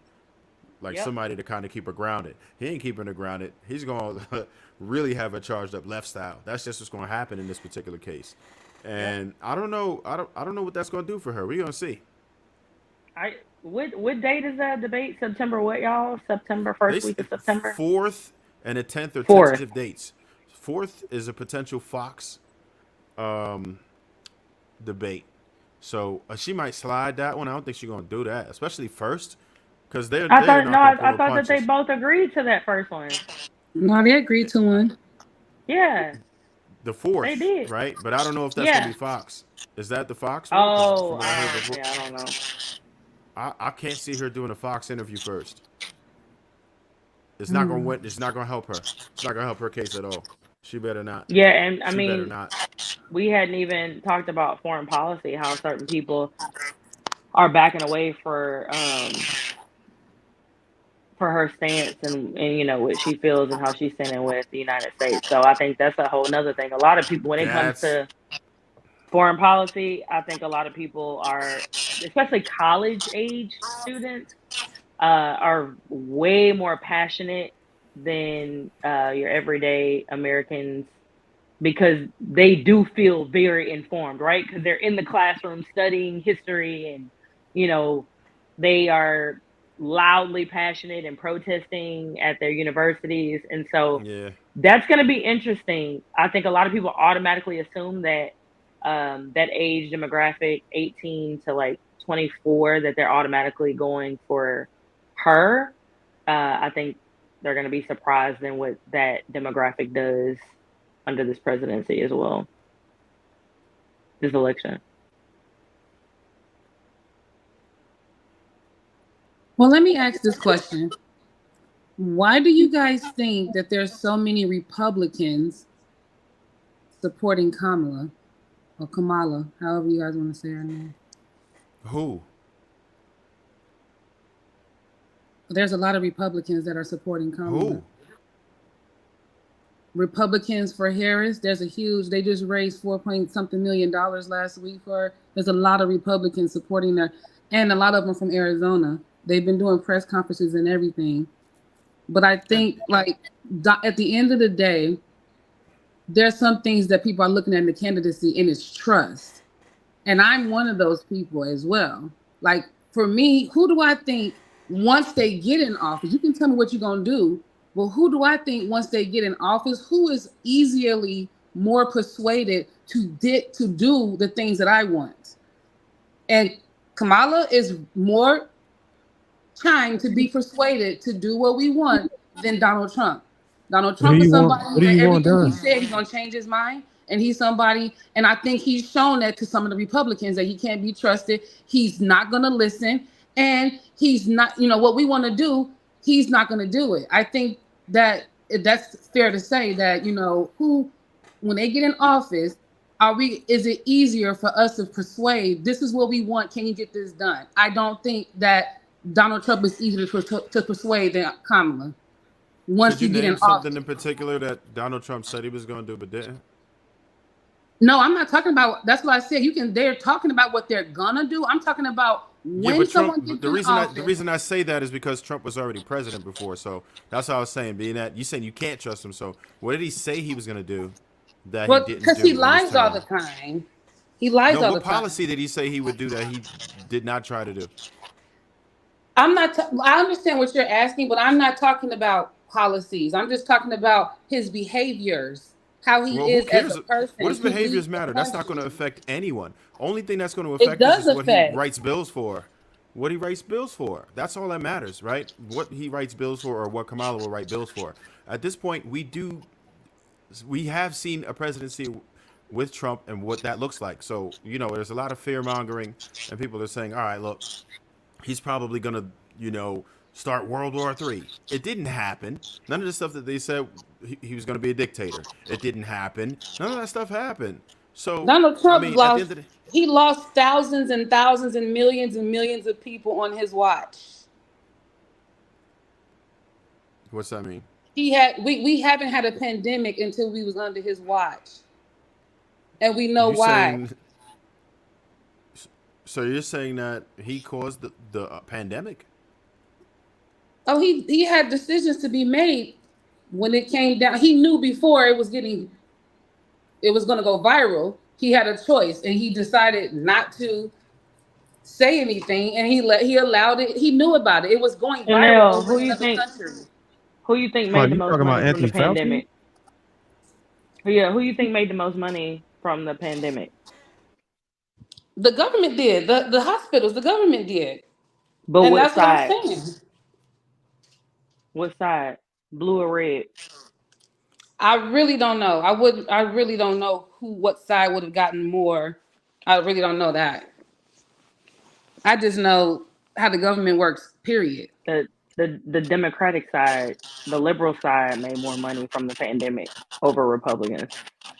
It was a Republican saying that they weren't going to take mandated COVID shots from pharmaceutical companies that literally hit. That's pharmaceutical companies literally hit a lick. It was almost like it was orchestrated. And I'm not saying to say that against anybody because I had the shot, right? I'm not saying that, but now looking back at the whole situation, it definitely could have been orchestrated from the jump. And it was a liberal agenda of, oh, if you don't get a shot, you dirty Republicans are trying to kill us. You're trying to kill Black people. You're trying to kill poor people. You're trying to kill us. I don't have my freedoms. All of this stuff was from liberals. It wasn't conservatives pushing shots that made Johnson and Johnson and Moderna and all these other companies that pushed the shot the way they did and made billions of dollars from one pandemic. It wasn't Republicans. But it happened on Donald Trump's watch. So you're saying whoever, if something happened on their watch, they're held responsible? Something like that. Donald Trump fired the scientists when he was trying to tell when he wanted Donald Trump to lying, say something. Chanel, they were getting paid. They lied and said made up the 6-foot rule, and all of that stuff came back to be lies. All of it. I understand that, but that still hasn't happened on a president's watch in a very, very long time, is what I'm trying to say to you. Like, how did that even get to that point? So Because you think those other president countries have pandemics. It never got that bad over here until he was in office. They've been getting pandemics over there. You realize it didn't get as bad as it did on other countries over here because of the way we moved? Oh, it definitely got bad. My suppliers in China, I was shut down on my business for a long time. I couldn't get production. No, what I'm saying because is, it was that bad. we was a lot more proactive than a lot of countries whenever it came to dealing with it. Because we knew in advance. That's why. Right. So you're saying if you couldn't stop the spread of it, go ahead, Bruce, I'm sorry. Thousands of people died under his watch. What does that mean? Like it makes him a bad president? No, you have to take the fall for your country. That's just how it is. When you're a leader, Don't whatever think he took happens, responsibility for any of. Well, I get what you're saying. I'm just trying to figure out how were you trying to tie that into the argument against him or whatever. I'm not. My point I was trying to make was I asked the question, who do you think between these two candidates, when they get in office, is more easily persuaded to do or implement some of the things that we want? So that's a good question, but the only problem with the question is typically they already come into office already having an agenda in mind or a list of things that they're going to do. So once they get in office, trying to persuade them to do something different, it's like beyond the point. You get what I'm saying? Which is why I was saying they can say what they want to do anytime, what they're gonna do before they get into office. And that's the whole point I was saying. Donald Trump can't be trusted. He's somebody that'll get in office and change his mind and decide something totally different that he talked about the whole time until he won. Because at the end of the day, that's why Trev said we've seen him in office, and that statement you just made never. Yeah, but this is pre-January 26th, Donald Trump. This is not Donald Trump when he was in the office. This is after Donald Trump has been fired. He's lost. He's upset. And he's angry. This is him trying to win and gain something. This is a different Donald Trump. It's not the same one when we were in office. So you're It's saying not. because he lost and he's angry, he's gonna get in the office and do something totally different than what he promised? No, what I said is he can't be trusted. He is someone that has changed his mind multiple times. He has lied multiple times. He has said some outlandish things, and he is somebody that has showed that he don't even listen to his own party. So yeah, he's somebody that I feel like when he get in office, he's somebody that will change his mind and give two fucks if anybody cares. Wait a minute, you said this beforehand. Yeah, but I changed my mind. That's what he's that person. And What did that's he not the lie about? American leader. What did he change his mind about? Because I don't think I didn't say he changed his mind. I said he's the person that when he gets in office, when he changes his mind, that's just that. So for you to say that means that he's done it unless you just make an assumption.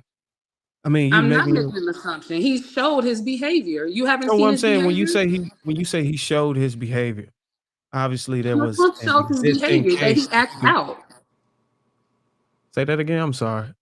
Donald Trump shows his behavior. He acts out. He acts out. He is not a leader of the United States. He does not represent the Republican Party. Well, I don't think so.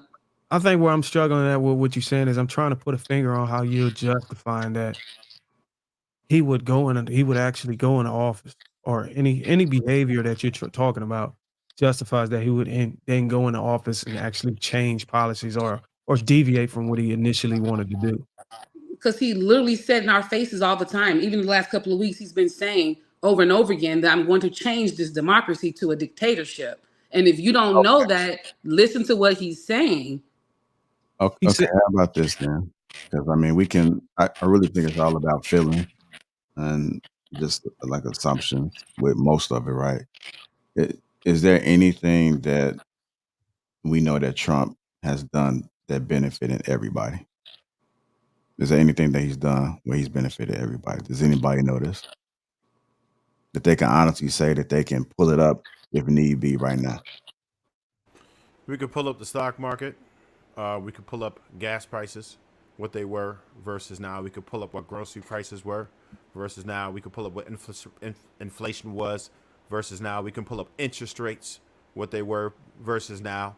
And each one has been dramatically worse now.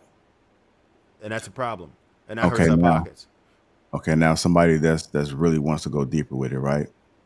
Like they may ask, like, well, how can you say, even though that was true or may have been true at the time, how much of an effect did Trump actually have with that? Was there other things outside of that, outside of him being the president, that might have affected that? Well, typically Republicans have lower taxes, right? Less spending. That's typical. That's what they right? say. We had a pandemic. We had a pandemic. No, that's definitely it for conservatives. Certain things are not paid for or supported. Period. Mm-hmm. Right? You save money. The interest rates were absolutely lower. Right? He had a lot to do with that as far as the interest rates are concerned. Biden. Right now, the interest rates are crazy. A lot of people don't understand what your interest rate. What happens with that? You're not getting any money in your banks. That's not really helping you with that. You're losing now. Your credit cards, they're going to be much higher when you try to get a home. You can't afford it because the interest rates is crazy. That's a problem. And when you consider how many billions of dollars that were spent now for the migrant crisis, there's been billions of dollars that have been spent on that. And that could have been money that could have went to the infrastructure. That could have went to, if you're going to give out services, if you're going to give out places to stay for people, that could have been people who are here paying into the tax system. I think that would have worked out better. And just another thing that I value is family values. That's major to me. Family values is major to me. And that's not what's promoted on the Democratic side. Unfortunately, they do not promote family values. They do not. Can I ask you a question, Trey? I like how you answering the question, but don't you think it's kind of unfair that for a president to have to do something for everybody when everybody don't even have the same wants and needs? It's kind of like almost impossible to do that. It is. Well, you know what? There's always balance, right? I think that everyone would universally be happier if the economy is better, if the unemployment rates are lower, right? Those are things that kind of help everyone, right? If healthcare is affordable, those I are would things that argue, I would everybody would appreciate. just to humor the question or the exchange between me and you on this topic. I would argue that people like unemployment agencies probably wouldn't benefit from it. I mean, they got less people coming in their office. Yeah. I mean, they're gonna Okay. have to lay So, off all people. right. For your statement, that's absolutely correct. Then you will never please everybody, right? There's no So it's a such person that diminishing will please return. It's somewhere everybody. something that's going to be But, negatively affected but, as a but positive. there, but I think that you can make it so the majority of people are happy. If we're having a booming economy, right, and the stock market is up, I think most people will be happy with that. If the price, if the price of gas is cheaper, I think most people will be happier with that, right? If natural gas is cheaper, most people will be happier with that. If we have more efficient ways of consuming energy, creating energy, I think most people would be happy with that, right? If our infrastructure was better, I think most people would be happy with that. Like almost everybody. I don't think there's many people here who say, I want my infrastructure to continue to suck. I want to continue to go into rural areas and the bandwidth is ass. I don't want to see 5 bars on my damn phone. I need 1. I need 2. Like, so there's certain things that will almost universally good. And those types of points are pretty good. I don't think that most people want the tension that's going on in Europe right now in the Middle East. I think most people would be happier if we had someone who was a better negotiator to settle this. Like, okay, and not to say that that's a task that he will definitely be able to handle, but there wasn't as much going on. There wasn't that much of a threat as it is right now. But you could agree that's that a the fact. division. You could agree that the division between people on both sides makes it really very impossible to please everybody. Everyone, sure.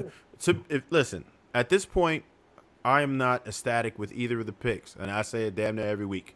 I wish we had somebody who was truly moderate, an independent that could have won, right? And as much as people are frustrated with both sides, it's amazing to me that an independent can't be a strong candidate right now. They only are spoilers at this point, right? They still, up to this day, where people are extremely frustrated. You're feeling like you're picking the lesser of the evils, and there's nobody that's going down the line and saying, hey, I have some sensible plans that would likely work for most Americans. And there are people who could actually do that. There are people who are more intelligent than these politicians who run, but we just never have them in place, right? Never have them in place. Like, when you think about it, these people that are writing laws for energy, how much do you think Kamala Harris or Donald Trump know about creating energy? How much do you think they really know? Do you think they know nearly as much as a scientist? Absolutely not. Do you think they know a fraction of it? No. They don't know a damn thing about it. They're writing bills for the Second Amendment. None of them know about calibers. None of them. They don't know. They couldn't identify. They couldn't tell you the difference between AK-47 and AR-15. They couldn't tell you the difference between the two, and you know it, right? That's problematic for you to be writing bills for that, and then you don't know about it. There's just not a wealth of knowledge, but there are people like that on this planet who exist, who know enough about enough to say, look, I can write laws for this, or at least be smart enough to talk to the right people who actually know about it. They don't really know about climate change or how it's really happens and what's the scientific origination of it. They don't know anything about that. We have politicians who know how to politic, but these guys don't really know about policies that they're writing, and it's horrible. So I think that we need to re-examine what type of people we put into these spaces, right? People who we elect. We go about, like Casey was saying, a whole feeling thing. But we should be going about who's actually a smart-ass person. There are people who are 10 times smarter than Kamala Harris or Donald Trump, and ain't none of them running. I would rather see some people who know they shit in there. You know what? It just really irks me to hear people say this person hasn't done this and this person hasn't done that, but can't put up one thing that justifies the reason why they made that statement. You know what I'm saying? It's like almost mischaracterization. You know what I'm saying? Or understood. Because you know what I'm saying? I just don't understand that, man. Like it's just that's why I don't really try to get too passionate in those conversations. Nah, I'm never passionate, but I mean, I did well, learn. look. I did recently learn. Well, I can admit, recently learned because I actually started to shift my focus towards it a little bit. A lot of this stuff is not really. People like to say under this watch and under that watch. You got to understand a lot of things that come into play, policies and stuff, and laws or whatever. It has to happen at a lower level first, and then it gets passed up to the presidential, to the what do you call it, executive branch. Yeah, exactly. To get signed off and stuff. So a lot of the voting should be focused on the local levels and state levels and stuff because that's where really things start happening. You get what I'm saying? Yeah, I dig it. It's like there's three different branches of government. We've been just focusing on the executive side, not just ignoring the judges Some of us, and all these other people. Yeah, and absolutely. It's an state ecosystem. side. It's an ecosystem, absolutely. And most of us ignore that. They get excited every 4 years to vote, and that's it. They don't go to local elections. The turnout are embarrassing, right? When you're talking about even governor races, a lot of people just check out. Mayors check out, and all of that stuff counts. Your local council people, that shit counts. Yeah. You need to get in there and vote, and a lot of us don't. And it's a domino effect. If you wait every 4 years just to vote for the president and didn't do a damn thing else, guess what? This is the type of result we're going to get. We're going to get people who support these types of politicians. Because it's starting to sound like a lot of the people that talk about this stuff, they're blaming the president for stuff that he don't even have anything to do with. Like a lot of this stuff you're talking about is lower level. You know what I'm saying? It's more like on the judicial side or the legislative Understood. side. And I'm active in all of I'm active on all of those. But the problem is it takes time and research to jump into those. You can't just start, you can't just click the button, You have to dig in and know who you're voting for and what policies they stand for. And a lot of us are not willing to do the work. That's unfortunate, but that's real. Most people ain't got the time of day, but they worry about the presidency, and that's it, not understanding the ecosystem. Exactly.